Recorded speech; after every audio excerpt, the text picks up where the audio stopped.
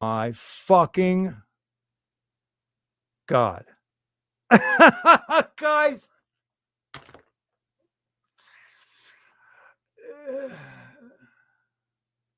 Really?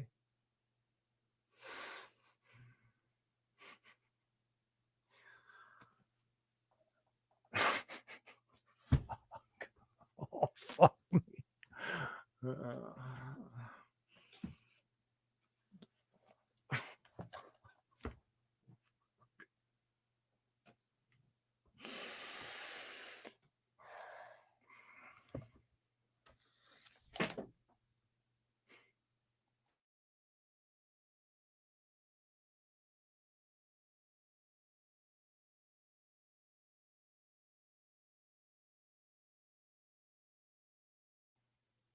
Hi, Hex-Pulse. This is why. Oh my fucking God. How many times did you guys say volume? This is going to be great.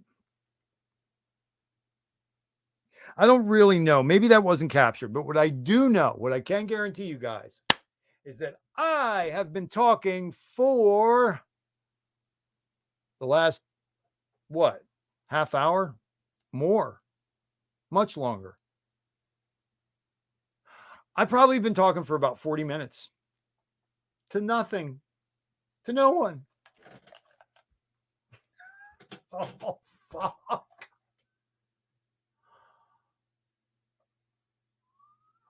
I have to process.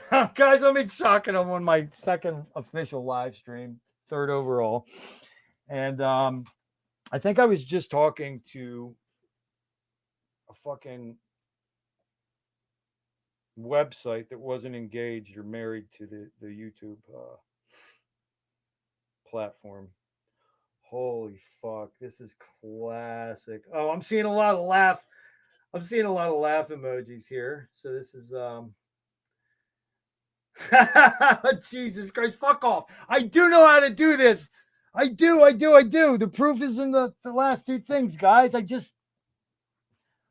forgot to hit one button. There it is. Fuck. Okay. Oh, that's all right. We're gonna pick it right back up, motherfuckers. We're gonna pick it right back up. That's my word. Da-da-da. This streamer has nothing to do with this community or product. Oh my fucking God. Shit. Fuck. Ass, dick, cock. Oh, wow. Man, if you guys had seen me, I was on fire. Get it from the top, says Brenton. Here now, let's roll, says Crypto Compassion. Oh, Dios mio. You guys will forgive me, man. I gotta scroll up and just take a peek. This is gonna be. Oh God. What's cracking, bro? Hold on. They're like, where the fuck is he? Where the fuck is he? Oh, you guys are like, the art is dope. Oh man, this fucking is really, I don't even know, man. Ninja Chopstick, I am sorry, brother. I do not mean to waste anybody's time, guys. I fucked up. And I guess none of my freaking close friends or beloveds are watching because nobody texted me or called me or anything. Shit, dude. Holy fuck. Get us some wrenches. Yeah, how about when fucking pigs fly and I can get a maid and a nanny? How's that sound? This is so fucked up. Oh man, look, oh what a community. They're even like making excuses for me, you know. Hey man, yo guys, take it easy on Thoth, man. That motherfucker half retarded and shit. All right, yeah. You didn't know? He is, man. That dude's on the spectrum, dude. Okay, just I know. Be patient. Be patient. I know he's like Rain Man, right? Right? He'd be like matches on the ground. Go 72. You know, that's Thoth's job. Yes. Sometimes I think that, you know, I don't know. There's something fucked up with this Yeah, guys, I'm like I'm like Benito Mussolini and shit in 1938. I'm like, I got to go. No, you know, I'm going through this whole thing, guys, getting really passionate, and nobody's there. Wow. Wow.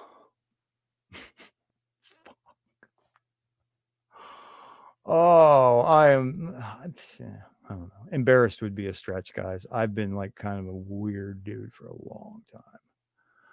I don't really think I am embarrassed. What it is I feel awful that you guys just oh no. I feel awful that you guys were all loyally in here. Oh my God. See, I was telling you all a story about how if you've seen the footage, you know, the old you know, home video movies about Bill Gates and Jobs and Wojciechowski, they were working in their garages, right? And they were inventing the machines for the new era, right?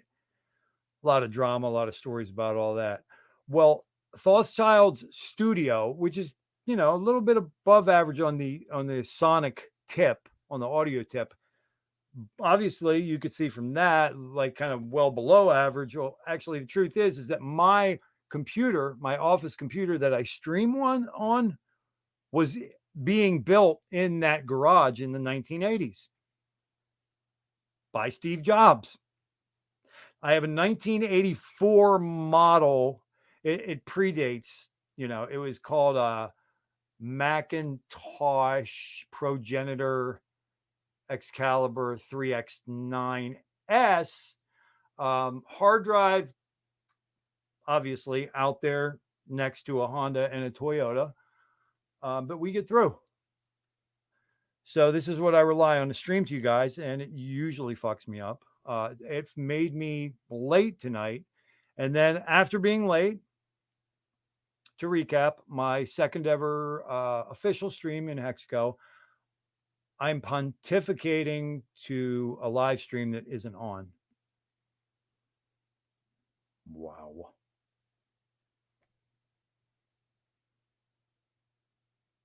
Crypto King, I do appreciate that. Well, I think that's cute now, or, you know, I mean, I respect you, sir. Do respect you. But I already busted Finn's stones about being the producer of this show. I do have some things I would like to monologue on. And our ecosystem, Crypto King, does have a couple shows that have like a 6-way split screen with the same guys talking about the same shit almost all the time, right? Now, I love those guys. I respect those guys, but do we need more of that? I'm a personality. I occupy a wheelhouse, and I actually have papers here that say the things that I want to do, brother. But then I fucked up like a retard and was late. One of the things, King, that I was saying to a dead camera was, you're one of my favorite Hexicans, my friend. If we have a conduit, right, like from a Malcolm Gladwell book, you are that conduit. You're like an incredible marketer. Incredible, dude. I couldn't on my best day do what you do in the viral way that you do at Crypto King. That haven't been said, and this goes for everybody. Don't tell me how to run my show. Don't produce my show. Okay. Oh, Gen Hex, that's really nice of you to. Really? I don't feel so retarded, man. Thank you. Oh my God. That's another thing too, Crypto King, man. I know you want me to keep it moving, but brother, you do have to realize I'm like a deer in the headlights when I'm understanding that I wasn't streaming. He said, reel it in. Man, that kind of shit pisses me the fuck off, dude. You don't understand me yet. That's okay though. I know you mean well, and you certainly did me a huge, make no mistake about it, Hexico. The Crypto King did me a huge favor earlier. by promoting this show. So blessings to you, Crypto King. All right. Reeling it in would be more like catching my breath again. OBS. Yeah, that's a good point, Ninja Chopstick. Brandon from Rags to Riches told me about OBS, and I am going to check out OBS. Man, I was telling some funny stories. Terrafin, would you like to hear something funny? I was telling the story of how I legitimately thought you were that 90-year-old man with the horse-like teeth dentures for the longest time.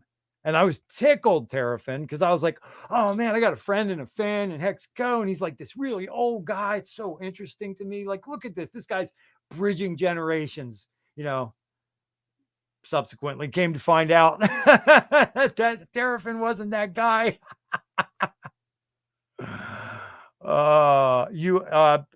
Crypto King, thank you. Okay. You are the man. I'm one of your fans, actually. Stones, there he is.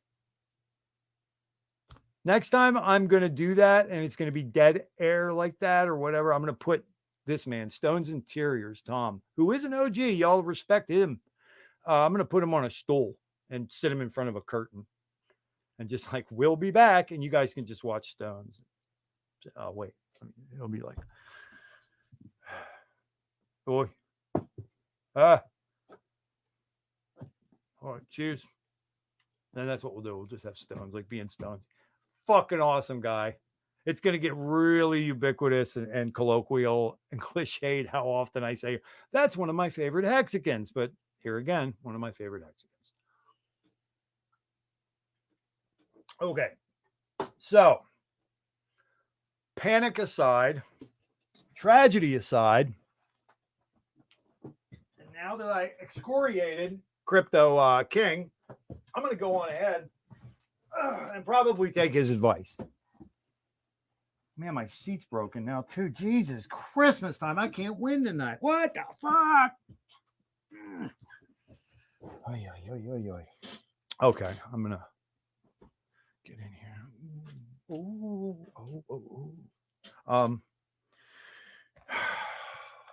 I will have a panel, and I do have a list. This show now, second ever, official stream, guys. I'm on a learning curve, and I'm also developing, what the meat and potatoes of this is. I did not get to doing this after originally threatening to do it about 4 months ago. And one of the reasons was something that Balliet Brand and I spoke about on, the last episode 1. I was concretized in this idealistic, just stuck that when I launched this show, that it would be a certain way, it would be a certain thing. And it paralyzed me. I was like, well, if I can't get the time and the funds and, everything together that I need to do this show the way that I want, then I'm just not going to bother until I do it. And that'll be the ticket. It ain't so. I mean, Kinetics, Whales, Nardo, Rags, probably Stones and Gafar and Yeti and a lot of other people, man. Well, 1S, ISIS is. I mean, God, how many people? They're just like, Thothschild, listen to me. Sit down in your home office, press play, record, and talk. And this is how your show will start. And I was like, no, fuck that. Fuck that. I'm not doing it that way. Brenton, yeah.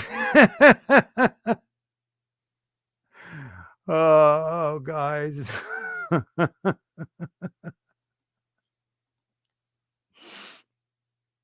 Producing bangers, yeah, right. Boy, Schoolie D just left.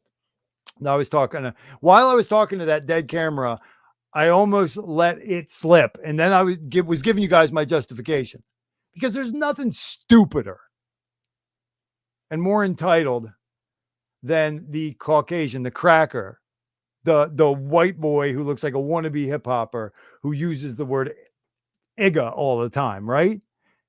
And it almost slipped, And I was like, I thought it was apparent. So I started to explain to 𝕊𝕗𝕐 my backstory. Like, I'm one of them rarefied motherfuckers that a certain portion of the black community has given me license. Like Schoolie D, the godfather of all gangster rap. I don't even think he knew my given name or my DJ name. Okay. And he was my neighbor and my friend, Schoolie D. So, and a lot of the guys that I ran with in South Philly, North Philly, and all that, what up? Well, I'm just chilling. What are you up to? I mean, it's just who we were. That's where I come from, guys. I'm sorry, God, even my dad's students, when I was not in Philly, but in we'll say central Pennsylvania, generally speaking, my father taught inner city school. And I went with him to this after school program all the time. And some of my earliest best friends who taught me how to break dance on fucking linoleum were also, inner city brothers. And they'd be like, hey, check out the little nigga. Like, how's he doing? Oh, so that's what that is. YouTuber. Whoa, well, now this is big. I mean, if your name's YouTuber, right? They were like, what's the word you were going to say? Ninja. Yep. Ninja, guys. No, I was going to say nigga. This is great. This is great. However, it is a perfect entryway to me to talk to you about a very important topic. And if you guys look at the way he spells my name, I bet you can guess what it is I'm about to talk about.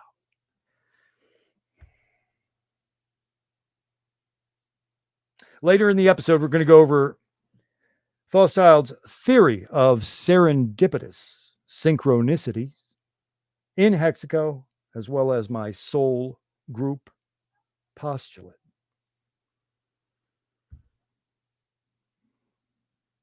We're going to talk about some of the prevalent attitudes in 𝕊𝕗𝕐. I do have 2 pieces of fan mail. It might be really cool to get to. We're going to talk a little bit about Pulse Con tonight. But next, we're going to talk about my name. Now, before we do that real quick, 𝕊𝕗𝕐, I have a challenge for you. I have a reward, a trophy, a prize, bragging rights, which will also effectively actually be a device that you guys can laugh at my expense for, okay? If I get 33 viewers on this live stream tonight, I will show 𝕊𝕗𝕐. I can't believe I'm doing this. I will show 𝕊𝕗𝕐 a picture of Thothschild in 10th grade. Give me 33 viewers on a live stream, episode 2 tonight. Thothschild's Mind Spray. And I'll try to pay attention to the chat if that moment ever comes. And you guys can see a picture of a true dork wad. Now,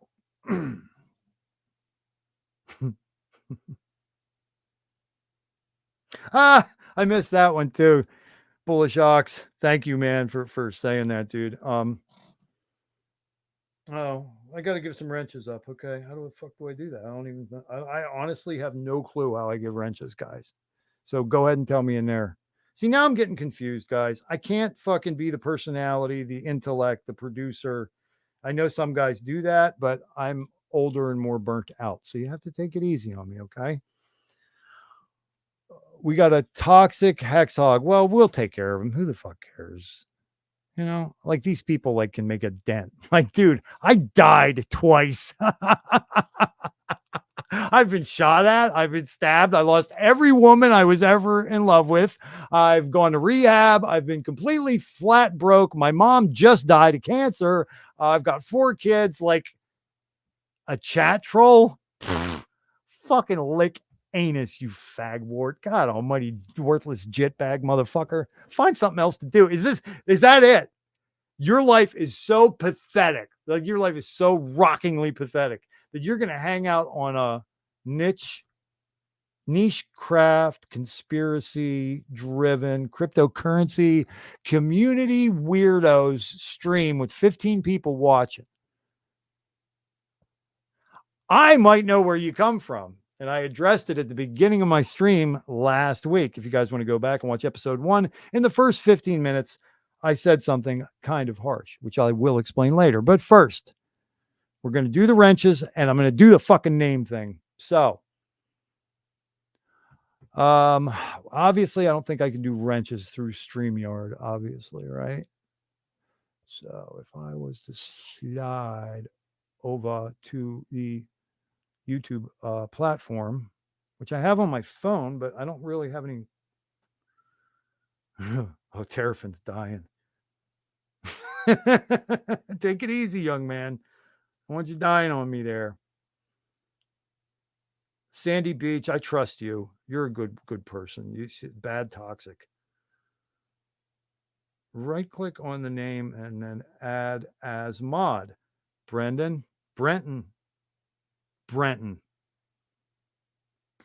sick shit. Brenton, sick shit. You are the man. Okay. So the problem being,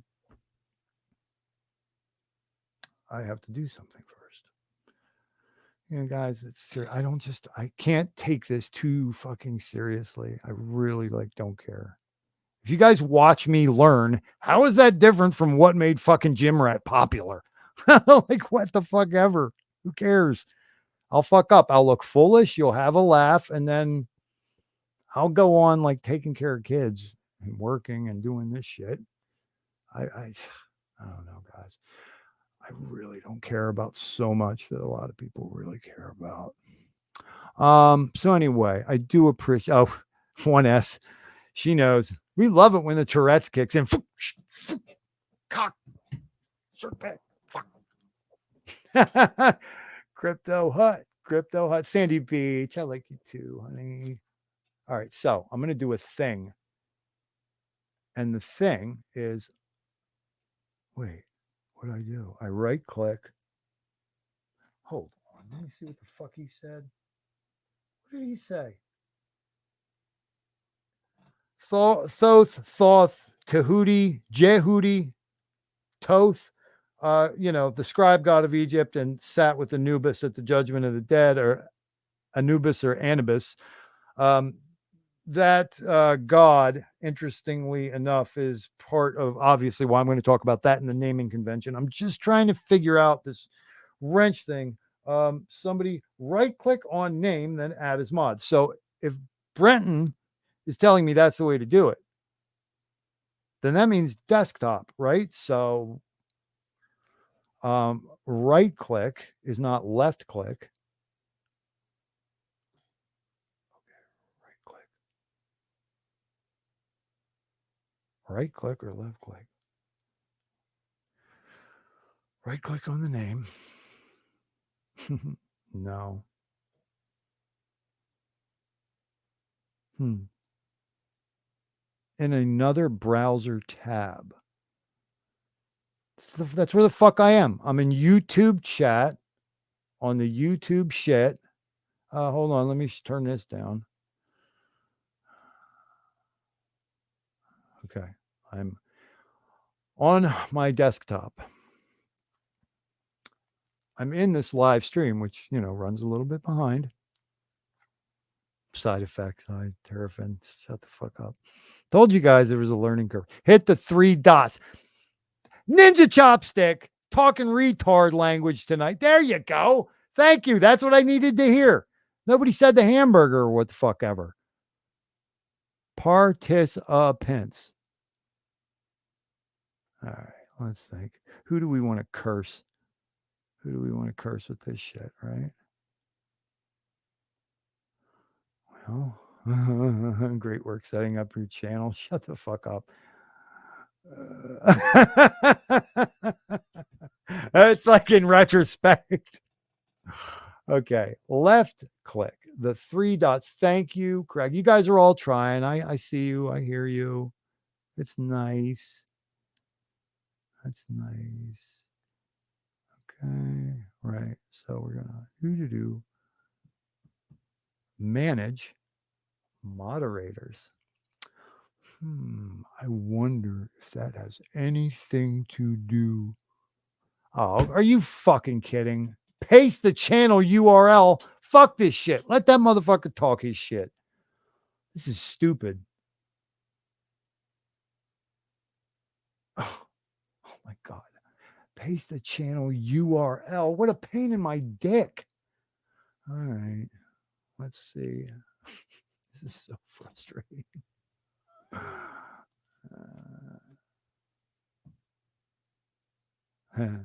Oh man, Craig, thanks, dude. Should I include my seed words, right? With that document? Okay, I send my seed words of how many? All my wallets. You're sure? And that will give wrenches to my people? All my seed words to Gen Hex Craig Wadding from all my wallets. Okay. I got to trust you guys. I don't really know what else to do.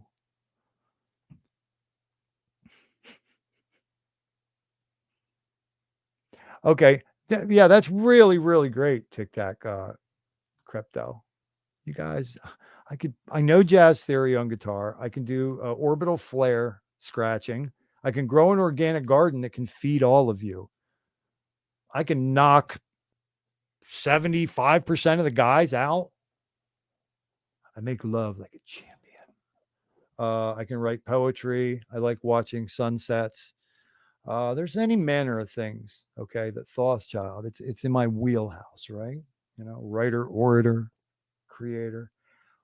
One thing, guys, I'm fucking tech retarded. I can't do this shit, okay? I'm trying. I am literally trying. My girl plays guitar. Good for you, fuckhead. I'm kidding, Si. I'm kidding. Okay. Oh, there's a new hamburger. Hold the fuck up.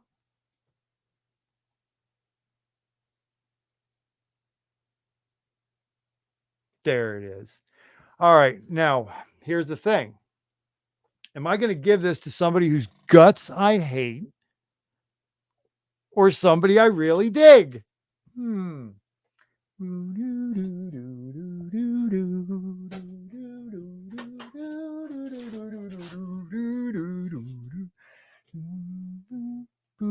boom, boom, boom, boom, boom, boom. Dingo Wolf. I don't even know who the fuck you are, but hey, man, right? Terrafin. I know. Terrafin. He just fucking puts in the time. He really does. Ladies and gentlemen, the first wrench on the Thothschild fucking paid cable network is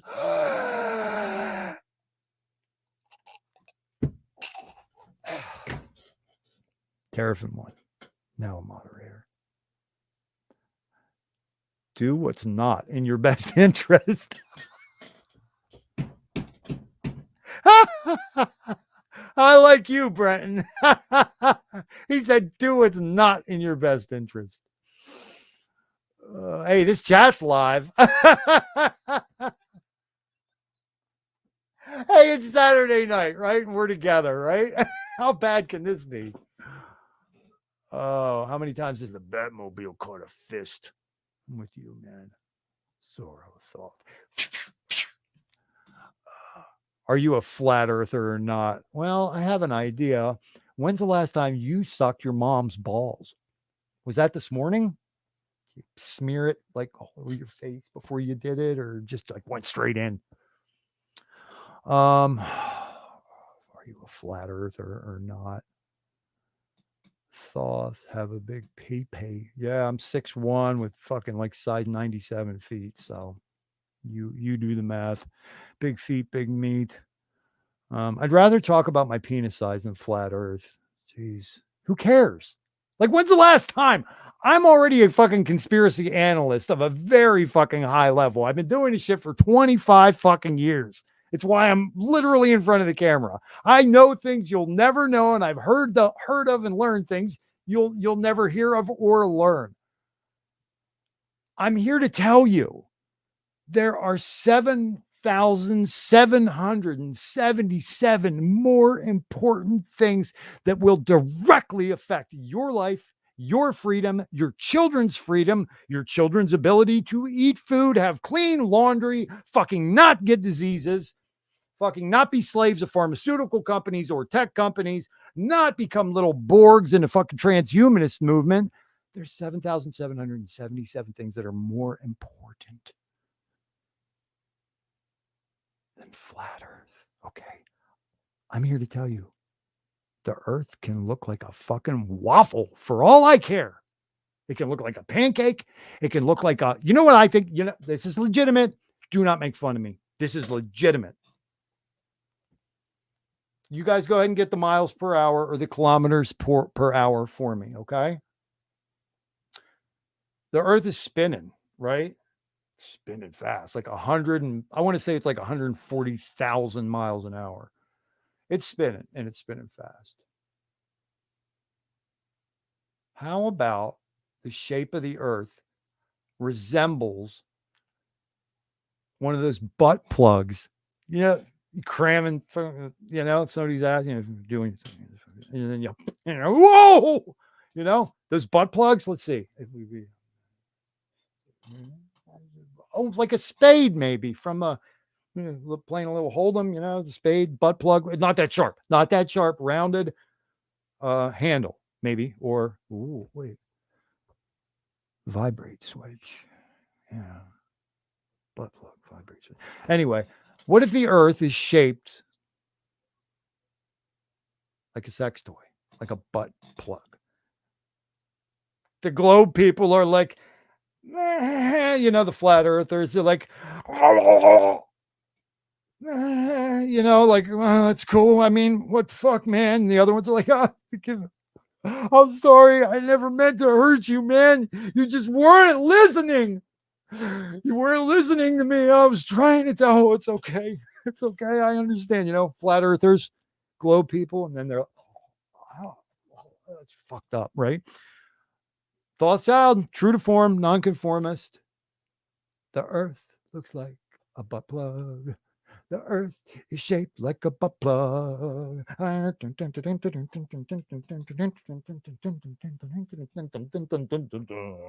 Okay, the Earth is shaped like a butt plug.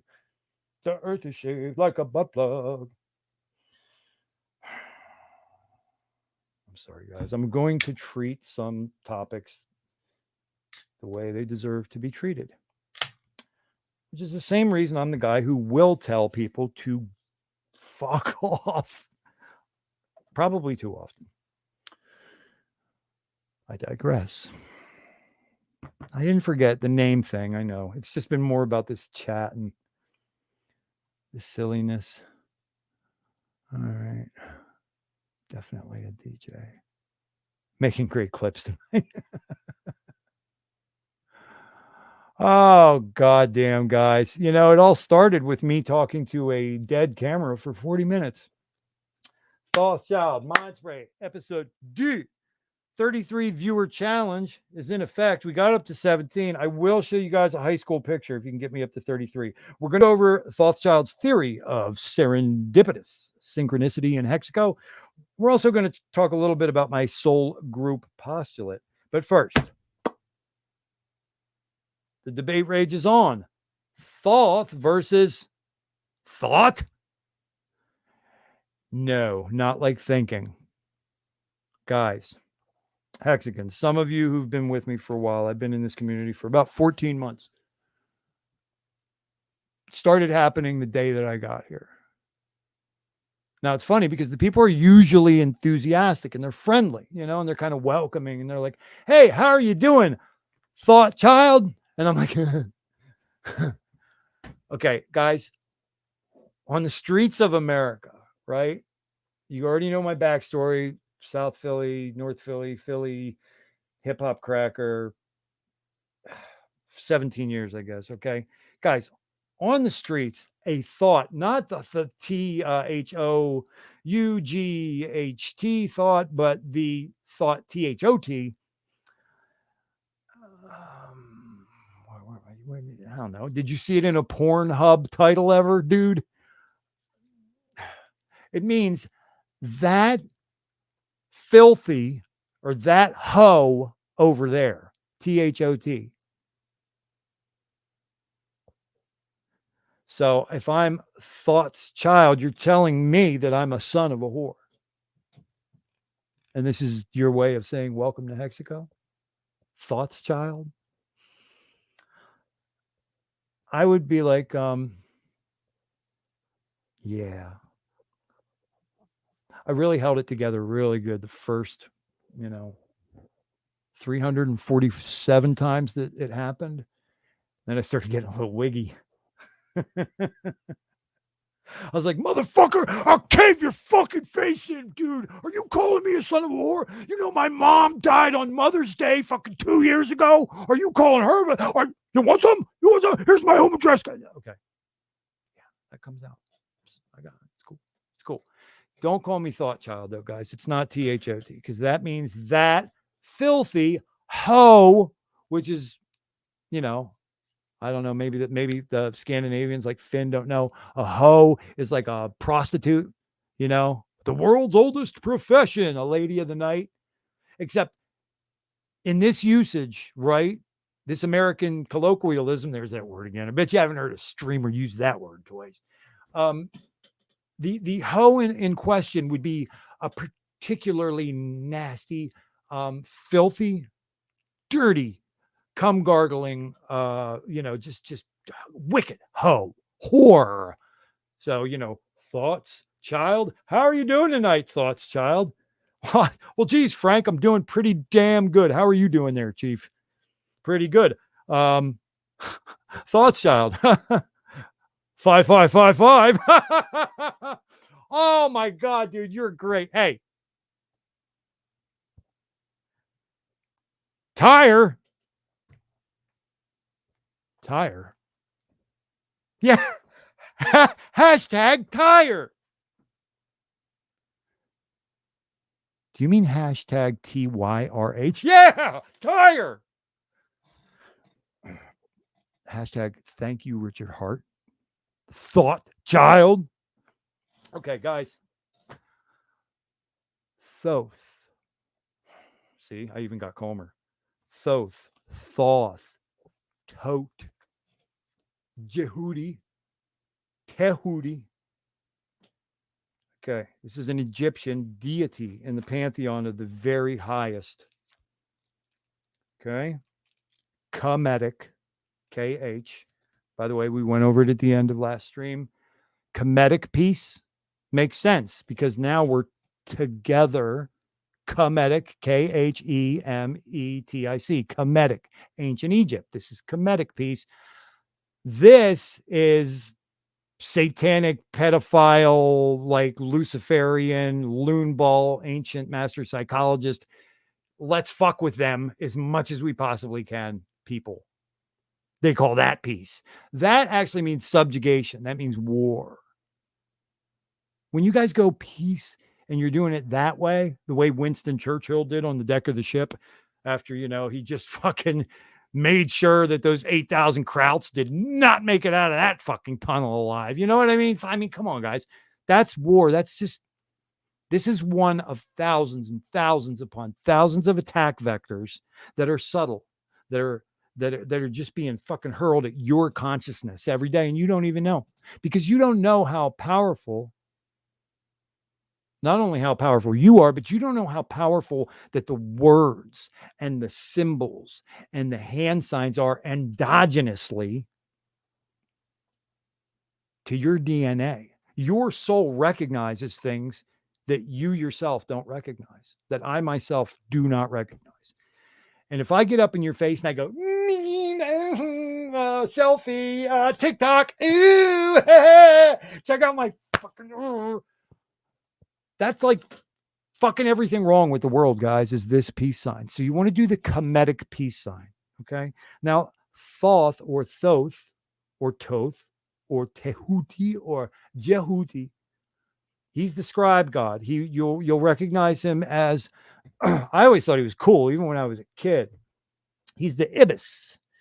Hey, dude, what's going on, man? Oh, hey, dude, what's going on, man? He's the ibis bird, okay, the Nile River Valley. He's got that long beak. And this, we don't know which came first, the chicken or the egg, but then he also became the god of the moon. He understood nobody else did, right? They lost all that tech and all that knowledge in the flood or the meteor strike or the previous nuclear war. And one of the iterations, of civilization on Earth. But he became the moon god because he understood the movements of that. He understood these 28-day thing. He understood everything that caused Rudolf Steiner, for example, and Maria Thune's biodynamic gardening to work. Any of the white magic, we'll call it, from any kind of Wiccan traditions based on the movements of this moon. Them, on the bad side and the good side of all of that, we'll use where that moon is at in a cycle to mark its calendar. No small thing. And Thoth was the god of that as well. The written word, then the moon. Then they just started attaching a whole bunch of other things to Hootie or Jehudi. I, in my research over the last 25 years, have also learned that there are some streams of thought and some people who believe that the Thoth or Thoth character was in actual point of fact the Abraham character, which would have founded the three Abrahamic, or what we would call them in the way I see it, Yahwist, right? Religions. Getting back to Thoth in a minute, but you guys know what that word Yahweh actually means. It's not a tin top. What's up? It's not a proper name. It's not a proper noun. It actually means an explosive release of dynamic energy. What's that remind you of, ladies? That's what the name Yahweh means. Bet you didn't learn that at seminary school, did I said seminary. Thoth as Abraham, I've heard it. I don't buy it because I don't buy that any of the, don't stone me here, but Thothschild isn't a big supporter of the Bible as historical fact. To me, it's all analogy and symbolism and metaphor, but, we can have these conversations, guys. You guys have heard of Quetzalcoatl and you've heard of Viracocha, right? Quetzalcoatl would have been from like Mayan Brazil. Viracocha would have been Central America. These two gods from other traditions were also, supposed to be iterations of the Thoth or Thoth character. Now, when I'm giving you the history now of where my name comes from, okay, this is my dad, I'm telling you. When the Hellenistic or Greek world smashes headlong into the older original kind of civilization over there in Egypt, there's a lot of sparks, a lot of magic. I mean, I sometimes wonder if the way that we tell that story about Cleopatra, if it's kind of almost like a torrid love affair, you know what I mean? It's like it represents the Hellenistic world smashing into the North African world. When that happens, guys, we get a lot. We get Hermeticism, the beginning of Gnostic traditions. We get sciences of truth. Probably we get those Abrahamic, Abrahamic religions, the Yahwist religions. We get the library at Alexandria. What else do we get? Well, we get all them fucking Greek motherfuckers that you hear about, whether they were boy lovers or not. They had some great minds, but you know what? They weren't originators. I'm here to tell you, they got everything from Kemet. Got it all from Kemet.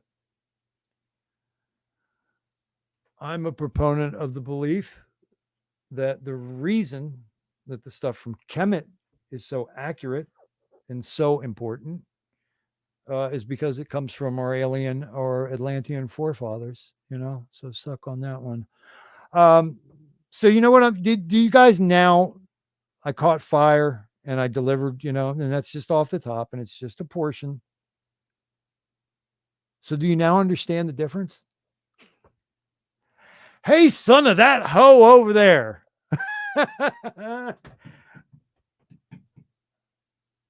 Or the double entendre that is challenging the head of the 13 families, right? An ethos that has subjugated, murdered, co-opted, raped, controlled humanity for 2,000, 5,000, 12,000 years. I mean, the names change, guys. I learned it first fucking hand. I learned it first fucking hand as a musician. You ever hear of Daft Punk or the Strokes? Oh yeah, they're fucking cool guys, man. They put their noses to the grindstone and they became successful, chart-topping musician acts in the world of creative music. On one hand, we have the Strokes. That guy dresses like a mechanic. That guy looks like Mick Jagger's retarded cousin's son. They're pretty cool, right? They wrote some good music. I listen to that stuff on the radio. And then I paid Ticketmaster $222 every July for me and the old lady going down and watch Strokes rock out. Ooh. Guys, your actors, the majority of your musical acts, not all. Some of my friends made a lot of money in music. But your principal big, groundbreaking, crazy music acts, guys, your politicians, your bankers, the guys who call the shots at the National Institutes of Health, just keep going, guys. The power structure of this world. You either serve somebody or you are the strain of the somebody that they serve. Those guys from the Strokes, they want to look like they did some heroin and they're really were poor dudes, man. Scrappy guys. Mick Jagger, yeah. Keith Richards, yeah. Except 2014. Ooh, waka waka. Yeah, guys. Those two lead guys from the Strokes, I opened for them. They literally, when they would walk down the hallway past the green room, like euros and credit cards and palladium and platinum, like came off of their bodies. Their family, dude. Fucking Daft Punk. Those motherfuckers.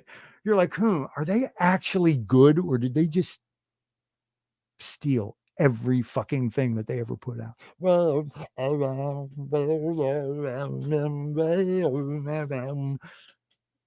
Every rhythm, every instrumental part, every melody, every melodic device in every Daft Punk song is literally from somewhere else.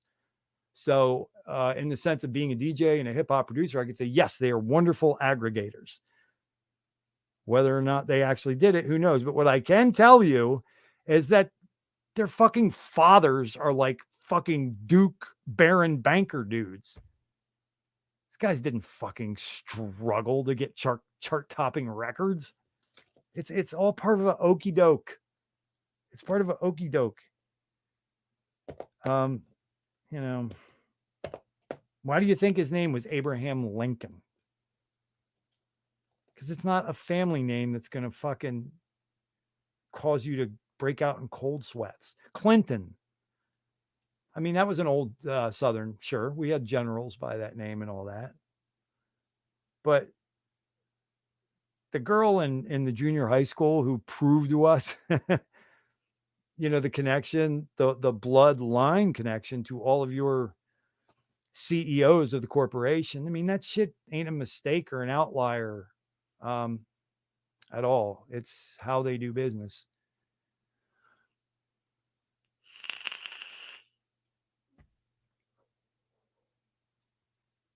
Yahava. Yeah.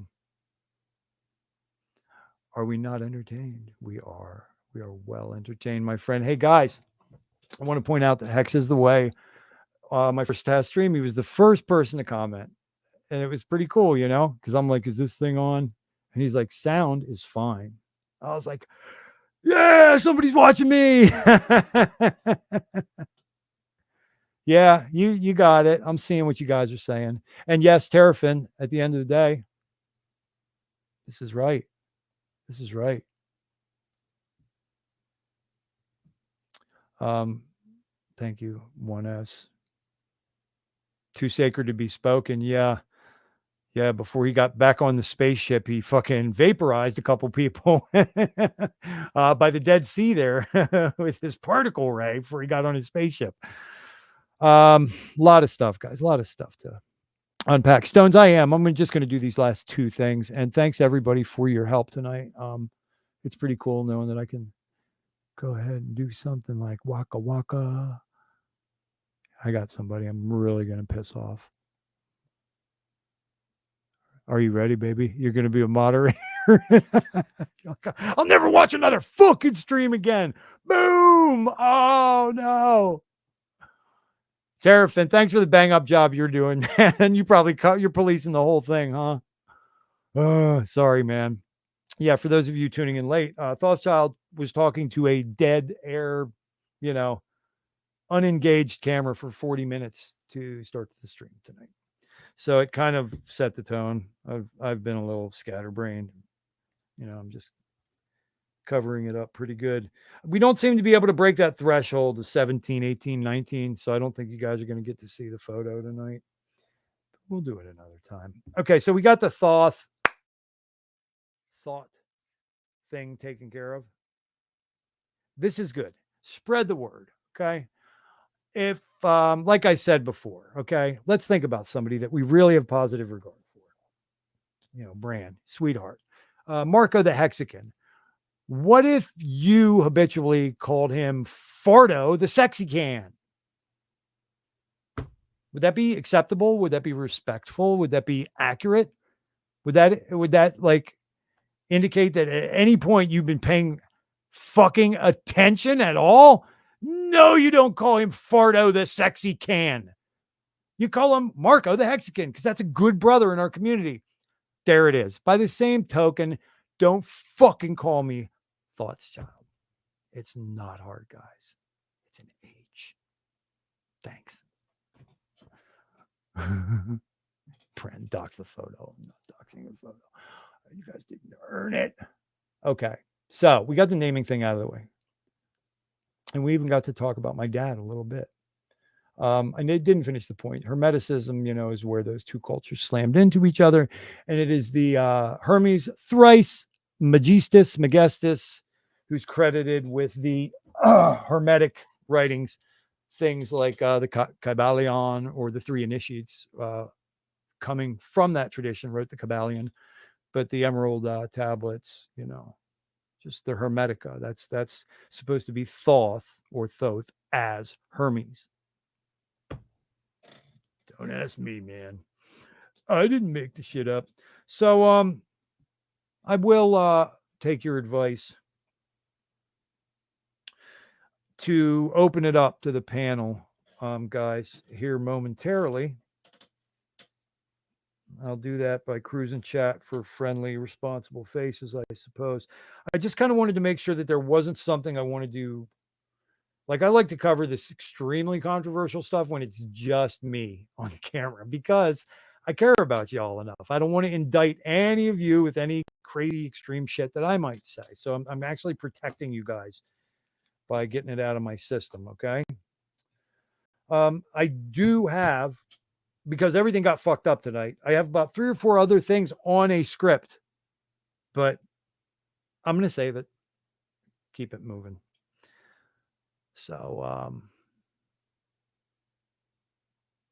let me see.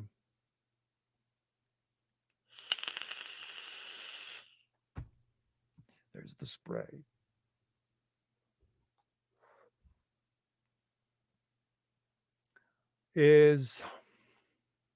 Okay.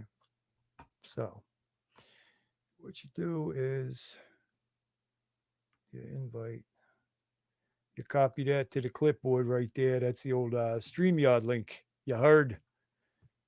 Then you go over to the old, what do you call the Twitter.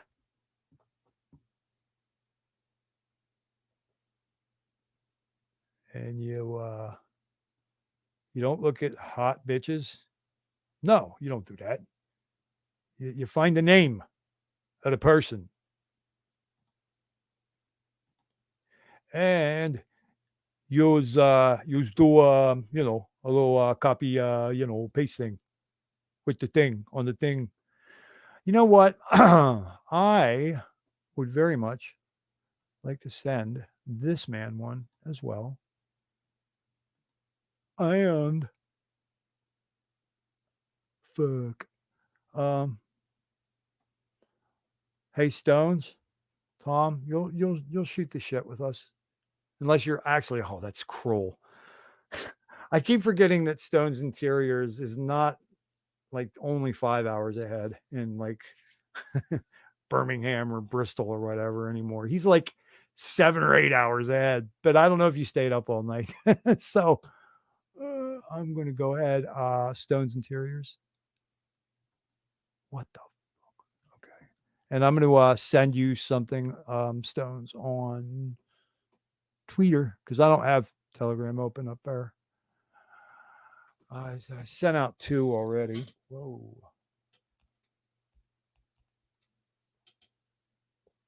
Oh, there he goes. Stones Throw Records comes up. That was a great label to put out all the Mad Libs stuff. One of the greatest hip hop producers of the last 20 years. The Alchemist, J Dilla, Mad Lib. There he is. Okay. What are you doing? Okay, there we go. Envelope-y thing. That when you see an envelope on a computer, that means that you could send that person some words of things or pictures, stuff to them. There it is. I just let you guys hear how my brain works when it comes to computers and all things technical, platform related. All right, I got 3 invites out, and you know what? Where's like my buddy? Oh, there it is. There she is, I should say. That would probably give you guys a clue. This crazy lady with like the principles and the passion and the purpose to be like doing all of this stuff in this community. She's got a show tomorrow that I probably won't make because I fucked up so bad tonight. Oh man. Oh, God. I'm gonna send Rags one too, just because he'll have a good laugh at my expense. As a matter of fact, I'm sure of it. I'm sure he will do that for me. All right, let me hop back over. Hold on, guys. Be patient. Be patient. I know you're probably all telling me exactly what to do right now. I know it. I can feel it. Oh, it's 6:20 a.m. for Stones. Oh, Tic Tac Crypto. You did not just tell her to read that because I brought that up to her the other day. And that fits in pretty good with what was supposed to be the theme tonight. Yes, I see you, King. That fits in pretty good what was supposed to be the theme tonight, which is Thothschild's theorem of serendipitous synchronicity in Hexaco, as well as my soul group postulate. Now, guys, damn it, you heard me say we have some especially talented people in this community. They also, a lot of them have attributes that are exceptional. Attributes like a work ethic, discipline, commitment, honesty, faithfulness. Really, really fucked up people considering the world today. One of them is a guy by the name of Crypto King. Now, he is residing way over on the other side of planet Earth right now in the nation of Japan. But if you have heard of him or ever seen him, this guy is working hard, guys. So please, Thothschild's Mind Spray. Tonight we're going to welcome Crypto Gang. Oh, What's good, fam? well, I see that you have two iterations of Fearless Leader's penis in your. My avatar, yes. You want to be on camera or not, my friend? What's that? You wish to be on camera, or are you just doing the avatar tonight? Yeah, for tonight I'll just do the avatar. I'm not really ready for any my background's all messy right now. You forgot to put your tuxedo on, didn't you? Yeah, check me out. I was flipping over beds and shit. Like, oh, where's laundry? I don't have any underwear on. I need a shirt. Weed Maps. I think this was free. Yeah, it's clean. It doesn't smell too bad. So. Perfect. Yeah, it works out. So thanks for coming on Mind Spray, man. Yeah, I'm happy to be here. I know we've been trying to get together for a while, but our times just kind of not matching up. But yeah, today's perfect. That's awesome. That's awesome. I'm gonna turn you up here real quick. Yeah, man, you do the good work. I wanted to ask you like a couple questions. Like, what is your the impetus? Would you say if you had to describe it to someone, like how you can put forth this kind of effort? I would have to believe that has something to do with you believing in everything from Fearless Leader to the community to the immutable contract. Like, would you like to expand on that? What is it that gets Crypto King the fuck out of bed and then just has him like kicking ass as a marketer and a conduit? Well, just Hex being such a awesome product that that's what gets me out of bed, and giving me the ability to do what I do as far as going to work every day. It does enable people with good tools. Right. Every day I got something with Hex, either my hat, my t-shirt, my shoes. Oh, I saw that every day. I saw that pan shop. Was it on Effing Hangout last night? But they had your museum, and RG3 was like, cannot be defeated. Yeah, I mean that's the level that Richard has blessed me with a great position, and I will do this till the day I die as far as helping. Whenever I go to work or I'm at the food court and I'll walk by a family, a young military family with kids. Yes. And I just have to stop and like hand them a card, and that doesn't have my name. It doesn't have no contact information on it or nothing. It's kind of like the 8-bit Hex cards that he passes out. Basically has one. Oh, wait a minute. Hold on. It's gonna make you laugh. There you go. Yeah, exactly. So it basically just has the link, and some maybe the Telegram rooms or something, and that's it. And I might speak to the family for a few minutes, saying like, this is something that can definitely change your lives. So, and then if they have the Line app to contact me, I'm like, I live alone. I stay up late. You could contact me anytime if you have any questions, and I'm there. Like follow-up support. That's incredible. Yeah. Yep. Yeah. I want to make sure that after I hand them the information, they have an ability to reach back and get more information directly from me. So right. I told a story that I had to recount today in my Telegram community that I called together after I parted ways with another very popular group. I started my own thing, but that wasn't the only reason. It was also because my onboard number was really starting to get high, crossing 40, 50 people. And King, I was like really overcome by this compelling feeling that it's hard to describe the nuance, because obviously these are grown adults and obviously they are expected to fucking do for themselves. But I also didn't feel right giving them a little tut into this world, which can be so dangerous and so cutthroat, without giving them a place to land, a place to ask questions, a place to belong that wasn't so foreboding as, say, a 40,000 member or 80,000 member group. So I get where you're coming from, man. Yeah, I also have there's an awesome restaurant that is right outside the base that I work at.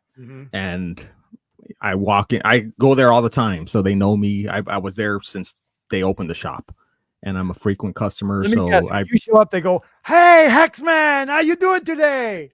Yeah, exactly. So they have like they allowed me to place a stack of business cards, Right. you know, the cards that I hand out at their shop. So it is frequented by a lot of sailors and military personnel every day at lunch. It's packed. Wow. So I'm pretty sure, you know, they've seen the cards, they see me on base, you know, people, they know like, hey, there he is. That's the guy that, you know, they just want to learn more. Yeah, man. It feels like the great work, you know, when you really get just, I said compelled, but it's almost like you're impelled like into a blade or a whirlpool or a tornado of this energy, this vortex of energy, and it just pulls you up into it. And when you come out on the other side, it's almost as if, is it not like you have a mission? You know, King, I tell anybody who will listen, for well over the last year, I want to be the tide that raises all the ships. I want to be the waters that raise all the ships, because I do think holistically, I do think about this earth and its people and their pain, and the injustices and the monopoly on power and all the attack vectors on the human species. And, you know, you see something like what Richard's given us. And if you see it with the right pair of eyes, you realize that, like I said recently, you no longer have to go to the gunfight with a knife. You know what I'm saying? This is new, kind of new, little different in history, is it not? Yes, I mean this is something that's, I mean, it's rocked the world, and surprisingly, it's still fairly unknown that to the masses about this product that we love so much. So I don't know what it's going to take. I mean, hopefully Pulse Chain will be that catalyst that, you know, opens up the world's eyes to what Richard's done. Very well. And I think that's what's going to happen is, you know, there are people that are behind the scenes, you know, these furus that are, you know, they have taken part in the sack phases, so they're going to have no choice but to, you know, open the eyes of their followers. Right. Get in line, like, motherfucker. But, you know, what's the reaction to their audience might say, motherfucker, how come you didn't tell me about this a year ago? You know, and they're going to be like, yeah.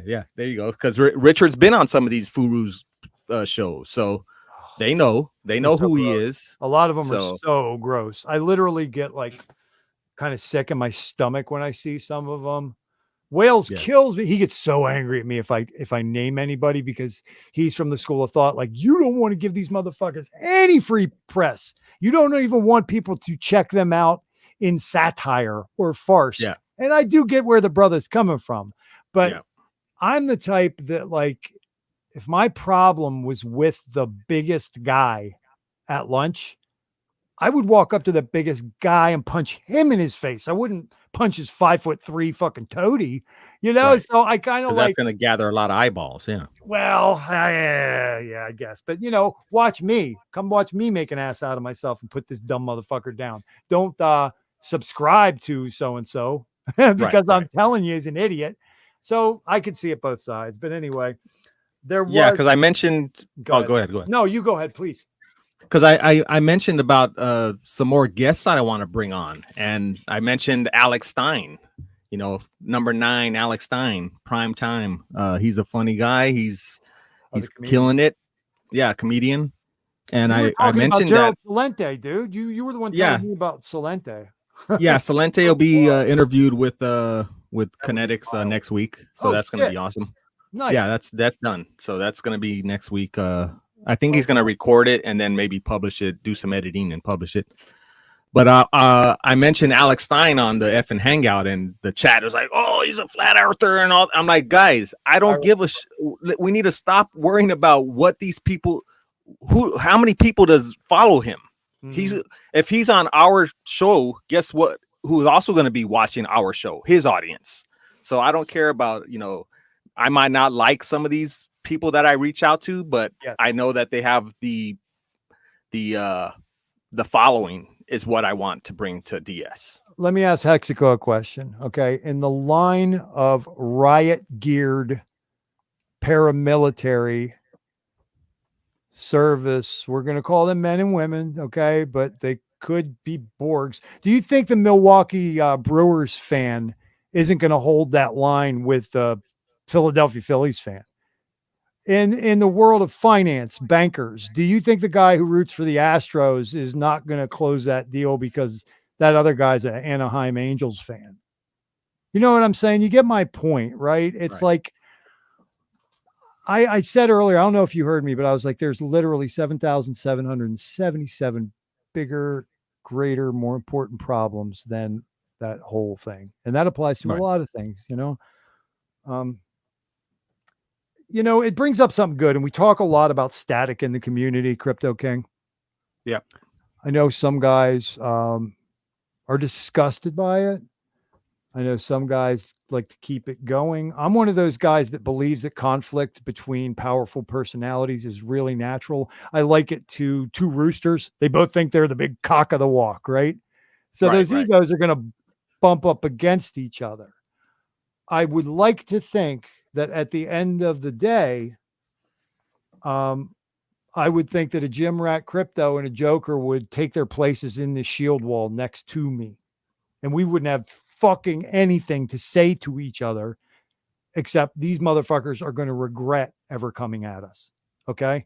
So maybe I give us too much credit. I really don't know, but I think it has a time and a place, the butting of heads, right? Yeah, it does. But this is something that we, as a community, we were making fun of in the early days of Hex about, look what's happening with the BTC or the Litecoin communities, what's going on with them. So we were making fun of them and saying, like, that's not going to happen to us. And then it does start happening to us. And then now we're trying to figure out, like, God damn, we don't want this to be, other communities that are starting out like doing like we were back in the day. Like, look at the Hexagons, they're over there chopping each other's heads off. And so have been. There was one very popular streamer last summer. I will never forget this. He looked right in the camera during a primetime stream and he goes, I truly do not believe that there are any divisions in Hexico.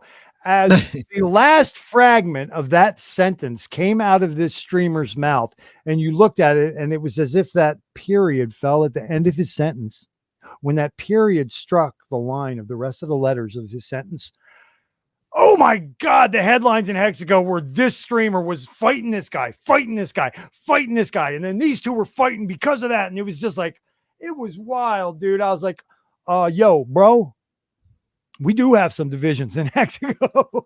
Yeah. I mean, but the divisions are there. But when it comes to supporting the community and say there's a big event, those issues go by the wayside for maybe they take a timeout. Like, hey guys, we're here at this event. We're at 𝕋𝕙𝕠𝕥𝕙𝕤𝕐's party. We're at Matty Allen's events. Let's put up a best foot forward, and we'll deal with that other stuff later. So that's what's been really happening. So I like to see that. And for instance, the New York party, you had some tension there, but you guys partied and had a good time, and whatever, anything else was happened, took care of on its own. So I got you, man. By the way, please use tongs, Dingo Wolf. Thank you. Those of you who are new to the channel and the stream, my 19-year-old mother, God rest her soul, when she had me, I wouldn't come out. Poor woman was in labor with me for like longer than any woman ever should be. And the doctor pulled me out of my mother's belly with salad tongs. So That's the joke in the Thothschild community. So that's where for example, salad bar phrase, please use tongs, comes from.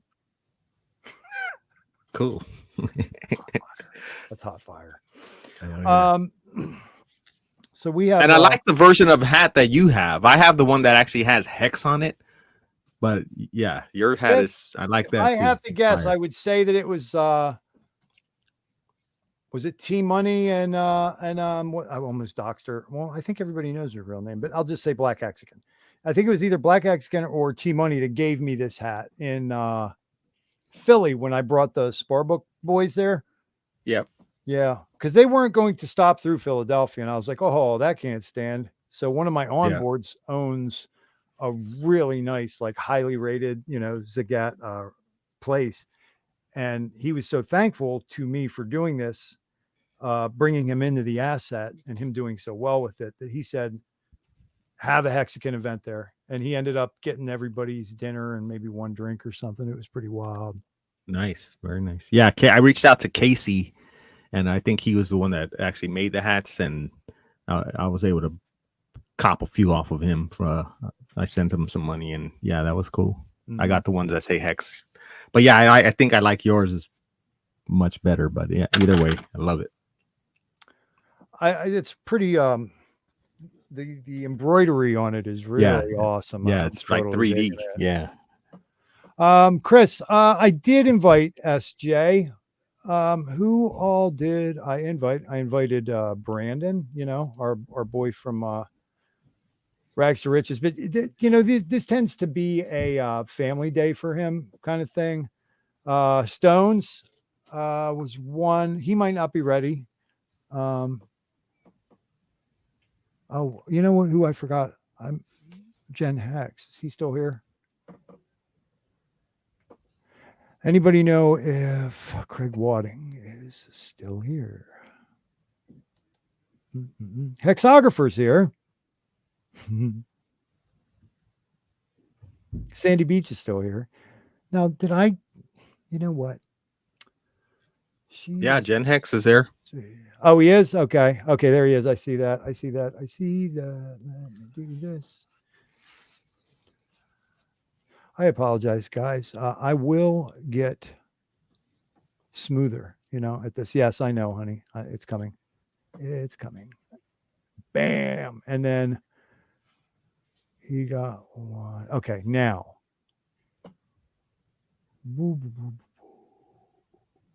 So I'm just making sure that I have your link there, Mr. Walding. Hello, Mr. Walding.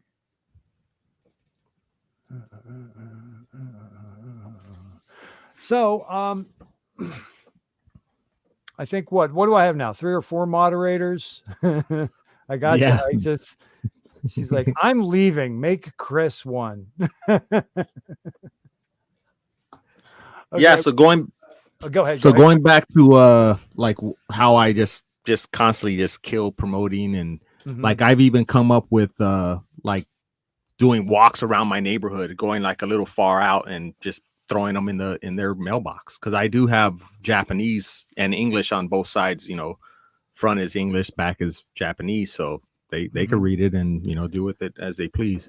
Now that is a nation that we all know is pretty saturated in blockchain asset products, and not many of them, by my research and estimation, are what you would call really excellent, high quality DeFi products. Do you have any insight into maybe what the barometer or tenor in the relatively small country of Japan is towards Hex and towards crypto in general?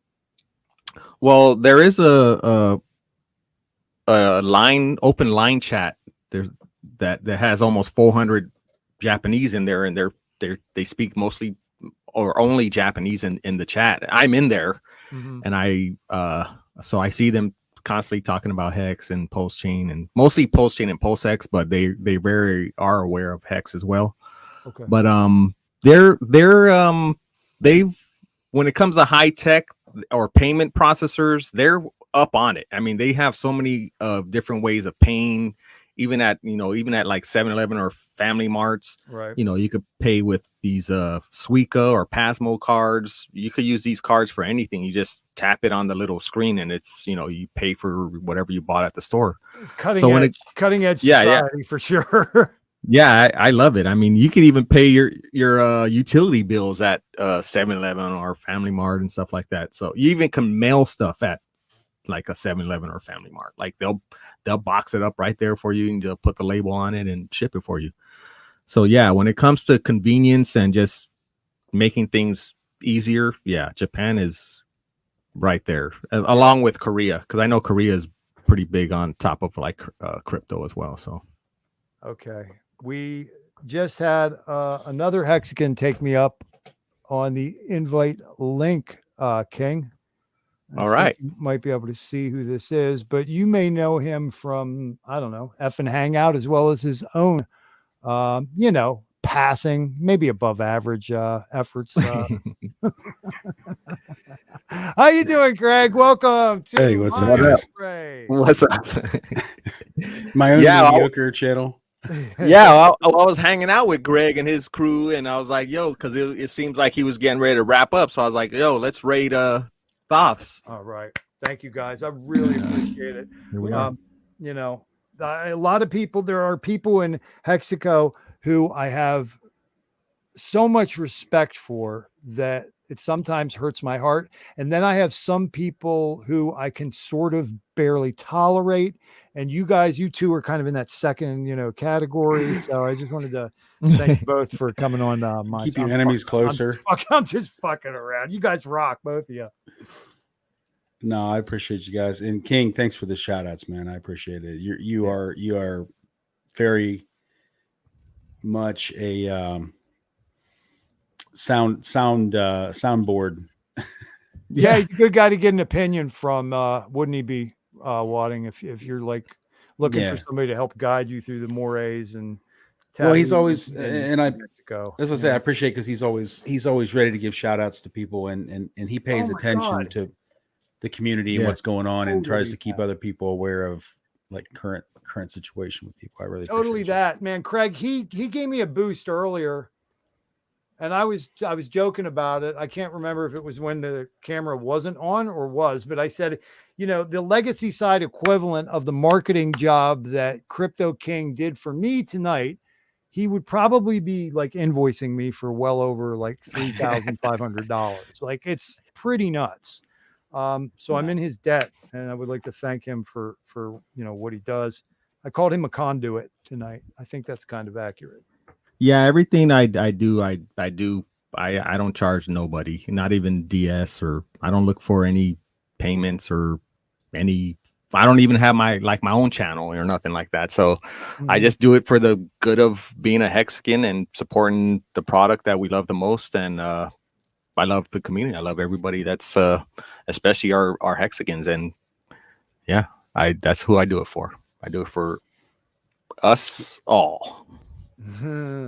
Oh yeah, you're not altruistic, man. You're just trying to pump your own fucking bags, dude. well, kind of. It's like the opposite, because like the more people I tell, if they stake, that actually cuts into our. Yeah, you're right. Will says that all the time. He's like, yeah, you're doing a service when you. Like, I don't think people realize, he said. But yeah, that doesn't bother me at all either. I mean, there's people that I brought in that are bigger than me, and that doesn't bother me one bit, So oh shit, everybody's bigger than me. But Craig, before you talk too much, I just have to warn you, my friend. Please use the tongs. Where's my little badger buddy at, man? You don't let him come on stream with you? Shut the fuck up. Sorry. Oh yeah, Thothschild, I like you. I'd really like to see you in the ER and ICU and traction tonight. Stitches. Did you guys see Reggie yet? Reggie. Which one's Reggie? Valiant Brand and Finbear can probably tell you a little bit about Reggie. Reggie's a new one. Would you guys maybe want to see if I can call him, because he's really like an exceptionally enthusiastic Hexagon who did sacrifice for 1 and 2. He did Pulse Chain and he sacrificed for Pulse X as well. So you guys should probably meet Reggie. Sure. Yeah. All right. Well, I got to call him up quick. Oh, Jesus Christmas, you're there. That was a little weird, dude. Fucking waiting right next to me. How are you doing? No, high five. I know. Yes, high five. Yeah. Okay. High five. Yeah. Okay. Yeah. Novelty. Sorry, guys. He's childlike. He's childlike. Okay. Reggie, I gave you a fucking high five. Stop. Sorry, everybody. Sorry. Okay. Yeah. Are you cool? You are? Okay. All right. Oh, there he is. Jeez, oh man. Reggie. There's Reg. How you doing, man? Now, Reggie, guys, as you might know, I talk a lot of serious stuff. I talk conspiracies and I talk about religion and esoteric ancient texts and history and all manner of highfalutin things. But I'm also a really weird jackass with a sense of humor. And to that end, we've gotten to know Freddie Fox, the Blood Honey Badger, and Bumpy Knuckles. And to the end of me writing comedy skits for Hexico, one day I was thinking about some things to do in the community. And I said, man, how could I, Thothschild, how can I say whatever the fuck is on my mind and nobody could nail me to the cross for it? I said, oh, I got an idea. I'll fucking get a dummy. Ah! Oh, okay. Yeah, dummy. It's a joke. You're a puppet, right? But anyway, I would write a skit. And the premise of the whole skit would be, I am the world's worst ventriloquist, right? Check it out. How you doing, bud? Yeah. That's kind of creepy, dude. Please don't freak these out. What the fuck are you doing? I'm trying to fix your glasses. Is that okay? You better ask permission before you touch my face. Again, motherfucker. Okay. Reggie, make him text you consent. Just text consent. You'll be all right. One last night was what's the shtick with this? Yeah. Hey, Reggie. What? Are you a Hexican? You bet your sweet cracker ass I'm a Hexican. Well, are you staked? Of course I am. 5555, motherfucker. No, listen. Yeah, well, how long are you staked for, Reg? 5. 5. 5. Yeah, 5. What? There's no such thing. What are you talking about? Yes, there is. You have a 55,555 day stake. Yeah. How? Why? How? I can't get that. Craig can't get that. King can't get that. What are you talking about? Richard Hart is a loving man. He made a 55,555 for the little people. You lucky, empty-headed, dumb son of a bitch. Hey, don't you be talking to me like that, man. And on we go. You guys get it. Thank you very much. Ta-da! Well, he has a longer lifespan, right? So maybe he could be around that long for that stake. Wow, Craig just went esoteric on us himself tonight. That's true. Yeah, Reggie's gonna live on. Reggie, good luck with that, man. I hope you gonna have a lot of yield. Yeah, he's kind of a chunky one, isn't he? Make sure he brands the C words on your little bottom there. Where the fuck's that voice coming from? That fat motherfucker's laughing again, but I heard a voice. The voice is coming from Japan. Hey, look at you. You're kind of skinny. He's kind of fat. You guys are like spaghetti and meatballs. Nice. Now, where's that disembodied fucking voice coming from? I wonder. He's right. You can say whatever you want as a puppet. They can't hurt my feelings. It's a little inappropriate. Some of the things that come out of his mouth, and I apologize, Hex-Pulse. I apologize, Craig. I'm sorry. It's okay. I didn't raise him. He just showed up at my house one day. Hey, don't say that. You hurt my feelings. Oh, your feelings. Okay, get out of here. Bye. Bye, Reggie. Bye, Reggie. The world's worst ventriloquist on the Thothschild Comedy Hour, ladies and gentlemen. Yeah, that's Reg. Well, 𝕬𝕝𝕚 just tweeted out your the stream, so he's Oh, still did there. he? Yeah, that brother. Oh no. She says Reggie is the only puppet I'd vote for. Yeah, the other puppets haven't been working out for us too well, huh? He says. You guys heard that thing that developed this week, King and Jen Hex, about how like every one of old Sniffy's followers are like bots. Yeah. Actually, he's ruining my weekend. Apparently, he's doing some sniffing over here now. So weekend at Bernie's. Yeah. Weekend at Reggie's. Yeah. Well, so somebody traffic. just asked Hexographer, guys. I think he might be on to something. And I got to admit, I know you guys are kind of all vying for that position. And we recently saw Kinetics got it, but I think probably Reggie would be the natural choice to interview Richard Hart, fearless leader. I think you should interview him for Pulse launch. Wow. The day of, day one. You might be on to something, my brother. Well, we got to be careful. We don't want to blow up his ego too much.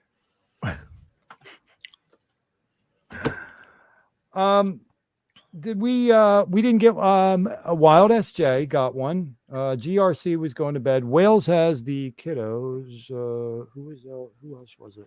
Somebody else. Stones, that poor guy. He's working in France or Germany now, and he always participates, and I'm always late. So it's like probably 7 a.m., 8 a.m. where he is. He probably had to sign off. But anyway, gentlemen, I want to thank you both, for supporting me and supporting the channel. And if you were here earlier for having a laugh with me about how fucking stupid it was for me to be talking to a camera that wasn't on. It happens. Well, the thing is, we wouldn't know it wasn't on because we wouldn't be able to see you. What? So it would just said this stream hasn't started yet, is what it said on. Because we were in chat, like joking, like, "What's he doing? Is the puppets the puppets in hair and makeup or something?" Right. Man, now what's bad is when your audio is not working and you talk for like 15 minutes, not realizing that nobody can hear you because you don't look at chat to see people saying sound. Right. That's the worst one. Because then they can't see you. See, I can. Yeah, I think. Yeah, it happened to Bran. The same thing happened to Bran, and I called him on Telegram, and he's like, "Oh shit!" And I was calling you Thoughts on Telegram, and like you'll go check your Telegram, and there's like 4 calls from me. Oh God!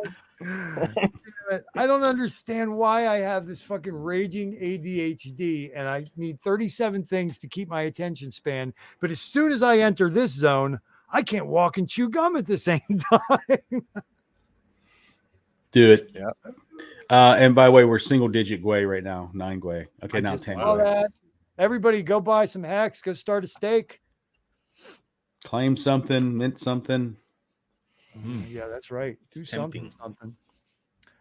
Gentlemen, popular topic, Maximus, Hedron. You guys, I'm assuming you like them both. You like neither. You like one and not the other. What do you think, guys? Yeah, Maximus, I think, is the one you want to obviously hang on to forever. And Hedron's the gift that keeps on giving. It's like the Jelly of the Month Club. Nice. Yeah, I definitely support both of them. I love them. I mentioned that, my sister has 4 kids, and her son reached out to me. It's like, I've been talking to him about Hex for over a year, and I was like, "Oh, ask your mom if you could get some Hex." And of course she said no. So I just said, you know what? I made some HSI stakes for them. Each one of them 5,000 Hex 5555 for four of the kids. So yeah, I did that. All my kids have a stake, and it was put to each of them the value proposition of Max versus do you want it on your 18th birthday or your 21st? The story I tell about my eldest is when I did that, it was so he could backpack Europe and maybe get himself a Subaru. not fly a Lear jet to Asia and get a Bugatti. Okay, so it's been doing well from what it was originally put in. But my point was that all the kids now got one, but they each got one a different way. And my daughter, I did a HSI on Hedron for her. So, yeah. And then I got into Maximus as well. I was very, very thankful for that opportunity. I believe in that thing. So I don't have kids, but I could imagine if you could show them how hex staking or maxi or hedron, any of it works, if they could somehow grasp the whole delayed gratification thing at a young age, that would freaking change your entire life. I know when I was a teenager, I was broke. When I was in my 20s, I was broke. When I was in my 30s, I was broke. It's like every time I got a better job and made better pay, I was still broke. Right. And when that's the situation, I mean, it really is inflation, but you realize that I'm the one playing the game wrong, you know. And I wish I'd have stumbled across The Richest Man in Babylon 30 years ago to read it. Nice. Just the simple stuff that just makes so much sense to hear it spoken aloud, you know. Well, I listened to the audiobook, so I guess if you read it, you would be reading it in your head. But no, I know what you mean, and you're making me kind of reckon with some of my own stuff, because like I think you guys can tell, I kind of ran the gamut in all of these alternative thought, you know, self-help. I went through New Age, I went through Christian, I went through mysticism, I went through Buddhism. I just, you know, I read every alternative fucking book there was out there. And in that study, of course, I got, you know, everything from a yes man like Wayne Dyer, who I think is just total New Age trash, to Napoleon Hill, which was like kind of some of the OG law of attraction, maybe kind of stuff, you know, and that whole mastermind group that Napoleon Hill would talk about and all that was interesting. But here's the thing. I never was able, maybe equipped, maybe my own shortcoming, but I never was able to put any of that information to any meaningful kind of work. You know what I mean? I did build a successful, semi-successful, like health products distributorship that was gutted by Rona. But, you know, other than that, in 50 years, I never had any financial success to speak of. Nor did I have the ability to put one and one together so much. And it was Richard who kind of just made everything fall into place. And I was into Richard long before I was into Hex. I was listening to Richard at the end of 2017. I drilled down on that. I figured it out, Brand. We were talking about it the other day. It was the end of 17 that I got into Richard, but I was getting divorced when you guys were talking about when Hex. So I didn't get in this community until much later, but I'm here now, and it's filled in so many, you know, missing integers in my life. The whole staking thing is incredible. It really is. Yeah, the way I found Hex was through Hexologists, and that's who I was watching, and that's who introduced me to Hex. And I was just like that song by DeFi Proof, the one that's on Richard Hart's stream, his YouTube channel, that song where he says something about 0.1 ETH a day. He's talking about the adoption amplifier. And that's basically what I was doing. I was doing 0.1 Ethereum a day for as long as I could. Wow. And that was it. Did either of you guys claim on Bitcoin? No. I didn't get into Hex till Pulse Chain launch. I saw Richard Hart on Around the Blockchain, wondered why they were being shitty with this guy when he actually sounded pretty intelligent. Of course, he's very, you know, eccentric, you know, with the clothes and the watches and all the candelabra, the candles next to him and stuff. I know exactly which episode you were talking about, Craig. I can picture it in my mind right now. I think it was during the first week of Pulse Sack is probably why he was on there, probably to help promote it, right? Yep. So I think I got in on like day 10 on the Sack, I think. And I hadn't even bought Hex yet. I sacked for Pulse and then never even bought Hex. And then once the Pulse Sack was over, I started buying Hex and staking it. Wow, I didn't know this, dude. This is kind of cool and kind of incredible. That was, you know, kind of your backstory. Mhm.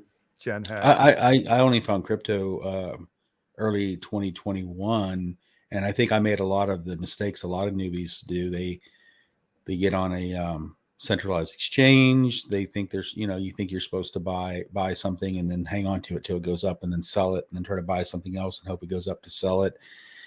And you start looking around on YouTube to find communities and information, and of course you find the furus, and then they're gonna promote the coins they think you should do. And I got into, you know, Cardano at like 71 cents, and I got into a couple other things. But That's then funny. My Cardano entry was around 83, 85. That's pretty well. And I was trying out different exchanges because I was looking for like an all-in-one. I was kind of like, oh, I heard about this one coin, but why isn't it on this exchange? But it's on this other exchange. Well, but then they don't have this other one, and I didn't understand. I just thought they were all the same. They were just like going to a grocery store. They all had all the major brands, right? And it's not the case. And I didn't know the difference between Ethereum blockchain and Binance Smart Chain and Matic, Polygon, and that's amazing. And now you're one of our respected streamers, bro. I know what happened. Oh man, yeah. We just listen and learn. You had discernment, you know. Hats off to you, brother, because you had the discernment, and we can never take that for granted. I'm here to tell you, because how many people hear the man speak and they feel threatened, or they make a judgment call, or they say, this guy is running a rug pull. I'll give you a good one. I have a relative who, like, I used to change this fucker's diaper. That's how long I've had this relative. And I was the reason. He was talking about Algorand and Zilliqa and all manner of stuff, you know. In fact, I could tell you the goddamn truth, and I have proof of this, as well as his famous statement, this relative. I quote, that fucking, cuz I'm sorry to tell you that fucking Richard Hart is a goddamn scammer and he's running a fucking rug pull. I saved that, and I'm going to frame it and put it up on my wall someday. It's real. It is archived that he said this. He also traded me project for project. I gave him Hex, the Pulse Chain Sacrifice, introduced him to his current business partners, got him into a think tank, and God knows what else. Do you know what he gave me in return? Safe moon. Luna. Safe moon. Safe moon. And not even a thank you. You know what's interesting is I just had an epiphany of all the different tokens that I dabbled with before I found Richard Hart and Hex and everything. Mm-hmm. I got wrecked on Binance Smart Chain. I did too. Got wrecked a little bit on Matic. Definitely got wrecked some on ETH. And it's the irony that people used to say so much that Hex was a scam, Richard Hart was a scam, and everything I've done with Hex or Richard Hart, anything, has been the only thing I haven't got wrecked on. So that's pretty interesting if you think about it. Yeah, absolutely. And one that has saved me is the one that people don't get scammed on, but yet people still want to say it's the scam. You know? Yeah. Yeah, it's the same thing. Like one of my onboards is I told him about Hex like early 2020, and he's like, oh yeah, okay, cool, I'll check it out. And his research was, oh, I checked Coinbase, it's not there, so he forgot about it. And I was like, oh my god. So that's the gatekeeping at work right there. People think if it's not on the big five or whatever, the ones everybody has or has heard about, that it's not legit. Right. That's how much control they have over the common new entry to the market and the no coiners coming in. Yep. So everybody listening, it's not on your mainstream exchanges, and eventually it'll probably be there, but right now I like matcha.xyz. I use matcha, yeah, so that's what I like to use. What do you call 1 inch? Yeah, 1 inch. 1 inch. Yeah. I've I was used, doing that for a while till they cut us off, right? Right. The US, they blocked US off of it or whatever. Yeah. But I think Match does about the same, or if not better, I think. Do you guys have success with your limit orders anywhere? Because I think maybe my orders are just too fucking small or something. I don't do them, and the reason why I don't do them is because I DCA paycheck to paycheck. I'm buying, that's the I'm way. buying $100, $200, $300 worth at a time, and then once I get a certain amount, then I'll put a stake in. Yeah, I'm the same. I need to get educated on the whole limit order game, so I do have to watch some of the Crypto Coffee and I've never sold it, so I wouldn't even know how to. I guess I could figure it out, but I've never sat down and tried to sell I will admit something, and it's shameful, but I'll admit it because you guys, there's something at work here that you really do need to think about. With the 4 children, divorced, bankrupt, only parachutes are all dead and gone. I lost everything, including the house when the divorce went down, but thankfully I got dual custody of the children. Now that's pretty demanding. You can imagine after having, been flat broke, knowing that the needs of the children not only will never exist, but cannot wait. Right. So I got in the jam and I had to move a little bit, but I said to myself, the least you could do, dude, is never, ever move this asset that's changing your life on the open market. And guess what I found out? We actually might be looking at a future where you might be able to predominantly bypass the entire matrix, because I literally got rid of what I needed to some really beautiful, wonderful people who I call friends. And in some cases was even able to pay for goods and services with it. Now that should blow your fucking mind, because Bitcoin was supposed to be the transactional fucking thing, and they were like, no, we're store value, but now they aren't even a great network. Yeah. They are not transactional, and they're not a great store value either. But in Hex, Wales even shared on one of his streams, like, you guys, you need to buy a bed. We all need beds. There's a bed salesman up there who takes Hex. Right. I think it's in Tennessee, Nashville, I think, or somewhere. Yeah. Pretty wild. Well, and then you get people say, well, I would never use my Hex to buy something. I would want to keep my Hex. But at the same time, in this snapshot instance in time right this second, your fiat's worth a certain amount, your Hex is worth a certain amount. So if you were to go buy a bed right now, whether you took cash or took Hex, either way, it's either cash that could become Hex or it's already Hex. Either way. Well, this whole conversation is case in point that everybody's situation is different. And my point, flat fucking broke, working as hard as I can, working to the bone, almost dropping dead, taking the cash that I had that didn't go into the direct needs. Where did I put it? All in the Hex, all of it. In fact, all those other projects that I was in, I got rid of them. I'm not ashamed to say it, because that provided the basis for much of my sacrifice, which was touch and go, but I got it done. And I will add to my little story earlier too. In all fairness, when I got wrecked, like with BTC or with Binance Smart Chain BSC, that was on me. That was me listening to one of these smaller Furu does 5 videos a week telling you about some new DeFi site, BNB Miner, one of those BNB something. I can't remember. There's so many of them. What do you think your basis for trusting him in the first place might have been in retrospect? Honestly, you see a YouTube channel with a lot of subs. Okay. With a lot of comments. Hey, it's legit, man. It's legit. And you're new and you're just trying to learn, and you're like, okay, well, maybe this guy, this is what he does every day. And your typical scenario where he only shows you when he's winning. Right. It's like going to casino and only coming back and telling you the story about how they won when they put down and they got blackjack. I get you. Not telling you about the 7 hands that they busted on, or what do you call blackjack? But the Miracle River, the 1 in 5,000 river that falls. Yeah, every time on. Yeah. So you know, you see that because people like that have a certain amount of ego and they want to look like they're always the winner.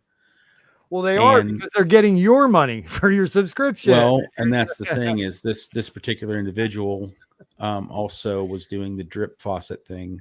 Oh God. And using his referral and getting other people. So, you know, when you do that stuff, you get extra yield or whatever for the more and more referrals, right? Yep. So, and it's ironic. He's actually the one I heard talking about Hex previously, and I didn't check Hex out because it was just one more of another token he talked about. And it wasn't until I actually saw Richard Hart on that Around the Blockchain episode. And I thought, you know, this guy's like the Willy Wonka of crypto or something here.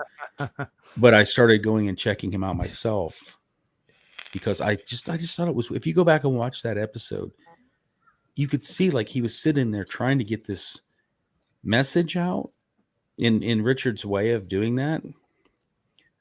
And these guys were like acting like he was a pariah. You know what I mean? Oh, absolutely. I mean, and this it guy just who intrigued me to go find out for myself who this guy is. Mm-hmm. Because somebody said something about he'd been around since, you know, I think he even said he was mining Bitcoin, and then he was talking about Mt. Gox and everything. And I thought, you know what, I need to know more about all this because people bring this up a lot. I want to find out what this Mt. Gox is and the people that used to mine Bitcoin before Ethereum, you know, mining was a bigger deal and all this stuff. And I started like just finding older videos and searching like, what is this and what is that, you know? Right. Yeah. You make me think of two things as you testify, and thanks for sharing it, Craig. It's like real deal shit. It's good for people to know who haven't necessarily had to go through it. The brother might have just, if you're paying attention, might help you skip some future pain. Now I'm thinking about something that just happened, current events, and then I thought about something that's kind of from my ancient crypto history.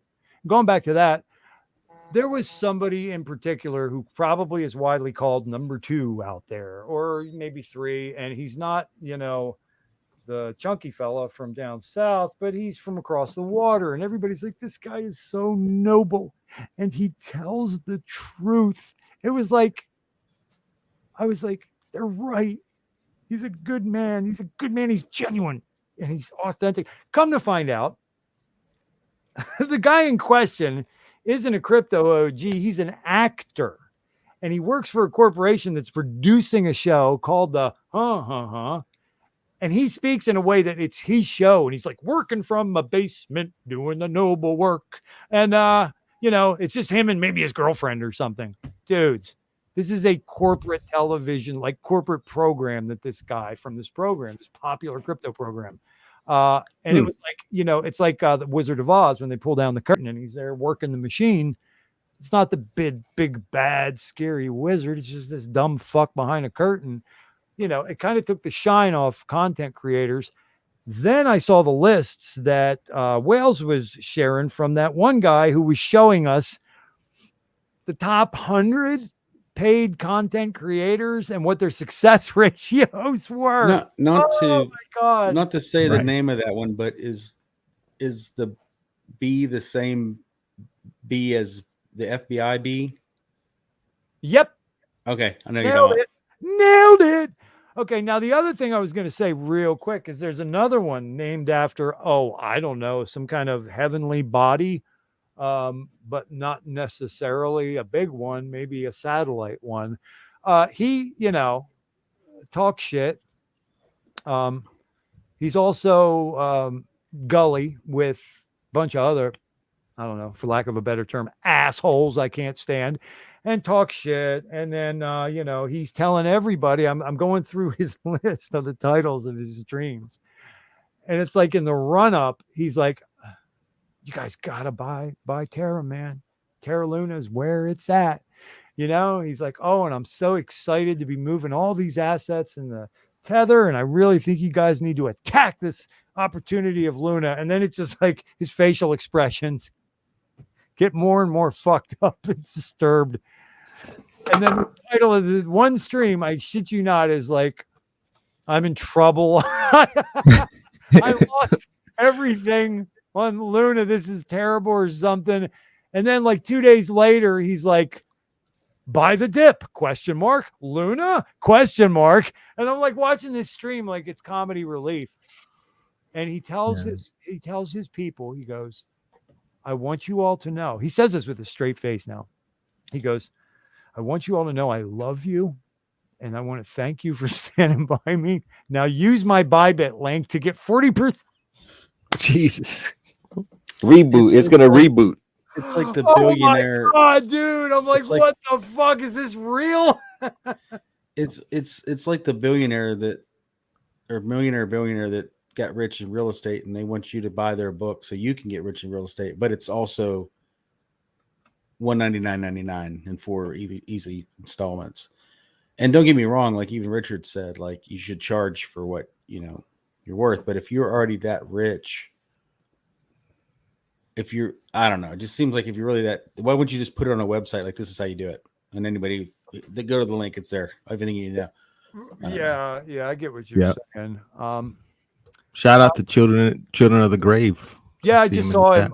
He, it's so funny because he'll diss the shit out of you, embarrass you, call you on your BS, make fun of you, and then he'll be the one guy who showed up like every night to support me.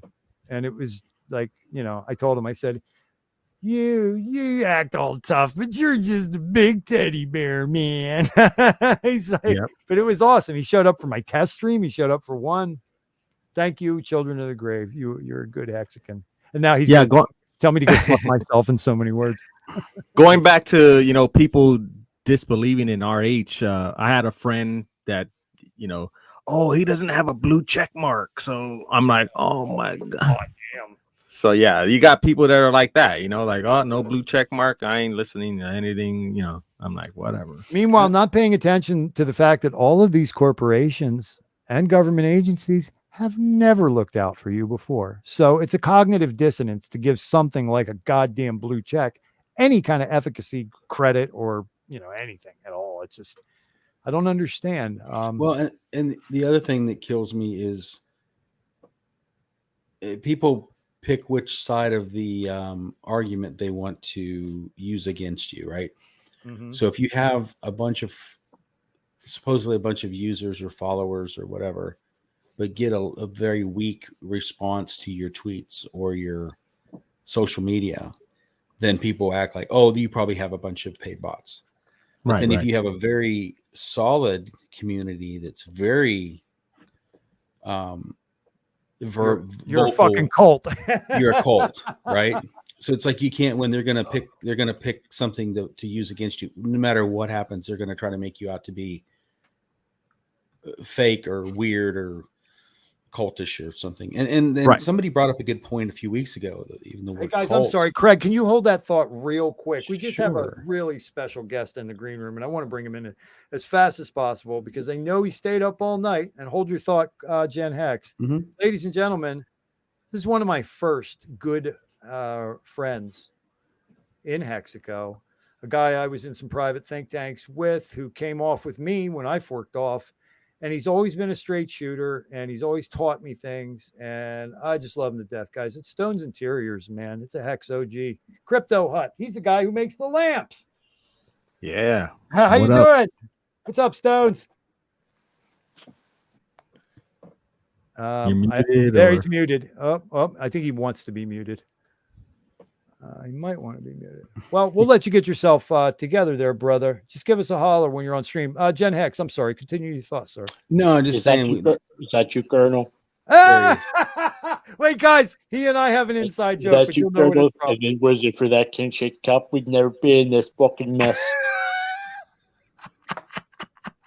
They drew first blood, not me. That's it. Rambo. Rambo joke. John Rambo.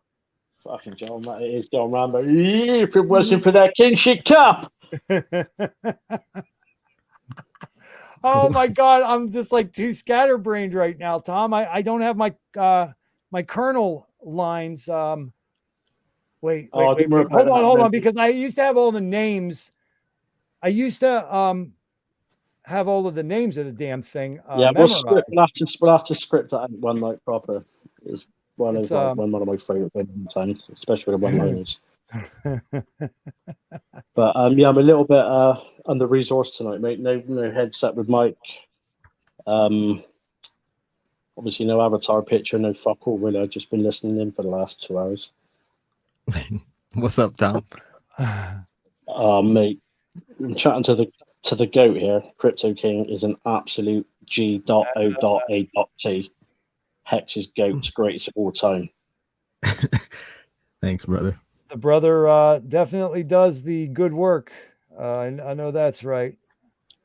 Well, I'll say I'll be hands down. Like Crypto King's one of the first OGs I came across when I came into Hex, but hands down, he has been one of the best advocates for Hex in the last 18 to 19 months I've known him.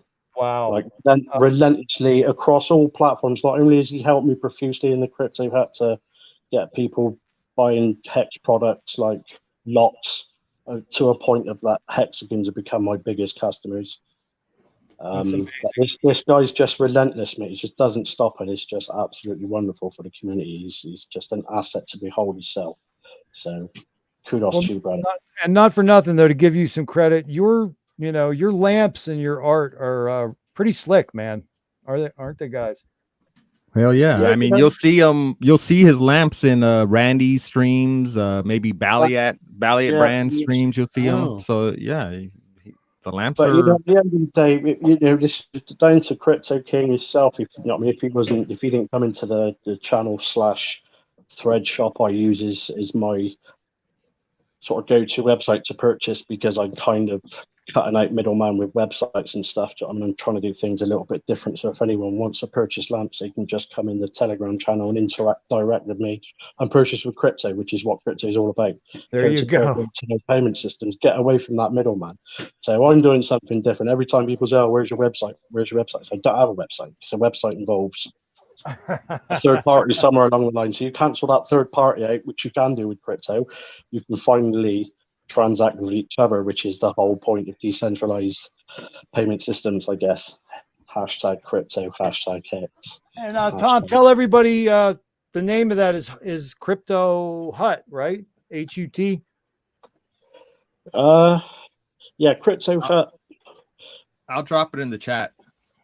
Oh, that's right. We got King here.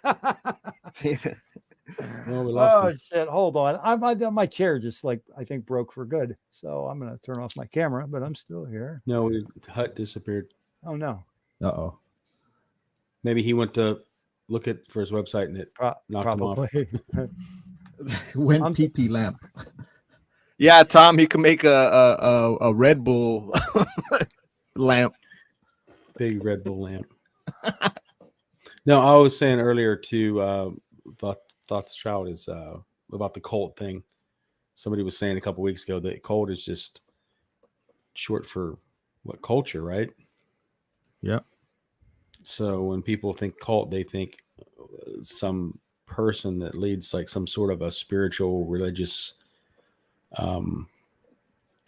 following a group or something, or people that have this intense following for an individual's teachings, whatever that may be, right? Yeah, like that NXIVM sex cult and stuff like that. Yeah. Yep. Or the Heaven's Gate. There you go. The ones wearing the Nikes and the tracksuits, waiting for the comet. Yep.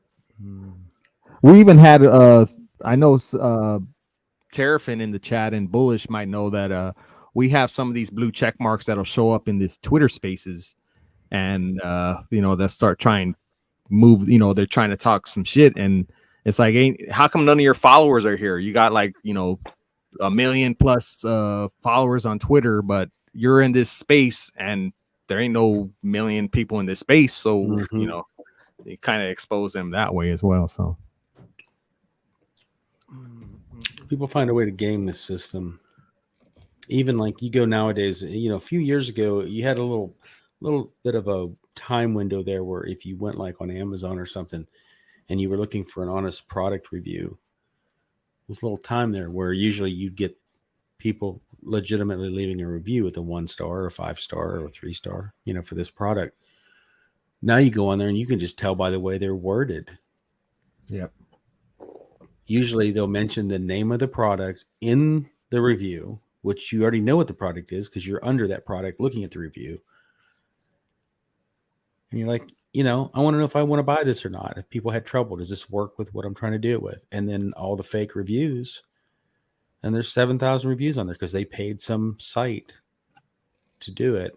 And it's just so dishonest, man. It's just such horseshit. Yeah, I remember back in the... Yeah, go ahead.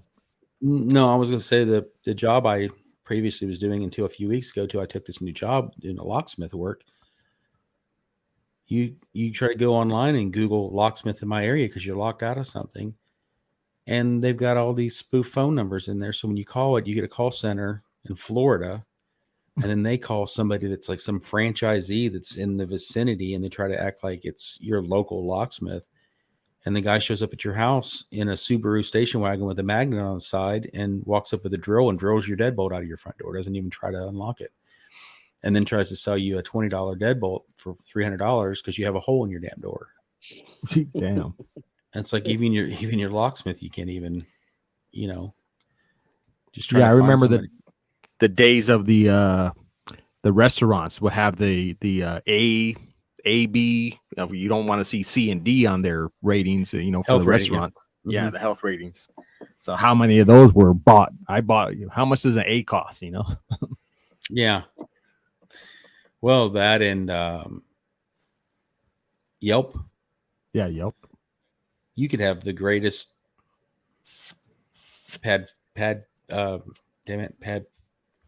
Thai. What is Pad it? Thai. Yeah, the Pad Thai. Yeah, the Yeah. Thai cuisine. Yeah. Yeah, you could have the best in town. You get one cuisine. person come in, and that's the day a fly decided to do a dive bomb right in the middle of your Right. bowl of soup, and all of a sudden you got a 0 on your Yelp review that wrecks your average. So Yep. there's that margin of error for that kind of stuff is pretty difficult. I think it all started with like eBay when you're trying to trust a seller. He's got like 7,000 confirmed sales, and so hopefully that's all right. Yeah, I'm still here, guys. I'm sorry. I'm just trying to. Oh, it's clean up okay. This mess. My chair has Ace called. Ace said his wife says she thinks I may be in a cult. Ace, tell her if she doesn't know the secret handshake and the password, you can't talk about it. Stone's back. Is he still here? Right? Yeah. He's in our box, but he hasn't said anything since he came back. Yeah, I'm here, aren't I? Oh, there he is. Oh, there Okay, he he was. I Oh, apologize. you just listen. Just listening. I was going to say, King, drop a link to the Telegram channel. Because I'm fucking struggling. Well, I went to go out of this. Well, I didn't mean to leave the chat, but tried to open up Telegram, then it just shut the chat down. Oh. It shut the chat down for you, or? Yeah, I was just trying to grab the Telegram Crypto Hut channel link. Yeah, I dropped it in the chat a couple times already. Yeah. Thanks, bro. Good stuff. That would be a good, funny joke to play on your wife or something, Ace. Like, I'm going to this meetup and go to one of those those Halloween stores and get you like a crimson red robe with a hood and one of those plague doctor masks. They're like, honey, I'll be home late. That looks a little bit like the ibis bird, and I had thought for a time, if I wasn't going to dox myself and I was going to be like whales, I was thinking, well, if I'm Thothschild, I should wear one of those just plague masks on stream every day. That would freak people the fuck out. I'll be right back. Give me 1 second. Sorry. Yeah. So, plague doctor masks. We cover it all here on Mind Spray. Tommy, how are you doing? Did you stay up all night there, buddy? Yeah, all night, mate. Mike, all night. Damn. You still aren't answering any of my questions I put in the feed tonight. Who I didn't? I thought you might have got it by some of the art in your background. Man, one of them was what does 𝕬𝕗 mean? Another one was how many fibers are intertwined in a Purdue chicken. And the other one was how many times did the Batmobile catch a flat? Listen, I Now, call if you that look on- I call that piling on. No, if you look on the wall behind you, up in the top right, where it says 3 feet high and rising, Yes, it's sir. the introduction to that entire album. Ah, there you go. Nice.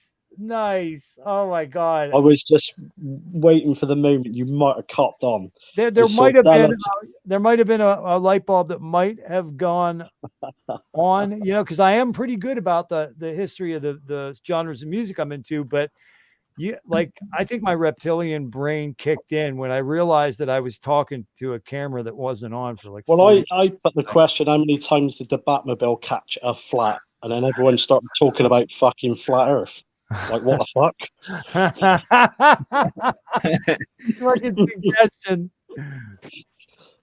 Unbelievable. How many times did the Batmobile catch a flat? And then next minute, everyone's going, are you a flat earther? Not me particularly, but asking in the group in general or the chat in general. That's fun. Classic. But nobody could still answer how many times did the Batmobile catch a flat. There's not one person that shouts out, I know that, but they don't.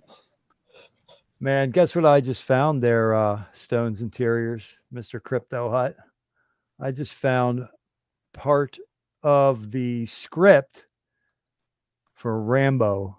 Yeah, we can't do it now because I haven't learned it. You're done. We'll do it. We'll hit them with it another time for sure. It's not another time, yeah. I'm Stones and I have a thing from one of our rooms, from one of our communities.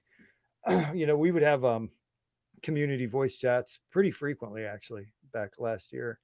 And we got into this thing where I would play the Colonel and he would play John Rambo, because everyone knows, a guy from the western side of England can do the best New Jersey accent you've ever heard in your life. So Stones would play the part of John Rambo, and I'd be the Colonel, and I'd be like, troop leader to Raven. Only after I've done like 40 fags and I can get the Rambo voice on then. Yeah, well, you need more alcohol.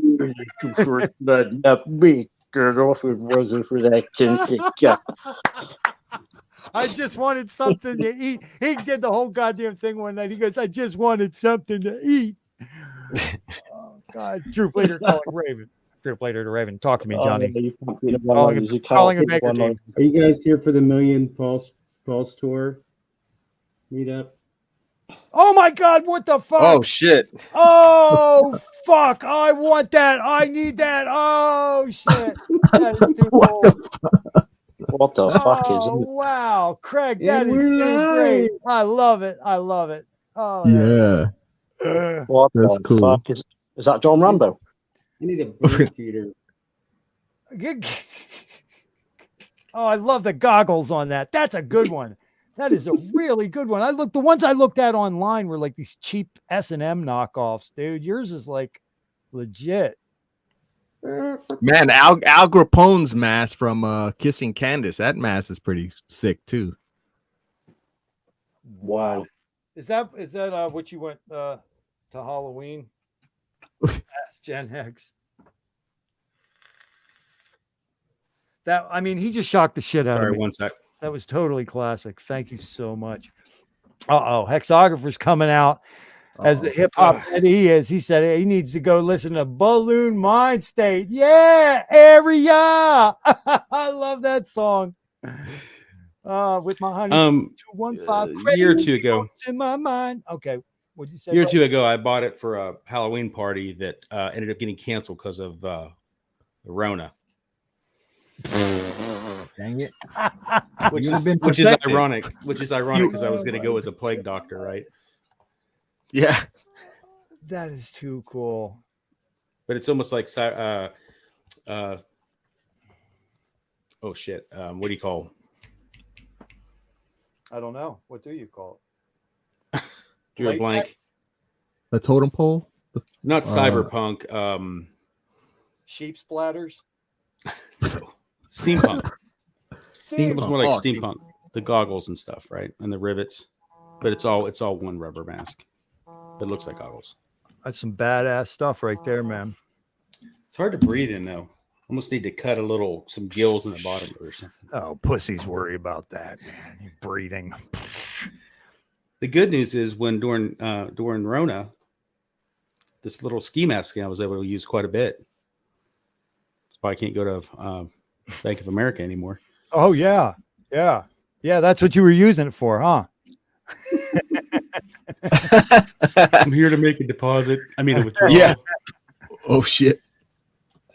Oh my fucking God. I saw one of them type of movies. You know, I guess what was the one that Heat was the one that our generation was into for the robber movies. But they just where the fella from the 300 King Leonidas, he runs a fucking cop gang.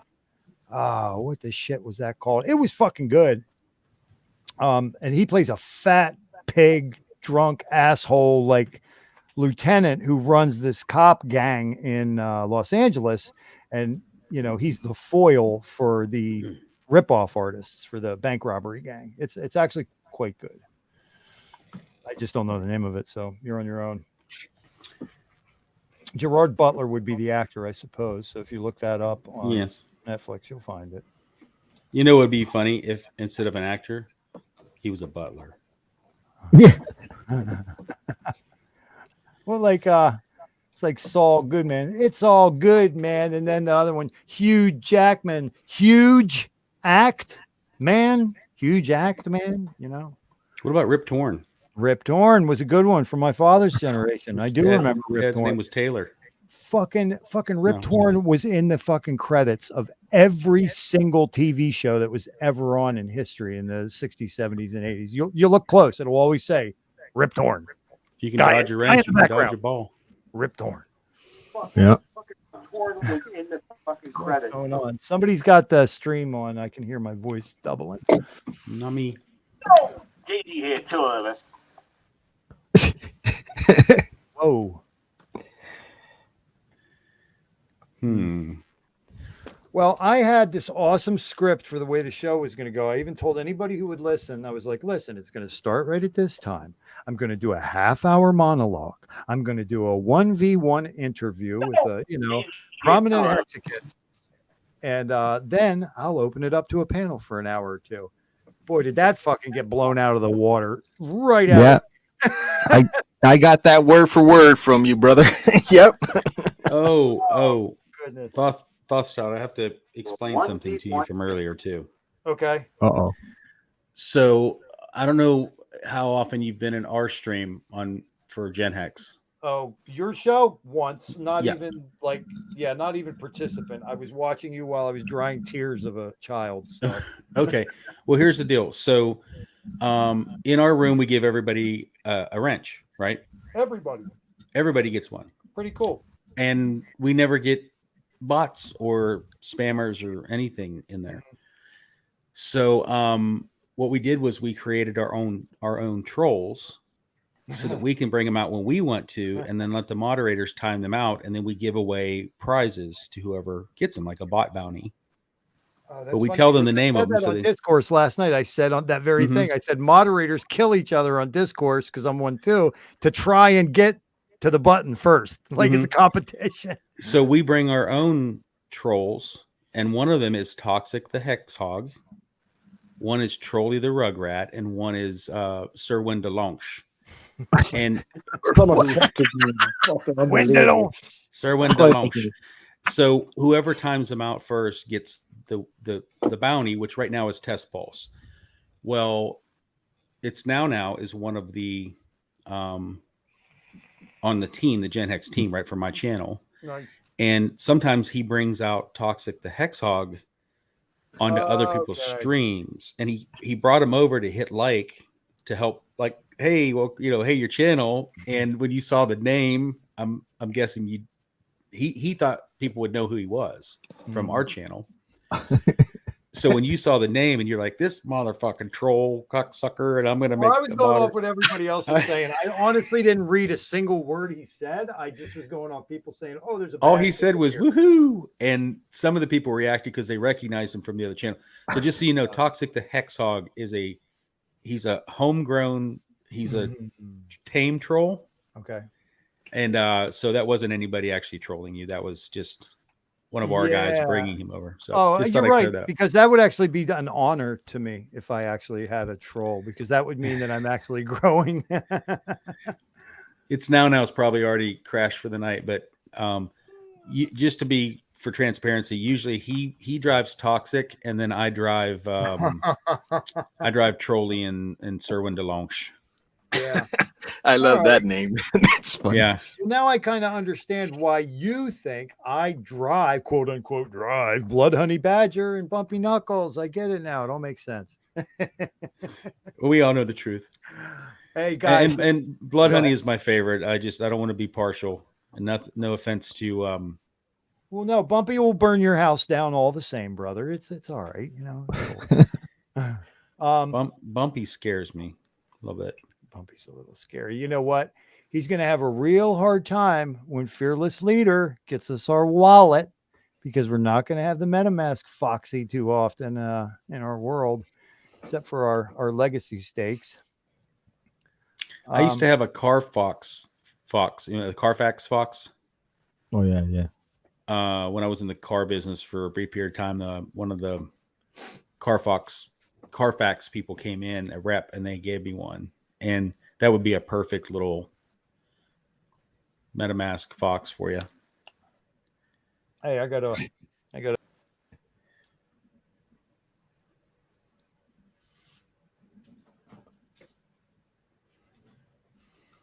Can you guys hear me? Did I?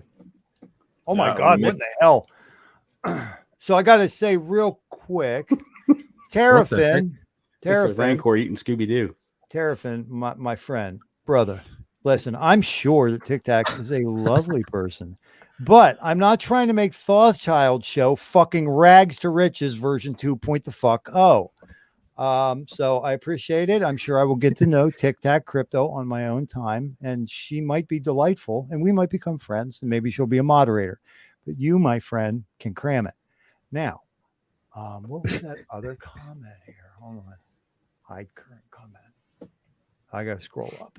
Actually, I saw Tic Tac Crypto on streaming the other day, right? she's She's great. streaming now? She's freaking great. Yeah. And the other Very thing good I want to job. tell you guys is I most certainly will bring Drunk Uncle on this channel any fucking time I want to. So deal with that. Brizology. He's everybody's drunk uncle, and we love him. That's funny. I thought I was Brizz's biggest fan until the one out of his window came flying out and tried to kill him on stream. I didn't see that. Yeah, his box fan like fell out of the window into him, like while he was on X-ray vision, I think. Oh shit. So that's why we give him we rib him about the box fan stuff.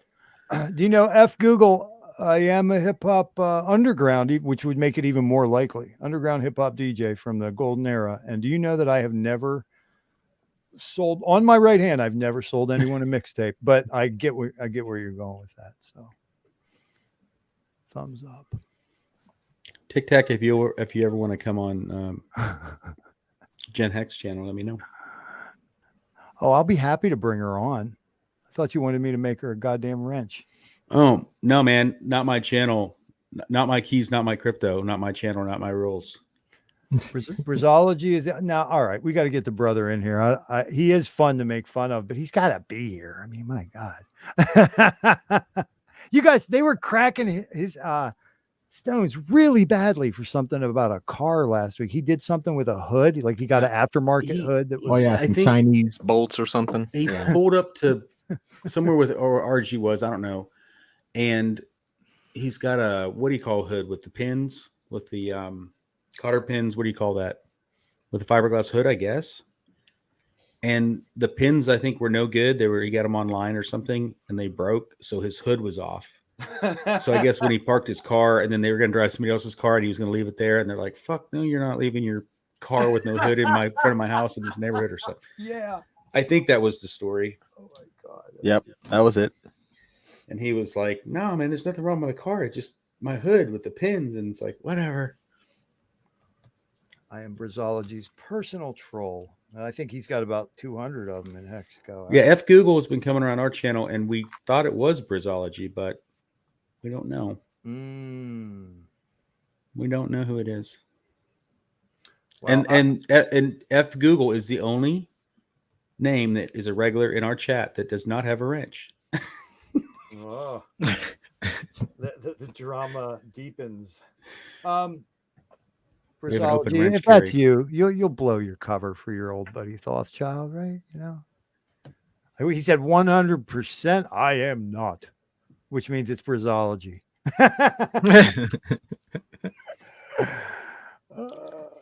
So Brizology, it was funny when we first started doing the driving our own trolls.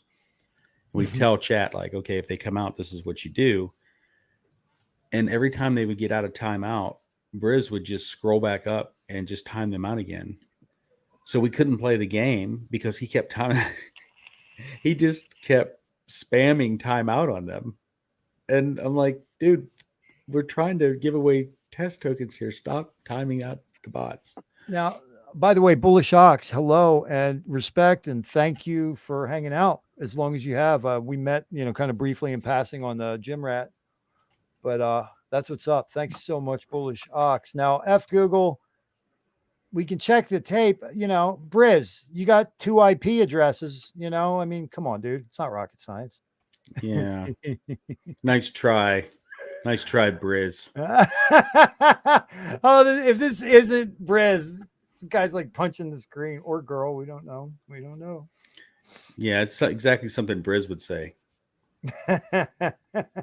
Oh no, I can't possibly be Bridge because I'm logged in different. Yeah. It would have been funny if F Google started providing details about the Brizology auto hood story. Like, yeah, no, it was a Honda, not a Subaru. Yeah, and he ordered them from. It's like, you guys act like I could be logged on Briz on my computer and F crypto on my phone at the same time. Duh, it's impossible. Oh, F you guys. It does sound more like Briz. F you guys. Oh no, I think we're starting to get it answered. It's Alexis. Oh man, dude. Thothschild is in a castle and F Google is in a Toyota with an L on the front logo. Actually, we do have a guy on stream with us right now who might be actually in a castle. Isn't that right, Stones? Young brother soon. Yeah. Oh, that is so cool, man. Yeah. Good. At the moment, I know. Good contractor, good mason, good carpenter. Crypto Hut is, and he's got some pretty interesting things coming There's up. lots of castles for sale at the moment, I know. Mm-hmm. Yo, Terrafin, I sent you DM'd you the link to Tic Tac since you're a wrench. Can you drop it in the chat?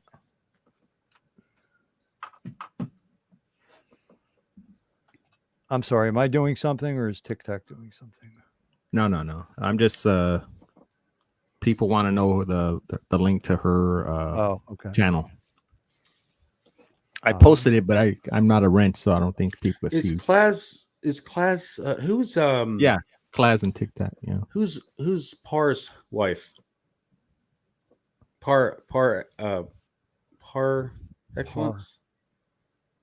CZ. Well, Tangent's friend Par's wife was one of the ones streaming. I think they're Australian. Hey, you and me both, Tic Tac Crypto. I can't do shit either. Tonight I feel especially like mo-tarded. I'm telling you, that threw me off my square. I was giving impassioned speeches to a camera that was not on. So is Class the one that said she was Par's wife? Class is not CZ though, right? That's two different. Okay. Yeah, no, they're Australian. They were on the stream the other night, and then because Par is friends with Tangent, I think they went to school together or something, and then Class is Par's wife, and she was on the stream. I think I got that right. Was it Class?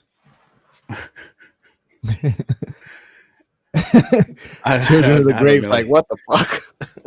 They were streaming the other night. Tic Tac, yeah. They were streaming, and one of them said they were Par's wife, and I didn't know who had said it because I was listening. I wasn't watching the video at the time. Yeah. Par's cool, dude. I like him. That's the only problem with some of these guys that are like Australian or even Eastern Europe or UK. It's hard to stream with them because the hour difference, you know? Yep. Because I get home from work, I work during the day, so there's only that like whatever about a 5-hour window there to stream. And if you don't do it early enough, then those guys, a lot of them are already. You're right. We can catch up, but the only person I know who makes an effort for every single stream, no matter what time zone is in, is the GOAT, and that's Crypto King.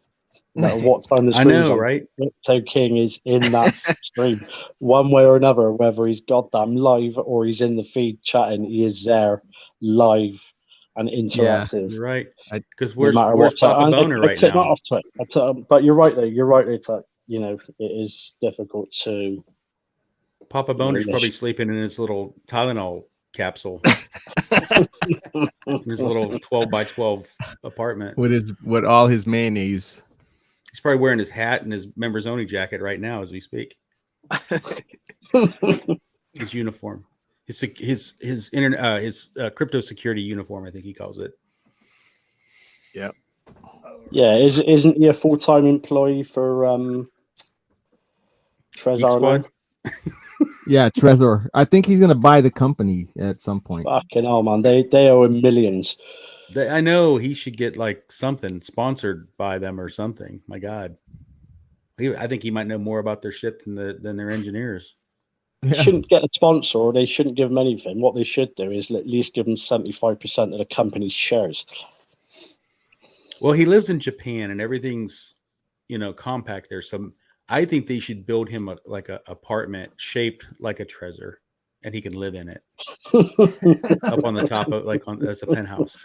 A Model T, a little dongle hanging off the side. Little dongle hanging off the side. The great work he's done for the Hex community, phenomenal.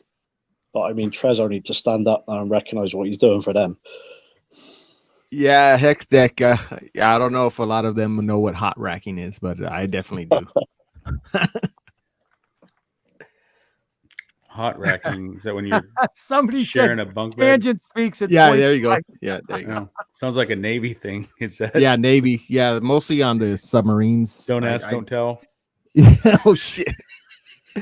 I did I volunteered to go on a cruise it was during a Westpac, so we were on a deployment, and they had like a cross decking opportunity. They'll bring some submariners to the ship, and some shipboard sailors will go to the sub. So I did that, and it was awesome. I enjoyed it. It was 8 days, Hong Kong to Singapore is what I did, and it was awesome. I almost volunteered to become a submariner because their food is fucking fantastic. Is it like the $5 foot long subs? No. Submariners. Yeah. When they call them the sub is short for submarine sandwich, right? So right. It's like, okay. When I was in North Carolina, I was in Fayetteville, and it was cool. Every once in a while, like you'd be out having a beer shooting pool, and next thing you know, you're like partnered up shooting pool with like dudes from Israel and Germany and Australia and whatever that were there for jump training. Yep. It's just cool. You just striking up conversation. You're like, holy crap, man. Because it was this Asian guy, and we were playing pool, and when he started talking, he was Australian. Which sounds really racist of me to assume that there aren't Asian people living in Australia, right? He's like, my name's Bruce. I'm from Iowa. Yeah. Yeah. He says, hey, I'm trying to shoot pool over here. Hey, fucking problem. Hey, my name's Tony Lee. Yeah, like middle class. Yeah, like middle class from Hex Asians. Yeah, he's an Australian. But middle class. Yeah, he's an Australian.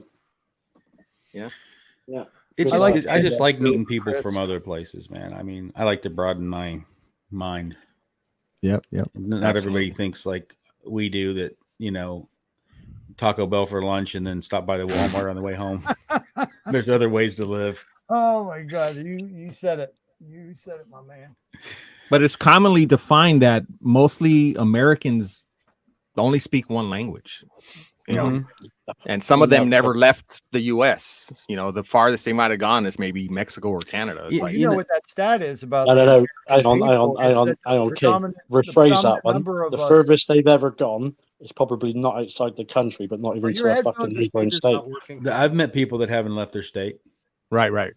That's what I was And going to say. The statistic is that people predominantly live within something like within 14 miles of where they were born. It's like a legitimate stat. Well, and if you think about it, with the United States, it's a big enough of a country where you could go skiing, you can go to the ocean. You know, we get like the seasons here. So some countries, if you want to go do certain things, you got to travel. Like if you want to go to the ocean and you live in a landlocked country. For sure. So some people could never leave the U.S. and still kind of get to do a whole lot of different shit. Yeah. Right. And let's face it, you know, one of the wealthier countries, right? So people here, you know, there's people in third world countries that are never going to leave their area or region because they just can't. They got to walk 6 miles just to get water. I don't think they're going to be going skiing anytime soon. Yep.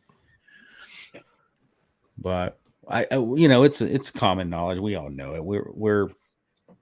We take it. But for then granted. but then also you got the media telling you like Mexico's the most dangerous place on the planet. It's like what? Mexico's like the second largest American population lives in Mexico. Like the American media portray the rest of the world as the fucking enemy. Like, well, it's like a lot of Americans won't buy any crypto that's been backed by a Chinese developer. So let's just say Tron or fucking VeChain or anything like that, because it comes from China. They won't buy it because it's got the Chinese label behind it. Like you're not buying because of emotion. You're not buying because your media for the last 30 years has told you the Far East is the enemy. Like fucking where's your critical fucking mass of thought gone? You know, like wake up for God's sake. Just there's a lot more people that are know what's. I mean, more and more every year, less people trust the media here. We all know they're garbage. It's getting that way, and we're starting to see that now. But I mean, the generalization is mainstream media still dominate and fucking manipulate the minds of a lot of Americans. But like, okay, let's say, I mean, you're from the UK. I don't know I don't know which part, right? Southwest. Okay. So like if you had never been to the States before and I lived here and you said, hey, I want to come visit the States. You know, I've heard of, Golden Gate Bridge in San Francisco and the Grand Canyon and this and this and this, New York City, Chicago, whatever.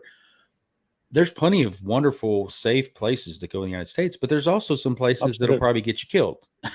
You know, right. So same thing with other countries. You go to Mexico and you walk down the wrong street in the wrong alley at the wrong part of the day. Mexico is dangerous for sure, without a doubt. Sure. Because the fucking drug lords and the drug mafias control their provinces more than the government and the local police department sort of have law over those areas. Whereas, law enforcement's. Yeah, and you hear stories about people getting obvious tourists and they get picked up by the cops and they give them on some bogus charge just to get bribe from you. That's all they're doing. Right. It's just get a bribe. Right. Yeah, that happens in Europe too, especially in Italy. They do that to a lot of shit probably happens in Eastern Europe. There's probably a ton of countries that are like, ooh, we have them here, speed traps. Like you go through these tiny little towns that have like 2 police cars and all of a sudden they go from 60 miles per hour to 15 miles per hour around a corner, and they're sitting there waiting to get you just because they have no money import of currency in their town. They just do a speed trap, So I don't know. See, I'd love to travel more, but I don't want to travel by myself, and it's not. I just feel like you're more of a target if you're by yourself. Like back in years ago, people talked about like, oh, after I got out of high school, before I went to college, I wanted to backpack across Europe and all that stuff and have that little adventure before you start school and stuff. And now it's like, probably I didn't livers on the black market. I didn't take a vacation, guys. Legitimately, no bullshit. When I committed to the idea of being a father, I stopped everything from playing music, studio appearances. I stopped club DJing, but I also stopped traveling. And I went 12 years, maybe more, without like a single vacation. Now I did go a couple places for overnighters, But guys, those of you who have children, you know that if you go to the beach for an Let's overnighter do with it. 4 kids, that ain't no relaxation. That is as hard of work as you could ever do. So this year I just kind of had it, and I just got in my car and I pointed it west, and I left for a month, and I ended up at Nagabo's party in Vegas on the last day. I thought about Expo. doing that, 3 weeks ago when I had to say goodbye to my dog. The last couple of years, I've been dealing with his medicine and taking care of him, and now that he's gone, I've thought My about. condolences to you, bro. It's like a member of the family, dude. Yeah, Yeah, it was That's the hardest thing ever. I mean, That I even broke me down. Yeah, I dog- streamed that same. night, man. Motley was on. I had to leave, and then I came back, and like Motley and other people came in. There was like 20 some people just hanging out with me because I was just like fucked up, man. I It believe breaks it. you. My 2 cats, mate. I'm on a seven, almost $1,000 vet bill in the last 2 weeks on my cat, and they still ain't diagnosed it. With Yeah, I anything. was dropping $250 a month just in his regular, just the pills he took. Yeah, that's Elwood right there. Well, you value his life 20-year-old more than orange tabby. He was my like familiar. people say. 20 People with tell me, 20 oh, it's only years. a cat, it's only a dog, but it's not. It becomes a part of the family, man. I think I want to take some time and like travel and do different stuff that I couldn't do before because I had the dog. And then Yeah. I feel like if and when I get another dog, like I think he'll find me. Like I'll go That in the reminds me pound of and something my dad said. Yeah, He said, I'm not getting another dog until I have a guarantee that I'm going to die before the dog. Yeah, I know. But you know what? Once like Pulse Chain's out and things kind of settle down, and some of us that haven't been around since the beginning actually finally get some, like, let's be honest, like potential retirement money or do your own whatever the fuck you want to do money. That would be really cool to get, like, I don't know, 5 or 6 people that are all kind of in the same situation I am and go travel together and get like a. Look at all this love for you, man. This is beautiful. Oh, thanks, man. Yeah. Thanks, guys. Bullish Ox, we feel for you. We feel for you. We all resonate with some kind of story like that. Bullish Ox, I've told the story, I think probably for my test stream, but guys, after my divorce, the most important person left in my life was my mom, man, my best friend. And she was the healthiest, youngest looking, you'd never believe this woman could be made me. She was a good looking, young looking, vibrant woman, man. And she got taken from me on Mother's Day. And this is after I lost my business, my house, my wife, my kids for half the week. Like, everything was just as bad as it could get. It can't get any worse. Oh yeah, it can get worse. You're going to lose mom on Mother's Day. It's like the stacking exponential function of life. It never ceases to amaze.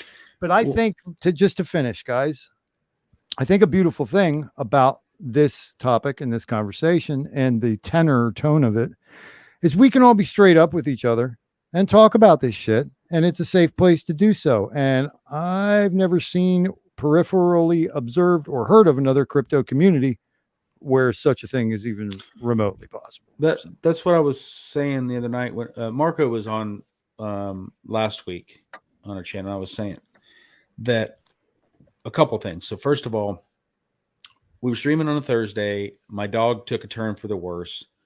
I had to leave early at the end of the stream. Ended up having to take him in, have him put down. Came back later, talked to It's now on the phone on the way back, was feeling better. Like he was kind of helping me just deal with it.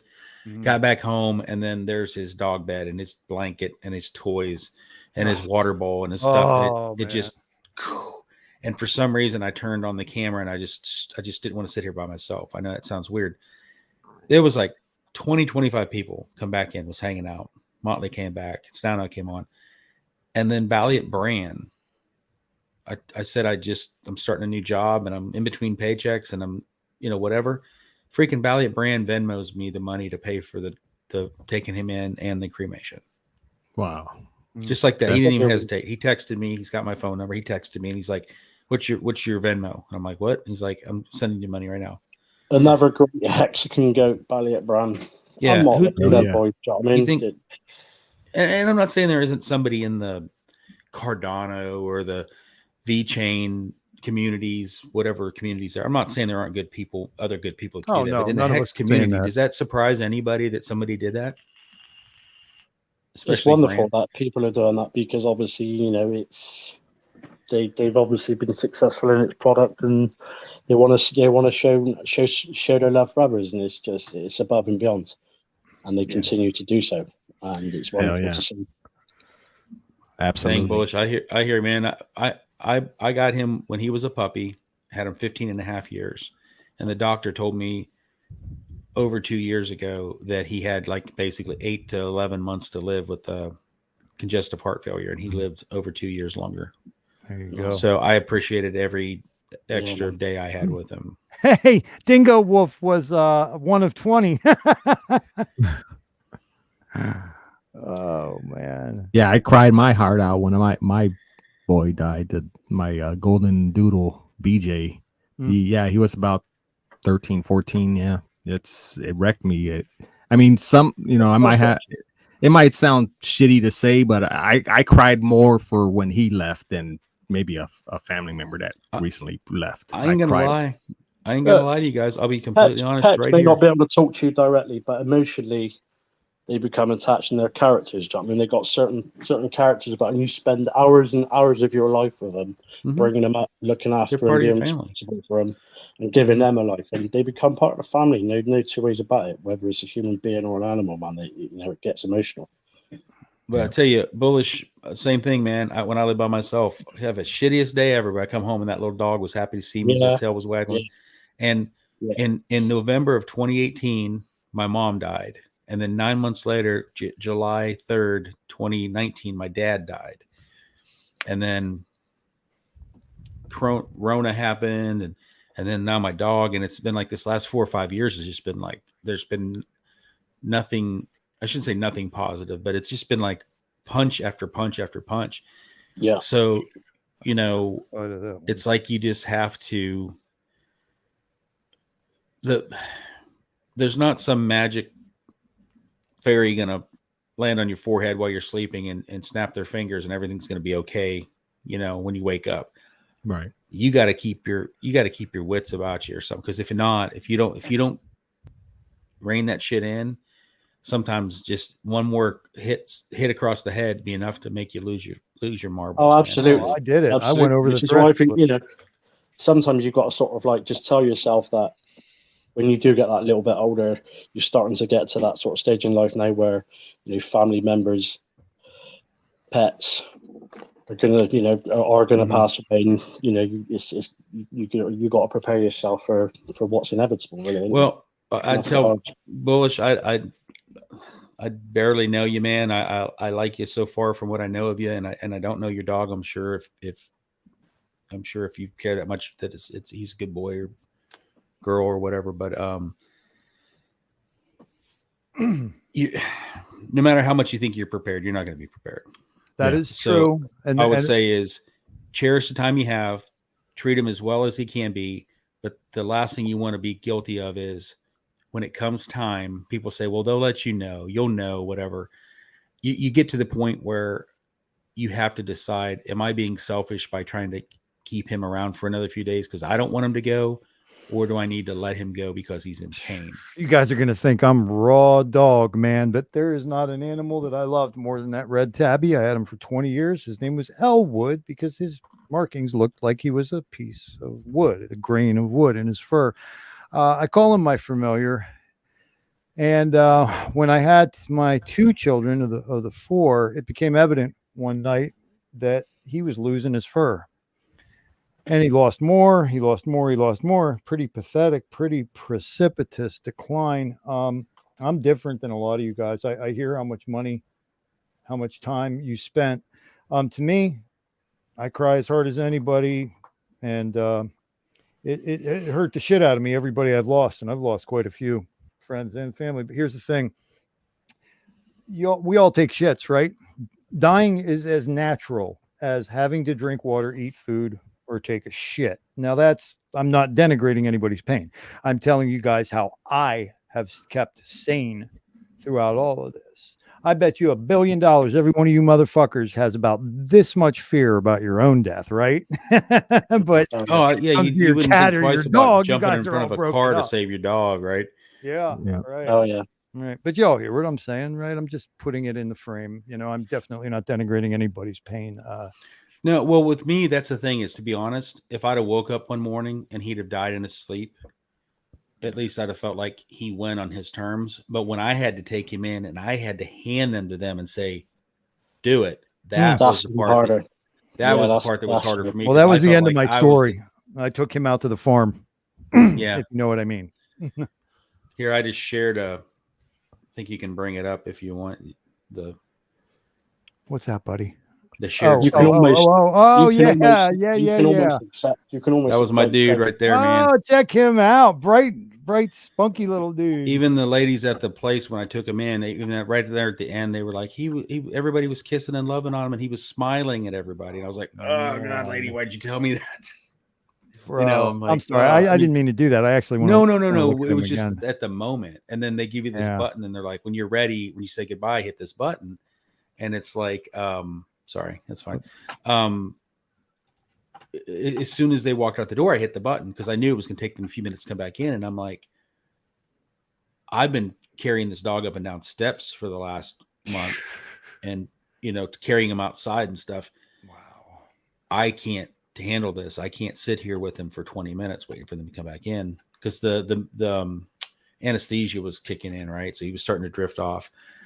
And then after she injected him, she's like, do you want to have some time with him, say goodbye? I'm like, no, get him. I'm like, get him out of here. Like, I'm trying not to lose my shit. I'm like, just get him out of here. He's a husk at this point, right? I mean, what do you, anyways, it is what it is. And some people aren't pet people and they may feel like, oh, people that get all this emotional about animals is dumb. But people understand. I've never been married and I don't have kids. And for the last almost 16 years, that was me and him. Well, we've he was all my heard. sidekick. We've all We're heard like the Dumb and story. Dumber together, Well, I'm not married and I don't have kids, so That's the best friend. yeah. Well, we've all heard the story that they are able to, drill down on where the potential psychopath is by who would torture animals or who doesn't care about animals. It sounds silly. It sounds a little silly. Sure, I'm with you. Yeah, I'm not going to talk about Elwood the way I talk about my mom. But if I could finish my thought, it's simply this. I would contend that anybody here who has the ability to feel that committed and passionate about their feelings for a pet, an animal, that is a compassionate person towards human beings. Okay. So Romanian Dan, what's up? Glad to see you. I'm sure you're being silly with your comment, my friend. The other thing too is, I mean, honestly, if you rationalize it, to take your dog or your cat out behind the shed and put one in his noggin to put him out of his suffering, is that really any different than me taking him into a vet and letting them stick needles in? I mean, I don't make. I just know that I was holding the gun, and I couldn't do it. I gave the gun to the farm hand. I'm just saying, at the end of the day, you're still ending the animal's life. And if you have the ability to do that, I couldn't do it. I couldn't pull the trigger on my dog. I know back in the day, they're like, oh, sometimes you got to just know when to take them out, because people used the animals as they were working dogs or farm dogs, or they were for security, for running off predators or for running off people. Right. There's people that have dogs, and the entire time the dog's alive, it lives in the backyard, or it's chained to a pole or something, Not my dog that slept in my damn bed. So, oh, right. And, that would never happen in my household. God bless your love, man. I'm like, that dog likes to lick his and other dogs' assholes. He is not getting anywhere near my pillow, friend. No, my BJ, he was like another person in the bed with me. Jeez, oh man, King, he was named BJ. What more do you want, man? My dude, God. You messed up. If given a chance, you'd lick other human beings' assholes, wouldn't you? Being way of female, obviously. What day is it? Because actually, truth be told, I'm not going to say anything else lest I get in trouble. But yeah, I really enjoy crossing the country. Let's put it that way. Romanian Dan, brother, I thought for a minute that you were a prick-faced dickhead, and now I fall more and more in love with you every day. And now I'm convinced I want to work with you, young man. I want you to come in and we're going to work on this comedy show together, okay? Because you are a fucking funny dude, Romanian Dan. You know who else is funny? Alan Fizz. Oh, Me. Fizz He Meme. says Fizz funny shit. Yes, he does. Fizz Mame, whatever. Alan Hey, Fizz. Finbear's just joined the stream. Get Finbear, and is this the guy from Norway? Finbear has his this- moments too. Finbear's chair is hilarious, by the way. If you've ever met, Was that who you had on your first stream the other day, Thoth? Well, he's here, and Finn, I'm going to send you a link because Finn was actually technically, see, my first interview guest was Balliet Brand for episode 1. However, the night before I did a test stream, and on the test stream, none other than Michael Lung, aka Finbear, was my guest with me, and now he's 3 for 3 on Thothschild's Mind Spray. So bless you, brother. Now, guys, I think I max out at 6, and I just want to mention Side Effects and Bullish Ox. I was thinking about sending you guys one, but I definitely got to send one to Finn, and then Side Effects and Bullish Ox. You guys fight it out if anybody wants. Oh, is it? You have just the regular StreamYard. I don't have the paid yet. I'm going to have to get it because I'm already almost at my threshold. I think it jumps up to 10. Mhm. And I'll be honest, when I started my channel, it's now wanted to be a part of it and help, but he didn't want to like run it, but he wanted to be like my Ed McMahon. You know, Hey, the more to the make money. merrier. You And I'm know, like, even cool, if we okay. all started our own goddamn show, I think there's plenty of room for it, and the cream will always rise to the top. You know, But to give him credit, he bumped he coughed up the 1 year sub for StreamYard for us. Now did so. nice. So now I'm stuck with him. God, for another. No, I'm just kidding. Actually, there he is, right there. Bullish It's Ox, I'm hearing you, brother. He heard his name. His ears were burning, and he came. Yep. in. Yeah, I'm gonna get that over to him, and then I don't know, Side Effects or Bullish Ox. Either of you guys motivated to? I can bump out if one of you guys want to come in. No, It's fine. I get 6. Oh, The you Side do? Effect says he's drunk, and there's no way he's coming on here. Oh, I didn't know. I don't know how StreamYard works. I never used it. I've only just been invited on streams. But yeah, you're I'm limited to gonna how take many this- people you can. I think it's 6. You're I'm gonna limited take to this how many people opportunity you can have to at get once, on right? Chris Side Effects' ass. He's in Texas. He's been working outside, dehydrated. He's trying to put on weight and do the fitness challenge, and he's drunk. How dare you? No one stopped you. Saturday Night Fever. Oh, it's his cheat day. Why is no one dropping any stickers for such a great stream tonight? What have you not set up, Thoth? I'm sorry. Say this again now, Stones. Nobody's dropped any stickers tonight.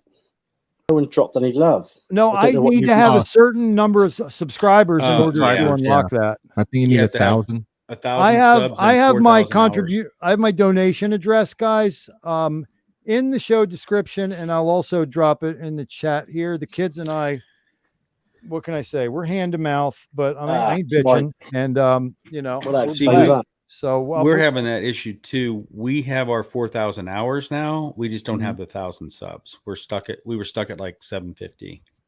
I think after tonight's stream, we ended up. I will come over and subscribe. what Not did- tonight, tomorrow I will. I mean, I Ken. kind of know, but what does hitting the like buttons enable over? When the more people type in chat and the more interaction and the more people that hit like or dislike, it What shows dislikes the it? algorithm that there's activity and people are interacting with the channel. So it helps. The more likely your channel might come up as a suggested video or stream. Right, makes sense. Yeah, the dislike button's pretty much inactive now on YouTube, and Yeah, Thank you. Thos, you should definitely take up Bullish on his offer to do anything to help you with your show or any future shows. Yeah, he's done some awesome work with Jim Rad, and he's a professional. So Awesome. Thank you. I did not see that he offered. I do know that I noticed that when the camera's on and the record button, we're doing it that way. I've gotten a lot of offers for help. And I also know that when the rubber meets the road and the fit hits the shan, a lot of guys were paying me lip service. So I have had people come through and really show and prove. And I don't doubt I don't doubt that if I can finish, I don't doubt that Bullish Ox is genuine. I have some talented people from my music days who can help. And then Brandon from Rags is actually the one guy who, other than Wales, talked a lot of shit and actually showed up. Like Brandon had an hour-long conversation with me the one night, and it was beautiful. And I'll always be thankful for. I'd be more than happy to try to Brad. help you navigate StreamYard. And if you ever want to set up like a little intro or something at the beginning, I can tell you very cheap and easy ways to do that. Nice bit of editing. I heard about Fiverr. I also talked to Hex-Pulse, whose show I've been on 3 times. He's a burgeoning graphic designer, and I already drew the whole thing. I already have my whole. Oh, so you want a custom? Okay, I was gonna say because I use like a website that you can kind of use their stuff but piece together your own. Right, thing. I get that. Yeah, that would be like Pele having a contractor score goals for him or something like that. I'm a musician. I'm a writer. So no, I'm not. all I have. I'm not. I'm not a designer and I'm not a musician. But like even my logo, like I had somebody on Fiverr make it the Gen Hex logo, the one that's next to my name. I'll tell you what, that's a fucking absolute great website, Fiverr. Like the amount of people putting their services out on there for fucking everything. I thought she did a great job for I think $25 to get. Yeah. Can you get a date? I don't know, but if you want Maria's contact information, that was her name, Maria. It's $25. I do like Fiverr. Like, I've got other work done on Fiverr. I was working on a project with a friend of mine who is a big Cardano maxi. They were doing an NFT launch, and I was basically doing like project manager stuff for him. So I was dealing with the Fiverr people. Like he gave me a budget, sent me X amount of dollars, and I was dealing with the Fiverr to get stuff done for. They were playing doing a play to earn game, and I just thought it'd be kind of cool to help or cool to be a part of it. It's back when I first started getting into Hex before I finally cut all ties to, like, I liquidated everything I had for the sack phases. Like any other tokens I had went. Really? Yeah, I went all in on Hex and sacks and stuff. Lots of. I'm an advocate for multi-crypto, but I think you shouldn't have all your eggs in one basket, but that's me. Mm-hmm. Hey guys, yeah. Earlier in the evening, I had given our community a challenge. Might have been out of range, a little high expectation, but I'm satisfied because the support's been so mind-blowing. So you guys know what my hairstyle is like right now. Here he is, Thothschild at age 16. Oh man. No. John, that looks more like John Rambo when he was 16. Look at that hair. Look at that handsome fucker. You know what? I think I might have a picture of me when I was 16. You want to compare? Well, what are we going to compare exactly? Because I don't have the notches. Who looks I don't have the notches like from how many, virgins I converted on my suspenders there. So what are we gonna? I don't know. Just see who looks the most. You know how Indians used to keep the scalps on their belt? When I was in high school, man, I had like flock of seagull hair, man. Cherries on my belt. I was class of 90. I wasn't messing around with the hair. I used to have hair. I shaved my hair once for the soccer team and thought it was like the coolest little novelty in the world. Little did I know that from doing the plaits and braids, Cracker Boy doing plaits and braids in my 20s, that I would then subsequently go bald by age 29. You remember the Seinfeld episode where Elaine was dating the guy that had been shaving his head, and then she asked him to grow his hair out to see what he looked like, realized he had been going through male pattern baldness, and then got all depressed because he was actually bald, even though he'd shaved his head for years. Damn, classic Seinfeld. I had like mid-length hair, and I thought I was hot shit. And one day I looked, and where it used to part a little bit, there was this big swath of hair that was like fucking missing. So I had my moment. I think I sat in the bathroom for about 2 days, and I'm like, all right, this part of me is dying. I need to say goodbye to it and just move the fuck on and embrace it. Well, I had a very famous Philadelphia musician who's, African-American. His father was an army barber.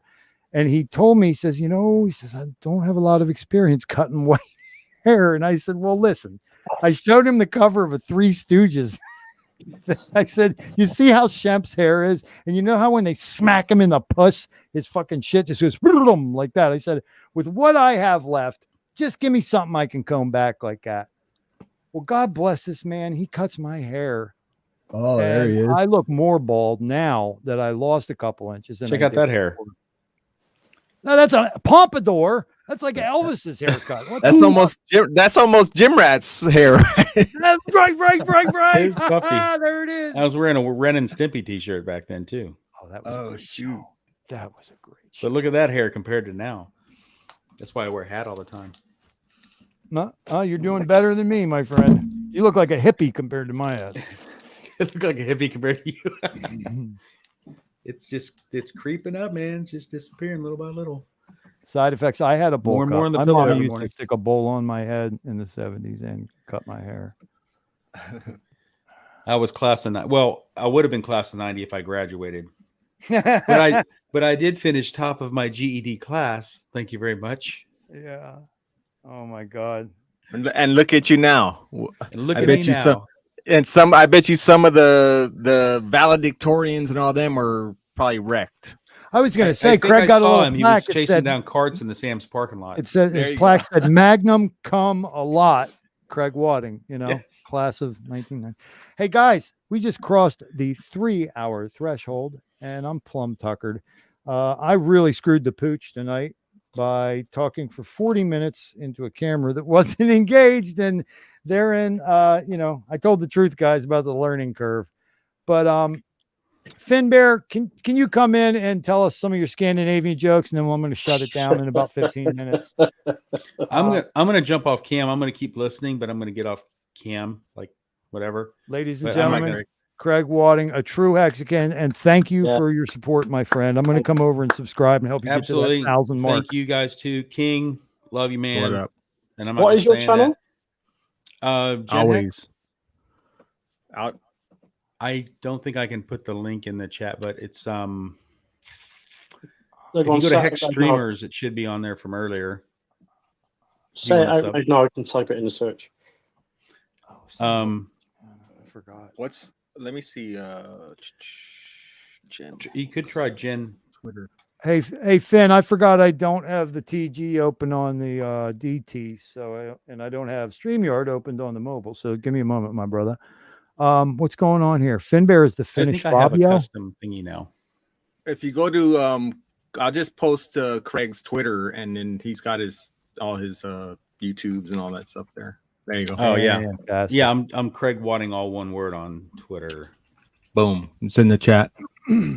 Yeah, thanks, guys. It's now it's kind of like my esoteric lessons and etymology lessons, and now we're doing a little bit of lifestyle chat, because if we talk about our fucking steaks, it's going to be a bunch of grown men in a circle jabbering, going 5 5 5 5 5 5 5 5 5 5 5 5 5 5 5 5 5 5 5 5 5. Yeah, It's like- Come on, it gets old, man.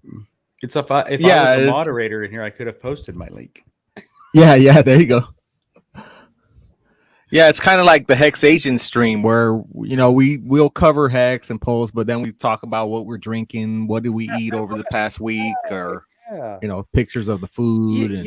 I think it's all about what people are looking for. Like when I'm watching a chat, there's certain streams I watch, like Hex Token, right? He's like the daily farm report. Like, this is what Hex is, this is what it did yesterday, this is whatever, this is how many stakes ended and all this. He's got all these stats, right?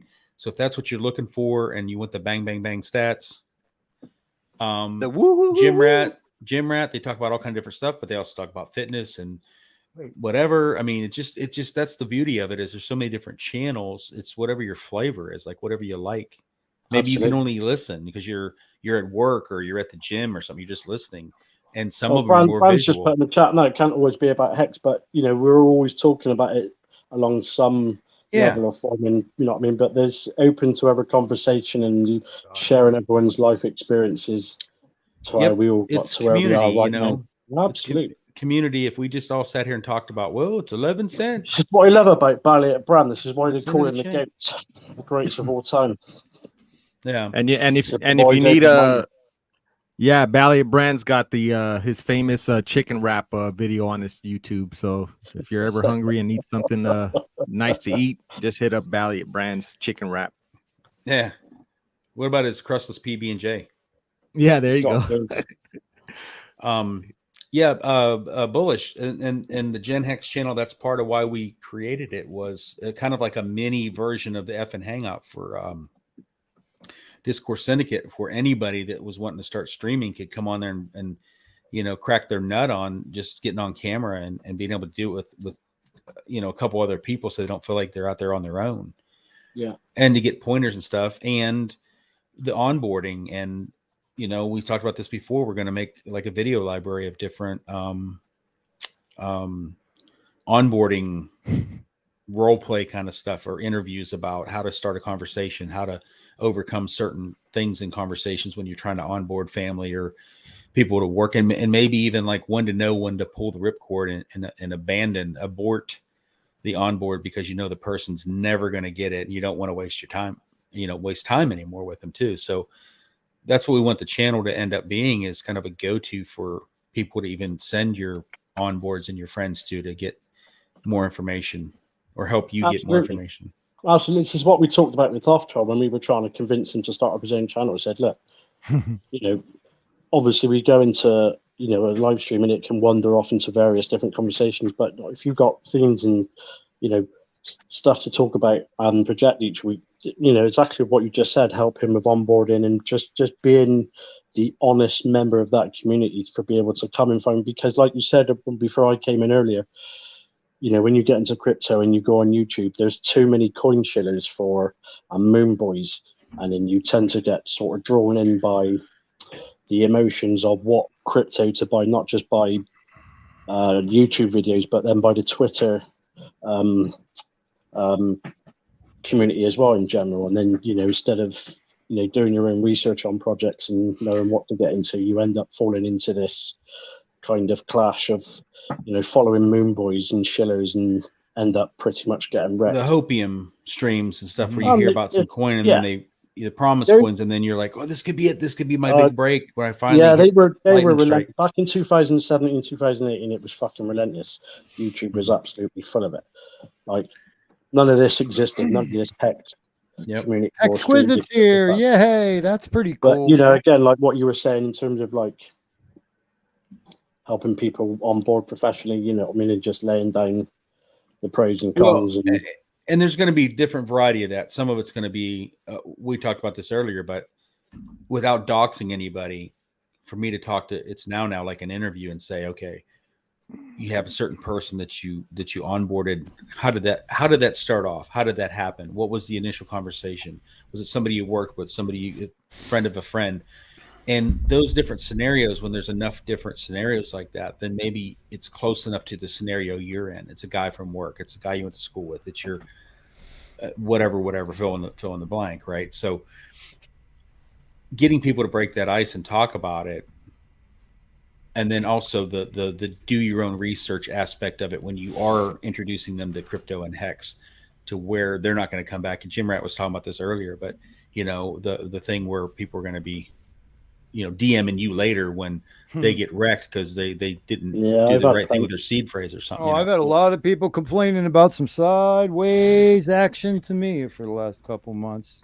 Even if Hex was still 11 cents in 10 years when you end your stake, look at all the yield you're still getting. You're still winning. So it's about how you talk to him about it, how you explain it. And it's relative. We got to stop with the one size fits all, because if a guy puts in $10,000, he's nowhere near the same who put in $1 million, who's nowhere near the same as the guy who put in $25 fucking dollars. Yep. I mean, and that's what I said with it's now he's onboarded almost 60 people now. So every different onboard has a different story with it, and we want to talk about. So who is this now, and why is he bossing me around too? If he hasn't learned yet, I don't take well to anybody's bossing around. Like, that'll be the opposite of whatever you're trying to achieve. So give me a wrench means go fuck yourself. I don't care who vouches for you.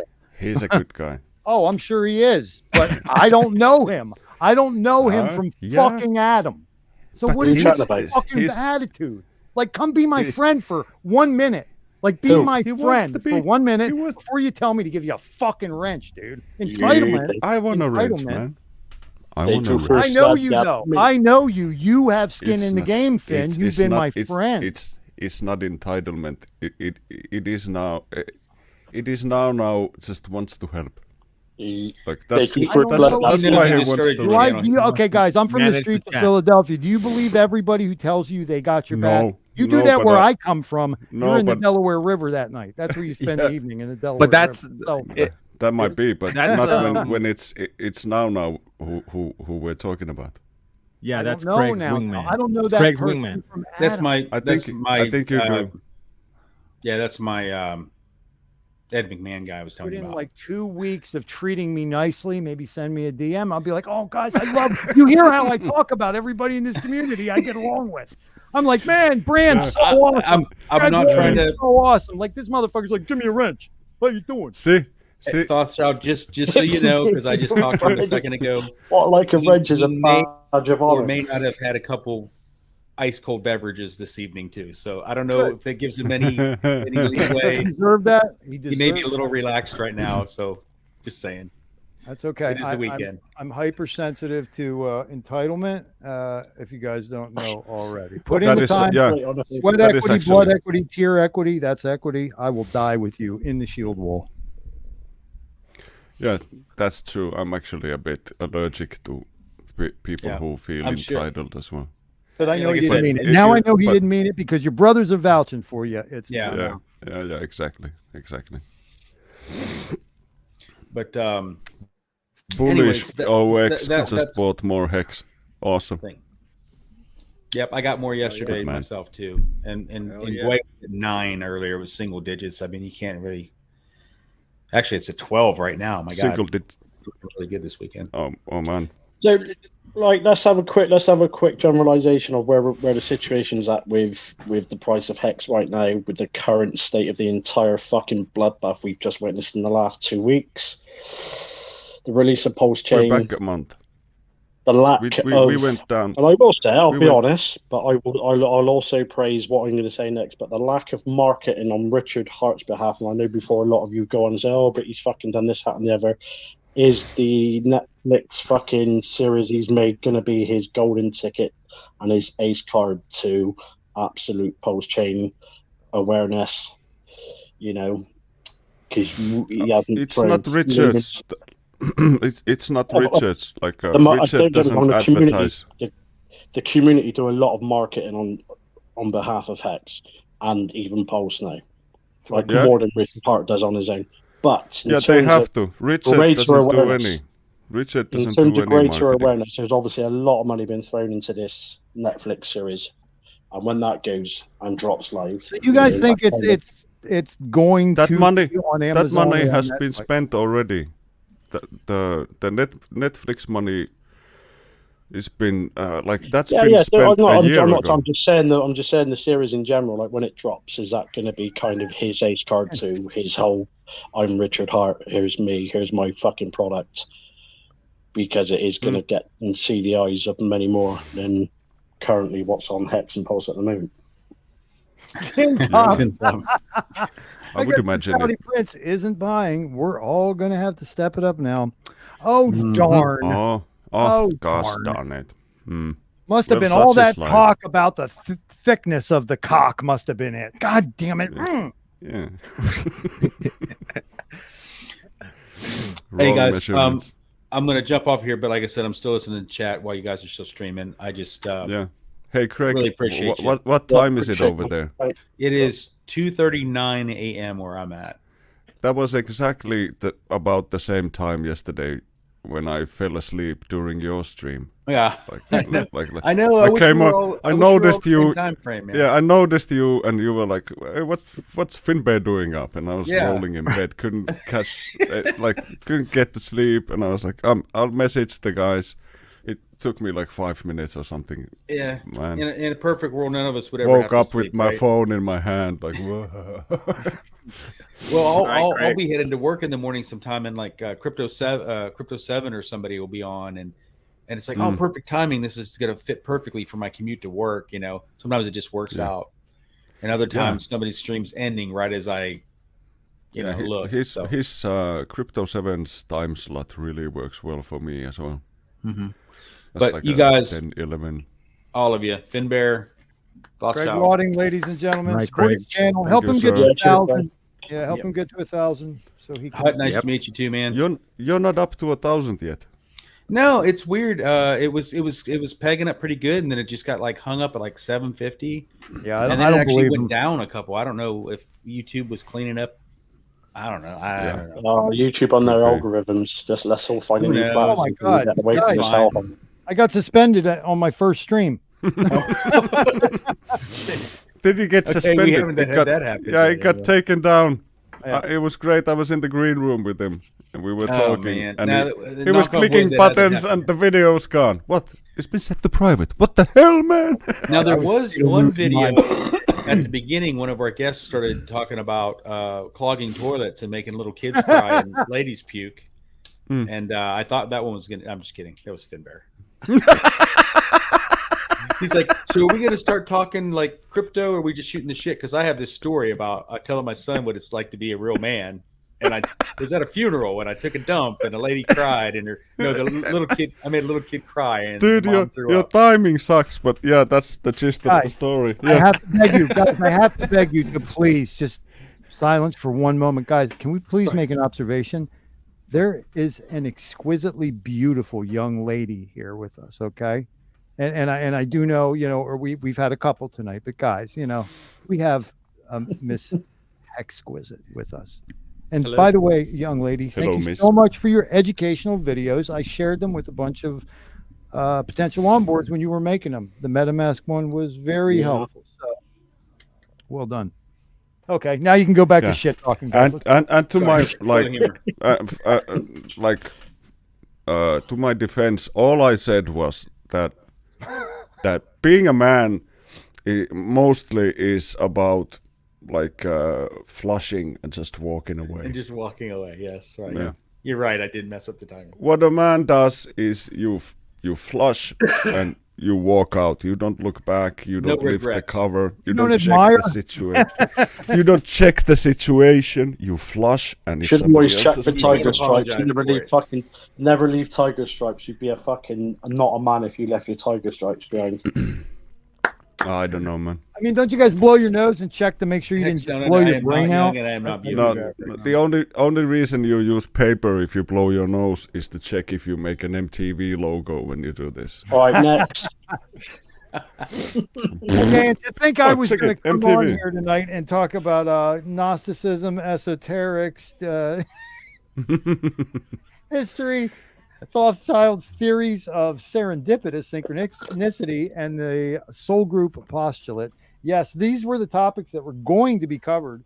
And we Awesome. have now spun off down into some vortex of filth. Yeah, but hey, you don't have to worry for your next show. You already have a list of stuff you can Yeah. go over. Ding, ding, ding, ding, ding, ding. Yeah. You're already prepared. You can write that stuff down. Like you'll have a book of stuff you never spoke about in a few years. There's a certain friend of mine whose show I've been on a fuck ton of times, who's an extremely popular Hexagon, and the rumor has it that famous guy might be with me for episode number 3 midweek. Stay tuned. You know what I'm talking about.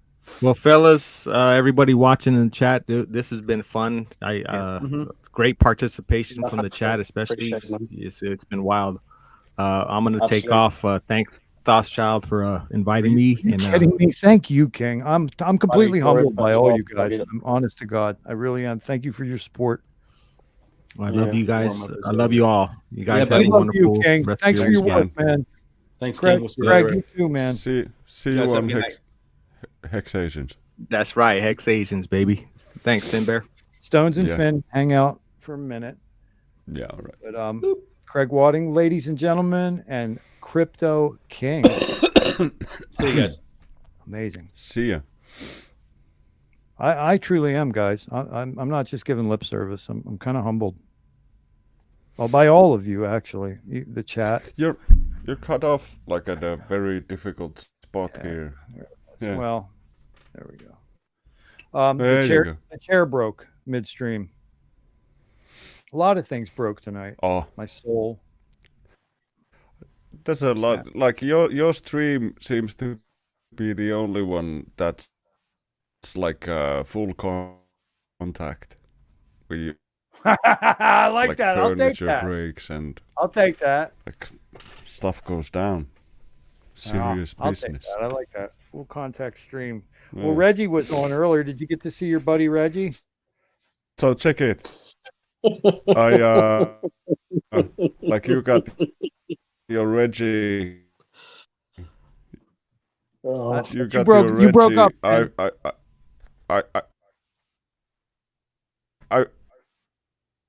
No, I was sleeping. So as the do you see me? Okay. I don't know how everybody else is Hello. hearing Finn, but on Finn was talking, and this is what I literally heard.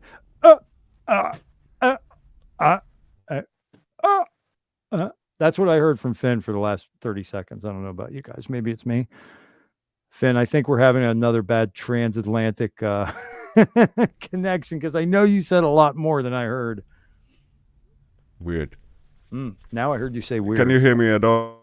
Now I hear you, but it is definitely phasing in and out, my brother. Oh. Do you want to That try and is reestablish? weird. Because you sound like you're in one of them Transformer movies, like every third or fourth word. And there he goes. He will be back. Thomas, how are you doing, my friend? well, I'm trying to figure out why I can't add a fucking avatar to my avatar instead of just a white circle with a. Yeah, you should be able to. I don't know. I have some autonomous. Well, I've done it on previous streams wait. before, like months and months ago. But Bring Finn back in. I wonder what that was.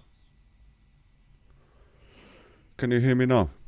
I certainly can, and it sounds like a better connection, my friend.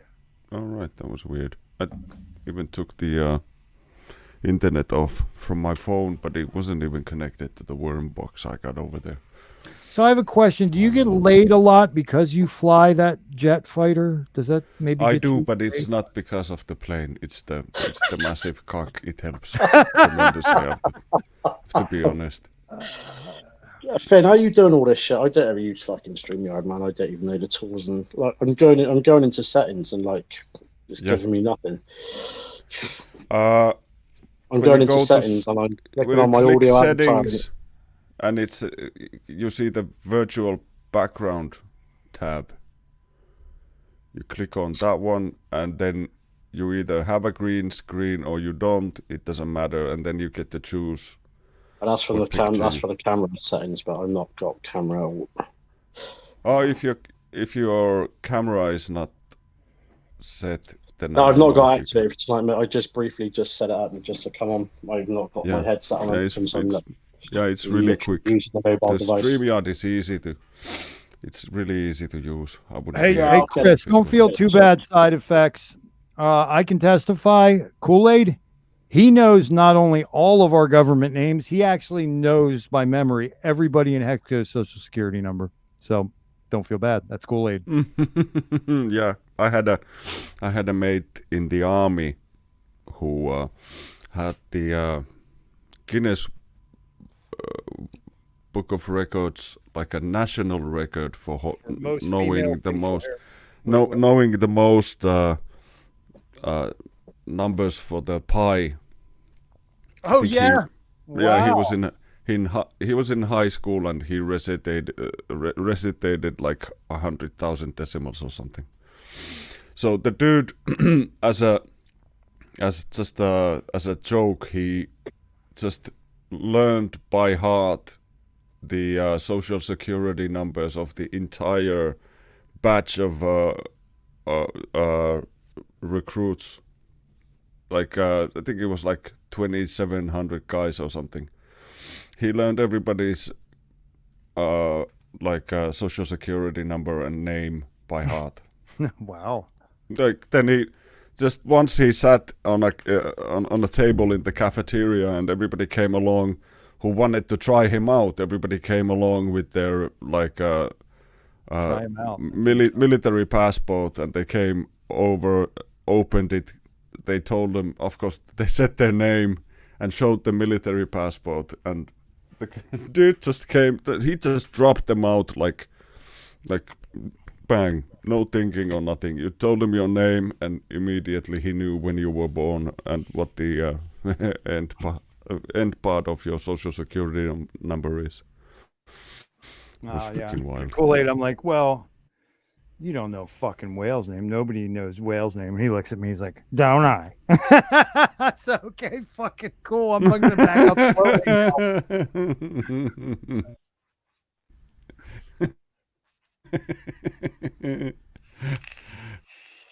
Yeah, it's cool. It's nice to have a guy who you can message any time of the day. He's like, yeah, no, I was just working. I agree. Stones. Bran is a hex great. OG fucking goat, mate. In Crypto King, Motley, all them boys that have been there since the very. He didn't very hesitate beginning. last night. I mean, to Finn's credit, Finn's been here with me from Jump Street too. But Bran, you know, as far as day one, pre-day one OGs He's go, freaking made for it. Mate, I've had new people that have come into the space since Pulse chain, like people from Twitter and stuff, and like, you know, I've spoken to them, not like personally, but in chats and stuff, and like go like, you know, if there's any help you need with anything, and then they'll get a message back saying, oh no, there is this great guy called Brandon Ballier who helped me sort out this and sort out that. Like, take your hat off to the bloke, man. There's not a lot doing what Brand's doing in the community right now. I know everyone's trying to add their value one way or another, but these guys have been here since the very start, you know, and to see these people here from the very start and continuing to do the great work they're doing is just phenomenal. You know, you really start to see the Is he in true here? people are. Why are people talking about Bran? Is he in the Brand's chat? there, yeah, Brand's always there. Awesome. I was like, yeah. He's so cool he's that there. people might be talking about him even if he isn't in the chat. But if he is, then that's even better. He knows. There he is. He knows I always give him a good shout because it's the truth. Do you know what I mean? At the end of the day, if you can't recognise and give someone kudos where it's due, do you know what I mean? Then I'm set out loud. Just goes to show that parts of the community do recognise what he's doing, you know. And he does go above and beyond, and it's great to see people going above and beyond, and that's the difference. Yeah. That's what I like to see. Adding value profusely. I can't hear you, man. For the greater good. Dude, are you talking to somebody else? No, you. I can't. You're muted. Community. You're muted, man. I'm not. You That's muted muted. yourself. I'm unmuted now. Yeah, I heard you. All right. Yeah. I was just telling Bullish Ox, I was trying to send him a link for the last half hour, and then I keep getting sidetracked. But I was trying to send something to his Twitter, and I just followed him, and I was making sure I had the right one. And then Brand, I'll stay on for another 15 or 20. Do you feel like shooting the shit, or you got your what did I say?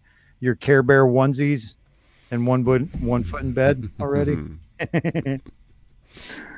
Yeah, guys, I got a shitload of yard work to do. Yeah, you got that 30 square of soil out there to deal with, don't you? Dude, besides, like 2 arborists were here yesterday. They took down like 30 trees or something, like big ass trees. And are you going to be able to took do all all that the work limbs off. I'm gonna saw them. Yeah, I'm gonna saw them into lumber. You're up in the Earth's atmosphere. How are you going to be able to maneuver a load of soil? You can't do much when you're flying that jet that high. Are you in a Russian MiG? Yeah. This is like a one-off type of a build. Most of it is Soviet era. And yeah, Craig, snow is gone. Like you probably remember a couple of weeks ago, I was still complaining about getting some snow over the night and waking up to like fresh snow. Well, the other night I woke up and it was like to all you Fahrenheit fellas, it was like 70 degrees in the morning. Kids were like, there's something wrong with the world outside, because they were trying to go to school wearing a t-shirt, and I was like, we're not having that. Like, it was snowing a week or 2 ago. But man, it got warm fast. All the snow is gone, and pool is full of water. Oh yeah, it's gonna be a busy spring. What's your fella's name again? Was it Reggie? Who? The new guy. Like I met this guy. He's funny and everything, but he's a Holocaust denialist. But me, I looks like Jimmy Savile. Character. Yeah, he's a Really, fucking really hard freak. operator, man. So I don't even wanna I don't want anybody to speak to him. But here you go. Nobody wants us. He looks like Jimmy Savile. All right, he's starting to get a little feisty. I don't think he likes whatever that was. Reggie. Whitey.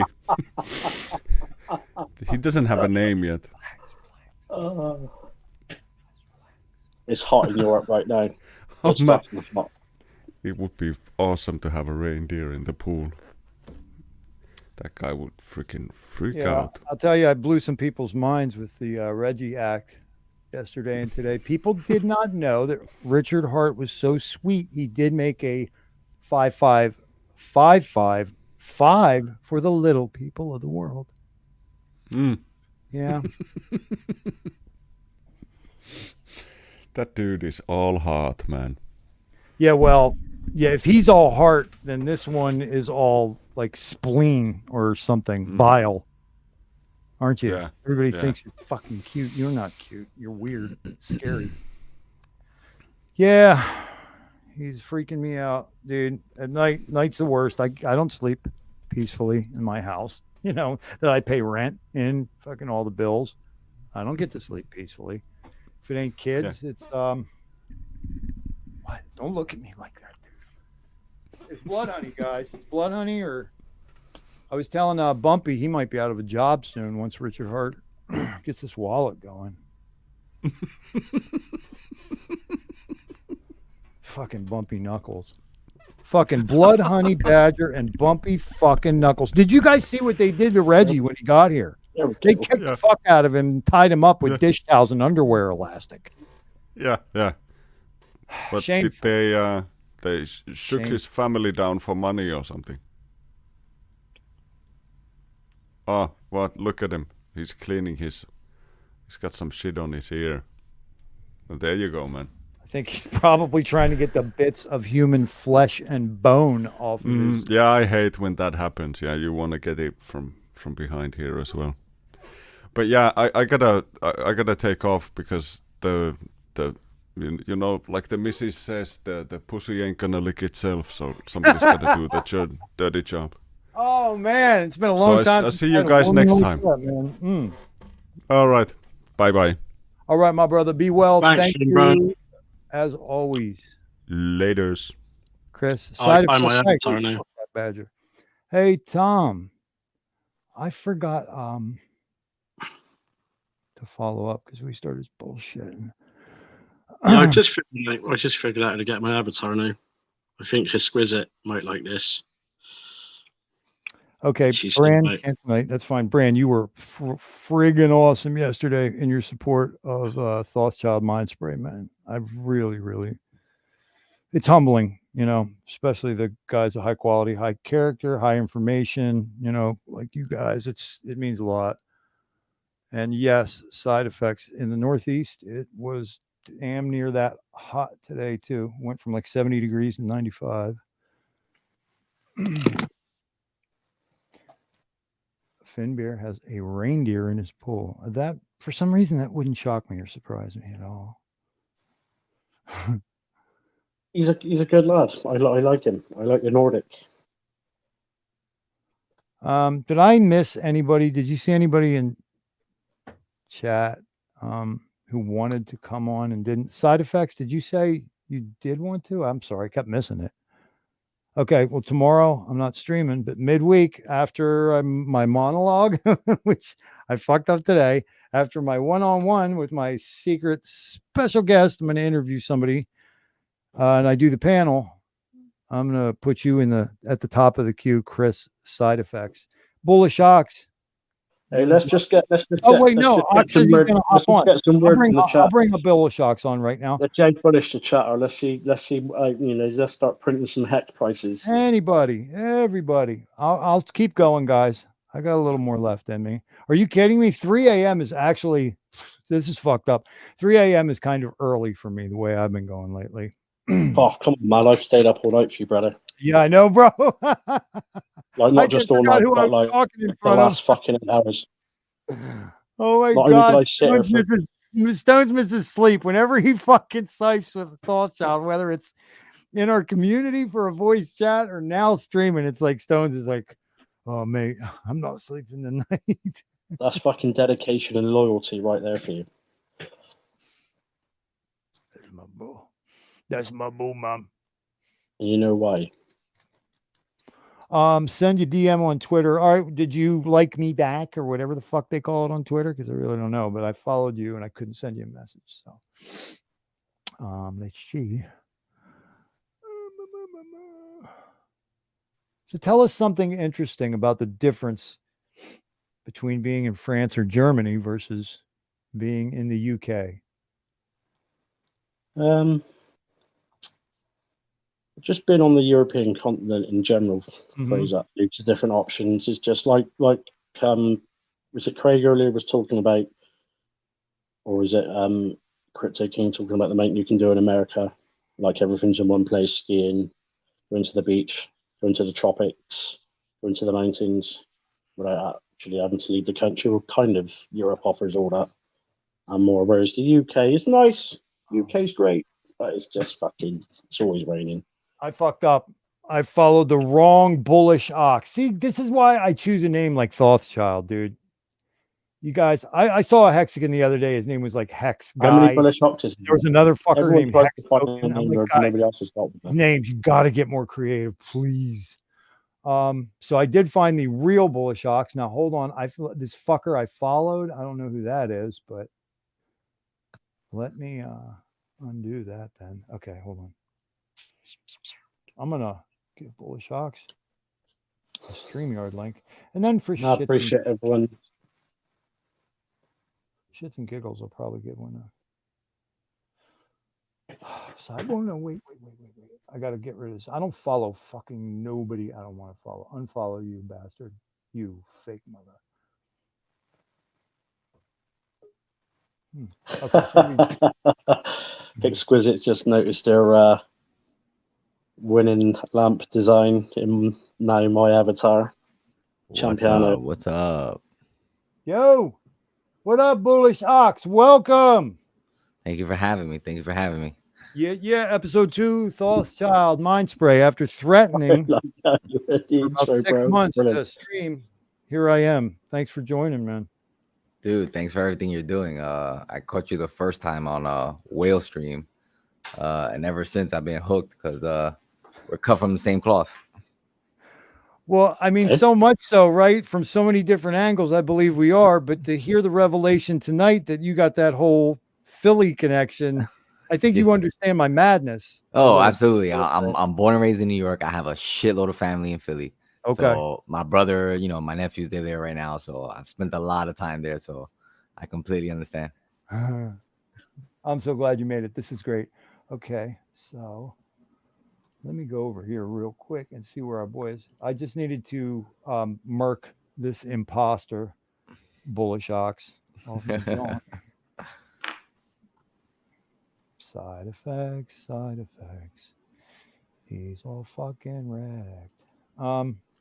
Where the fuck did my message name go? Oh, that's right. We were talking directly in a tweet. Actually, I'm thinking I was messaging. All right, come on.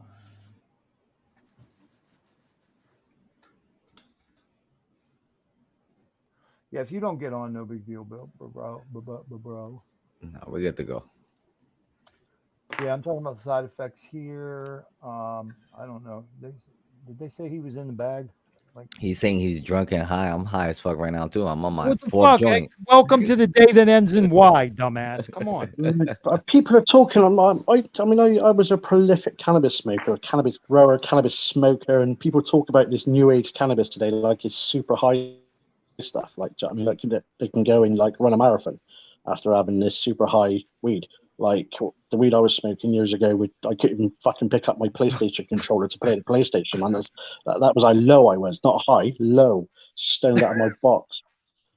But for some reason, 2022 seems to have invigorated this fucking weed where people can fly jumbo jets and just do everything. Like, it's like it's magic ecstasy. weed. That's the sativas for most people. Yeah, Some people have a twisted up system. Some people get tired from sativas and energy from indicas, but most people turn into couch locked fuck stick shit bags. Yeah, I think it's what it's just they get like, let's clean the house and listen to music on sativas. So you know, today was like super hot. So like, the crossbreeding in cannabis these days as well. You know, that wasn't like that many moons ago when I was growing the stuff. It was just get a seed and it was a strain. But now with all this crossbreeding, you can create ecstasy in a fucking bud.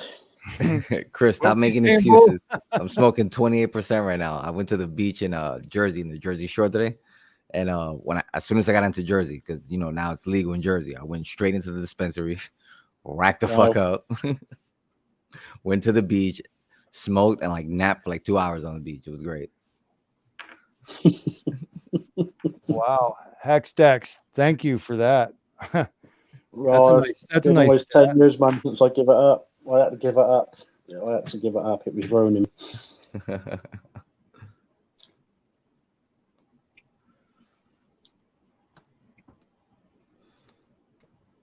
At least I'll never forget how to grow this stuff. Man, I've missed a lot of comments. Yeah, the chat's been pretty lit. I know this is like a training day for a rookie streamer with this shit, man. Nah, you've been doing great, man. You've been doing really good. Yo, you know what the best portion of tonight's show was? You already know. It was that 40 minutes I didn't have the camera on. Dude, so I was saying in the chat that sometimes when Jim Rat's getting ready to go live, we usually go in the green room like about 15 minutes before, and he always forgets to hit go live, and we just let him on purpose. So he does his whole monologue. We wait for him to finish, and we're like, by the way, you forgot to hit live just to get a crack out of it. Oh my God. Guys, I don't know if you guys saw earlier, but I was literally so full of the spirit. Like Richard might as well have been standing right next to me, laughing at all my jokes. It was great. I was floating on air. I was like Benito Mussolini with the principles. I was like, you know, railing at the heavens and telling you guys how much I fucking love you. I'll go to war with you. And then I was like, do. And I looked down and I'm like, what does start stream button mean exactly? And I was like, So sometimes when you see GRC go live and he seems frustrated, is because we literally just let him do his whole monologue. That is brilliant. Is that why he stopped wearing a do-rag? So it stopped squeezing on his brain cells, right? We just let him sometimes on purpose to let him finish just to get a crack out of it. And then as soon as he's that, he's like, oh, by the way, you forgot to hit live. And he's like, fuck. Oh my God, I'm telling you, everybody said there was going to be a learning curve, but that was just stupid, man. God. Hey, listen, it happens to the best of them. I know, but I was saying some fresh ass fly ash inspired shit, man. Dude, I've been on paid shoots for like client work where we forgot to hit record. And got like 3 hours in. No, it's happened. Believe me, it's happened. Welcome to the land of DIY production. Yeah. Right? Figure it out as you go. Yeah, this is a miracle, man, that I've been able to take this as far as I have. I mean, I hate to keep going on and on about my regular life, but it's like demanding as fuck, dude. Yeah, being a content creator is not easy. No, being a father of 4 fucking gifted kids under the age of 12 in a divorced household isn't easy. And working 2 jobs and volunteering at an old folks home isn't easy. And I took my first ambulance ride. That ain't easy either, you know? I'm like, what the fuck? And look, props to you. You know, you're here. It's, 3 a.m, streaming. You know why I am, though? It's because of my brothers and sisters, man. It's because of the shield wall. Yep. I firmly believe that ever since I found this community, I've gotten this sense of urgency and renewed energy to just like provide, as much value as I can because of all the love and value I'm receiving in return. Well, see, I like to hear that. And here's the Yeah. thing, I've been able to drill down on the fact that now you're a guy, unlike me. Okay. I might be coming with some exceptional knowledge about history, about how to be an orator and a writer, about conspiracy analysis, about Hermeticism, Gnosticism. But you, my friend, are a guy coming up in this motherfucker with like good legacy and crypto knowledge, chart reading, TA knowledge. And you're coming in and it's like, I think it's beautiful because it just makes us that much stronger and that much fucking legit and smarter, And I think it's cool what you've been doing for Jim Rat and them. Bless you, bro. Yeah, I appreciate that. There's a saying, you're only as strong as your weakest link. And, I'm a firm believer in that. Well said. I'm a firm believer in that. Well, it's true in the shield wall. And that's why I think it's such a wonderful symbol for what we do. I do not want the guy, okay, because just think about the dynamic of it, okay? Here, what am I killing the approaching motherfuckers with here? So what am I exposing? This is all exposed, okay? Do I want the fucking motherfucker standing right here covering my sword arm to be a chump, a punk, a lazy motherfucker who falls asleep at the wheel? No, I do not, because if he does, I'm getting gutted. Mm-hmm. That is the dynamic, of something like a traditional combat shield wall. And it's true in Hexaco. One of the things I was going to talk about tonight, and Stones will have an intimate knowledge, without giving any details, but we're highly aware of the attack vectors, okay, that exist in a community like this. I mean, let's just talk about truth as it stands right now. Number one, they cannot shut off the blockchain. Number two, they cannot mutate the immutable, right? No. Number three, you can't KYC the unknowable. Number four, you can, what was I going to say? Oh, yeah, eat a dick up, quick up, and hiccup. That's it. Yeah, that's it. They can do that too. So when you start to stack all these different things together, there is animosity from more than just jealous coin communities. Okay, guys? This is real as a heart attack. Tom knows what I'm talking about. There's a lot of attack vectors in the community. If they bump up against something that's impenetrable, now they're going to come from over here. Oh, that's impenetrable too. What are they going to do? And I'm not going to say it out loud, but you guys do the deductive math.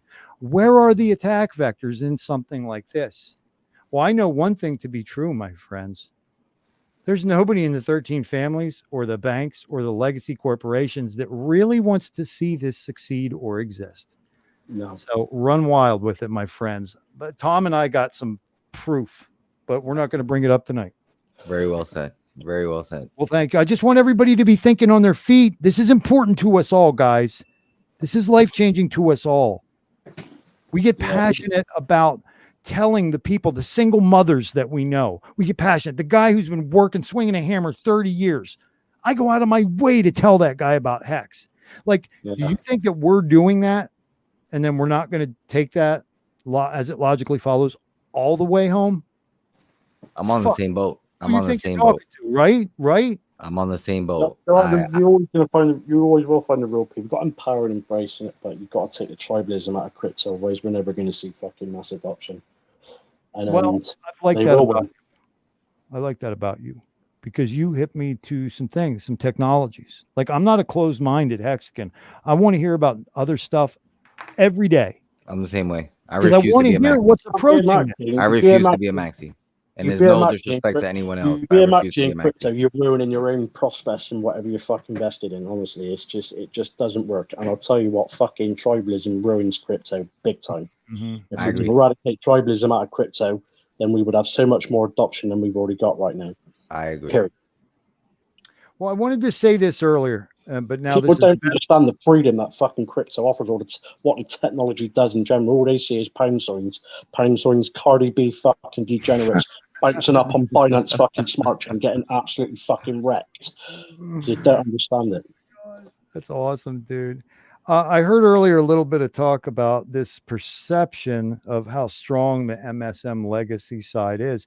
And I got to tell you guys, I've been doing this research on my own, of my own volition, with nothing but passion, love, hunger for justice in my gas tank for 25 years. Now, I've taken a lot of that and I've moved it over here, okay?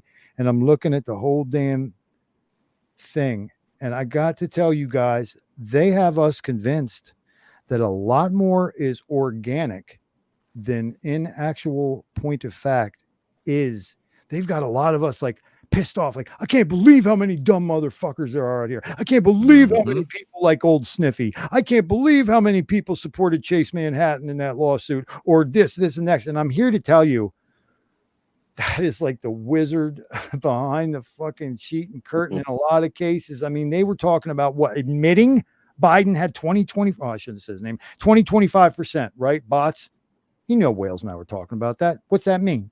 60, hang on a minute. 70, We're talking about 70% bots. Right. They don't let's have the get more- support that they want us to believe they have. They do not. Right, hang on. Forget about Biden's bots. I'm still trying to find one of the fucking 80 million who voted for him.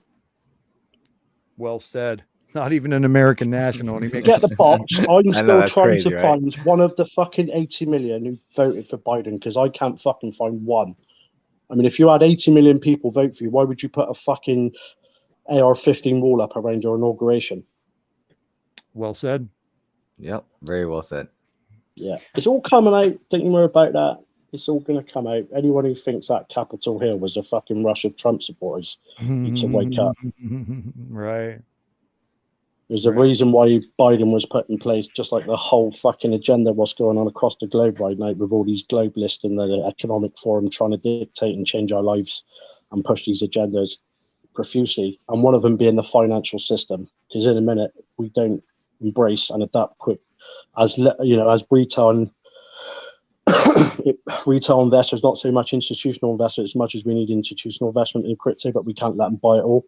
But, as retail, we got the opportunity to bag up as much as we can before they get it all, because in a minute we're going to be controlled by fucking programmable money as in CBCDs, and then they will control what crypto is deemable as in fraudulent, and if you're caught using it, you go to fucking jail. Fuck that. Unless you're using their CBCDs, central bank digital currency, Yeah, which you is make me programmable. think about what Rags was telling everybody. It's pretty funny. This fucking what do they call it? There's no choice back. The XRP army is now providing the spine. I thought it was going to be Algorand from the research I did, but now it looks like the XRP army is going to provide the spine for their shit. Yeah, but let's just talk about completely decentralized crypto. Like if you wanted to, like when there is a cashless society and you want to hide your digital cash, then you want to be using these decentralized cryptos, i.e. Monero, Zcash, and Digibyte, completely decentralized blockchains. These blockchains are where government can't get anywhere near, they can't hack, they can't get into, they can't fucking trace you. You can go and cut your trace, cut your coins, mix your coins, or do whatever. I mean, most crypto millionaires hold their money in assets like Monero and Zcash. I mean, do you think Richard Hart holds his billions of dollars in fucking pound notes or USD notes, should we say, the dollar bill? No way. He's got them mixed in with everyone else on these fucking decentralized blockchains where they can't get in. You know, God, there's so many topics about this that have. Yeah, there is. There is. We can go so many different ways with this. People need to wake up to this. Like, the central bank digital currencies are actually being implemented right now. They're actually, the Chinese yuan is actually out now, and they're talking about it in Europe now. We got obviously the digital pound coming, and it's going to be the same. It's going to be programmable money. So basically, your money will be that much more controlled. And then when you want to, I don't know, let's just say you're going out to buy your 5th bag of weed for the week with your fucking central bank digital currency, and they say, "Oh, you can't buy any more this week because you've already had 2 bags." And like that control is actually happening, and they will stop you from buying it because it's programmable.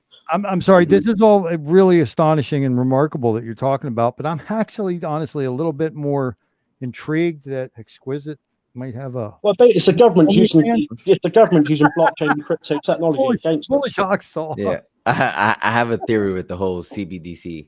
So, and just for context, my wife does a very high level global compliance and anti-money laundering. Oh yeah. So my theory is that CBDC would just basically replace all stable coins in crypto. Not necessarily, because it's going to be the only way. It's going to be the only way to off ramp legally.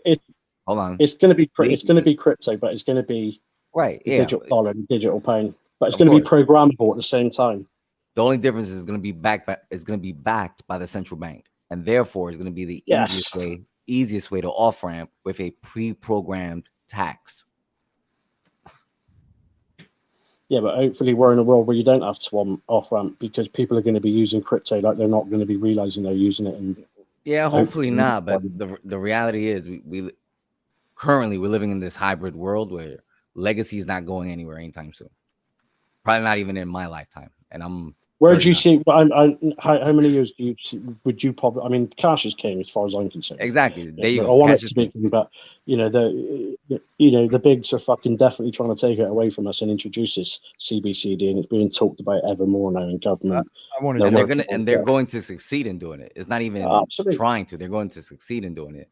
So it's more of what does that look like, and the ramifications of on ramping and off ramping. Let me just point out one phenomenon, gentlemen. Okay, the fall can be precipitous. I know that you just said bullish ox with good reason. You Americans can save the world and just say no. You might not have faith it's going to happen in your lifetime. I'm of the school of thought that if it doesn't happen in your lifetime, and when I say lifetime, I mean before 2030 and maybe sooner, it's not going to matter because we will be fully enslaved. We will be fully enslaved. Okay. So I think that the reason that the human species has a predisposition for writing stories where the good guys win and pull out the win at the very last minute, the reason that we write our stories that way is because that's what's coming for humanity. I personally do believe that as a student of Jordan Maxwell and Joseph Campbell. I believe that the hero legends, the fairy tale legends, they're actually expressions of consciousness. Now, that having been said, my last thought will be this. We aren't going to finish our mission until we offer a jubilee. Who knows what a jubilee is and what it would enable us to do? It would enable us to get people who up to now have not been willing to come forward, people who were pedophiles, people who enslaved other human beings, people who killed, people who stole, people who cheat habitually, people who fuck with kids, people who practice all manner of subjugation in support of the capstone motherfuckers who are the real bad guys. If we offer jubilee to these people and say, be honest with them, be like, I'm going to be biting blood through my tongue, not to kick the fuck out of you, but I swear on my life, you will not be harmed, not now and not in the future, if we give you this chance for reconciliation. Come forward now. You have 1 month, motherfuckers, of jubilee. If you do not come forward in that period of time, it's game on. Okay, it's whatever the good Lord fucking deems to happen in the destiny of the species in the society of this planet. The jubilee is going to be necessary because there's a lot of people on the fence right now who've done a lot of bad and they don't want to live bad or do bad anymore, but they don't have an out. They don't have a backdoor, trapdoor. They don't have a parachute. We got to give them a jubilee, and I hate that because I want revenge. But in order to get the guys that are really making shit bad, we're going to have to offer that. That's just my thought. I'd love to hear anybody else's thoughts on it, naturally. So something I've been thinking about lately, and Jimrad and I've been, and he's even mentioned on the show, is, is crypto truly decentralized, right? And I think he mentioned that I would say maybe about a week ago. And I've been, thinking about it heavily. And it's like, think about, is crypto truly decentralized? And when you start thinking about, there's certain assets out there that are completely decentralized, but they're those who are going to adhere to regulation, to government regulation. It's not centralized. Like Binance claims to be a decentralized exchange. They're far from a decentralized exchange. Coinbase claims to be a decentralized exchange. They're far from a decentralized exchange. Coinbase is not Coinbase. It's fucking IRS base, and has been for a long, long time now. Binance have now sold themselves to the fucking devil, because even now, me tonight, having started logging into my Binance, I don't even go on exchanges anymore. Don't need to. Yeah, I agree with all that. So let's take it a step further. Now I've got a Binance account. So now you've got the regulators now going to Binance saying, like, your existing customers, if you don't go and get more KYC on them, then we'll just shut you down. Or if you don't delist these cryptos, we'll shut you down. So like Monero, you won't see Monero on Binance, you won't see Zcash on Binance. and they're completely decentralized blockchains. I mean, this is where you will go and hide your digital cash when the same way you would fucking put your cash in a shoebox underneath your bed and hide that and don't declare your tax on it. Same system, only in a digital world. So, yeah, in terms of centralized payment structures, it's decentralized because I'm paying you and you're paying me. So point A paying point B without point B knowing point A is actually decentralized away from a transaction actually going through your bank account before it actually reaches you. So there's that form of decentralization. But if you want true decentralization where you want to control your assets away from the current system, then yes, there are blockchains out there where you can interact and put that money. So let's take that, because I agree with everything you're saying, but I've been thinking about this and putting some thought into this. And my answer to that is, and it's not that I'm against, clearly I'm going all in crypto to the point where, in about a week or two, I'm leaving, my job and I'm focusing full-time on crypto. Well That's done. how much I well believe. done. Yeah. But even to that point, just thinking about that question is, and thinking about my experience, because I've been around since, prior to Web 1, crypto at the moment is not decentralized. And this is why. Everything runs on the internet. And all the pipelines that run the internet are controlled by multinational corporations. And at any given time, they can cut off any country or, and we have nodes, we have all this other stuff. Yeah. But I like how you're looking at the wider picture, Trevor, but continue. Yeah. So that's what I've, ever since Jim Rat proposed that question, I've been thinking about it heavily. And, as we start, increasing adoption, and as, more people start becoming wealthy and who actually, give a shit about, the bigger picture, that's one of the first things we're going to need to tackle. It's how we truly decentralize the internet. Because if, let's say, 3 countries decide to say, you know what, we want to cut off crypto through the pipeline, they can do it. You know Doesn't what? matter if we That have gets me nodes and excited. servers and data centers. It's irrelevant if we have all that. Right. And I get excited on that front. It's like what you said world- about Web 1. Sorry, Foth. Like you said about Web 1 and the current internet system, we've all been controlled to use this current system now, which is controlled by the big tech, right? So everyone's on Google, everyone's on fucking all the social media platforms. Everyone's been narrowed down to this one internet. But when you talk about the dark web and then going and using the dark web, no one ever uses that side of the internet anymore, do they? And that's where decentralization really exists. And that is where you can go and hide. But people talk about, they can just switch the fucking internet off tomorrow. There's a big argument about the internet actually being switched off entirely. I think if you've got power, then you've got the internet. I don't think the internet can be completely shut down. Not completely, absolutely. I agree with that. Not completely. But then if you're really worried about moving into this digital world, then you're always going to think outside the box and go, well, I'm going to pick up on my commodities and buy loads of gold and silver and just stack up on metals. Well, see, guys, we might be the cream of the crop in blockchain financial assets and soon to be kings of the hill in networks, blockchain networks. But where I have a lot of hope is that the cutting edge people in food production aren't Hexicans. The cutting edge people in Ubuntu and Linux are not necessarily Hexicans. The people who have the knowledge to do alternative medicine and circumvent the pharmaceutical companies forever, and actually heal people are not in Hex. So this is where I get excited that I live on a planet that has so much talent and passion spread so far and wide. It's going to be up to us to build the bridges with these people. Now, if you ask me, I think we're the tip of the spear when it comes to blockchain and when it comes to fucking cryptographic assets. We are the tip of the spear, but we're going to have to get with these other people and these other disciplines on this other shit to get this bitch over the top. Yeah, I've been saying it since I joined this community. I firmly believe, truly believe that Hexicans will run all of crypto. I truly believe that, like on my kids. Like I've been building the right community and gathering the right. Right, I've been around long enough. I've covered, pop culture, and the word there that I want you to focus on is culture for a very long time. And I see the culture in this community. I see the passion in this community, how educated, the people in this community are. And as adoption starts increasing and people start to learn about this great product that is Hex, this great community that we have.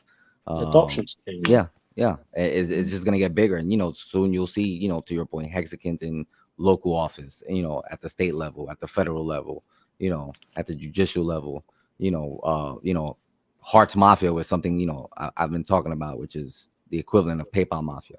20 years from now, when all these big, established brands in crypto get formulated. Oh, for sure. They're all going to be hexagons. They're all going to be hexagons. Or at least running their, Right. at least running their applications off a Pulse chain. Right. So I'm looking forward to, because I have a little bit of perspective, being around, before Web 1 and seeing everything that happened and all the mistakes I've made, just, because I was not paying attention.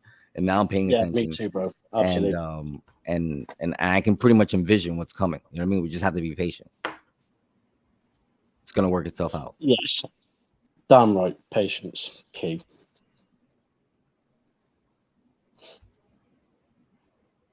So what are you giving up your full-time job for? Like obviously getting into crypto, but what's the plans, bro?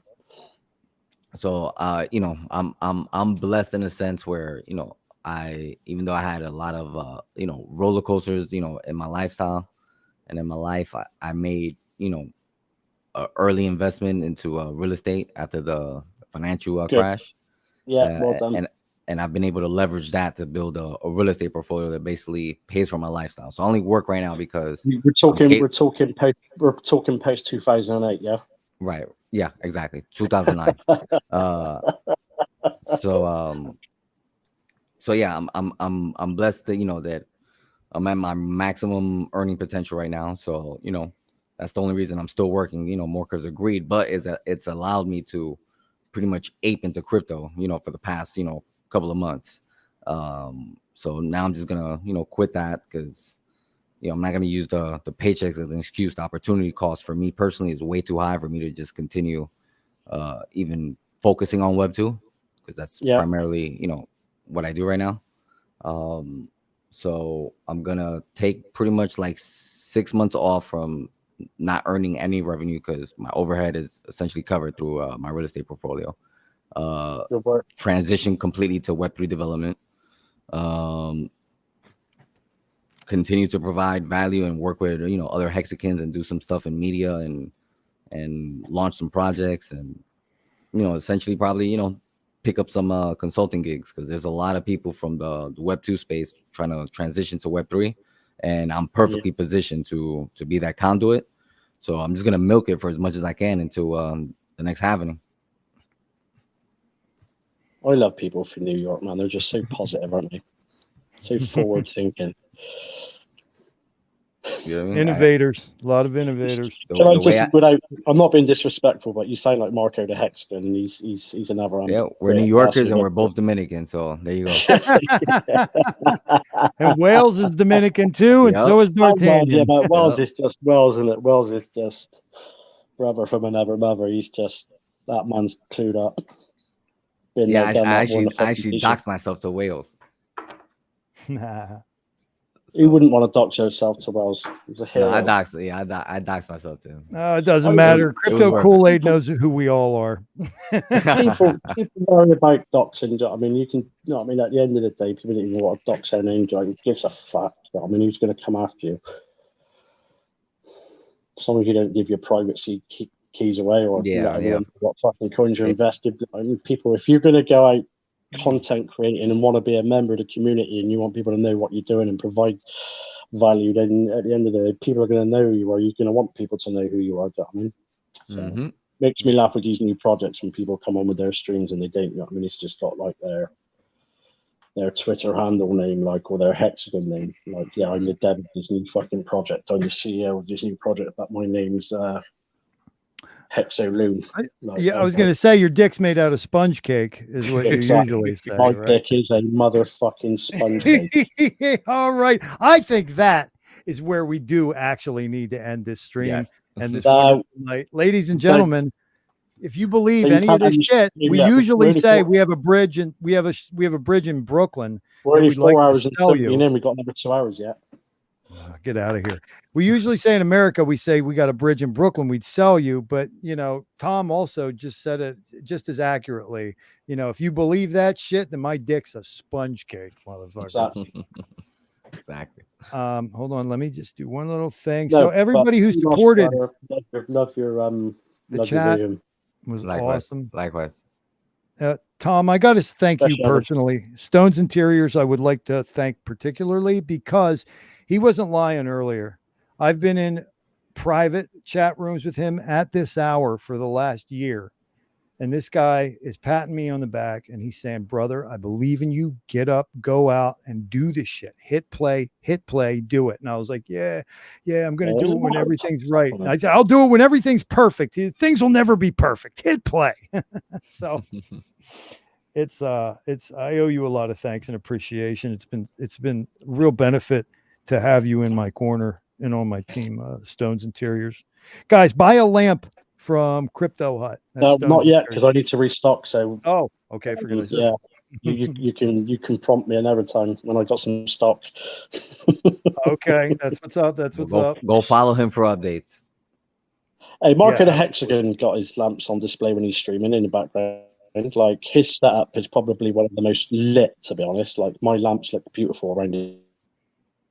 No shit. His fucking desktop. I am trying to find. I have some mixes. You're probably wondering what lamps. Which ones you're out of? You're out of stock. We lose them? Lose me? Are we still live? Or are we still live? We're still live. We're still live. Okay. Well, I think we're going to do some bye-byes. You guys can hang out for a minute if you want. I am actually going to... Who is this handsome devil right here? Oh, he must have been... Oh, I don't know if you can see him. Oh, look at that. You can't. Too bad. Yeah, that was a DJ who went by the name of Joel, Jolah in Philadelphia for years. But he used to do mixes of underground hip-hop and some exotic broken beat musics. And he would start a lot of his mixtapes with his own like original shit. So since I don't want to get in any more trouble with YouTube than I did for my first stream, thanks for coming, everybody. All right. Y'all are beautiful people. I'm honored to know you. Take care, everyone. Have a good night. Yeah. Good morning, good evening, good afternoon. Yeah, right. Whoops. See you guys. Thanks for your support. Listen to man would have to put his soul at hazard. You have to say okay. I'll be part of this war. Hey everybody, the cake is all layerish. The player, Himalaya-ish. Be easy, guys. Thothschild, Mind Spray, episode 2. Midweek. Dre. Peace, y'all. That's me playing guitar, motherfuckers. Yeah.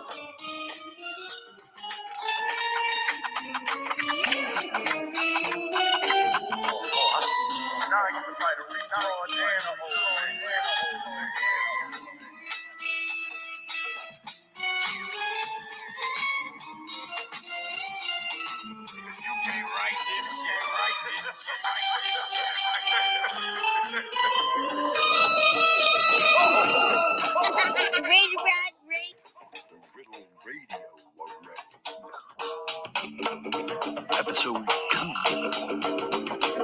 This is Got Mad.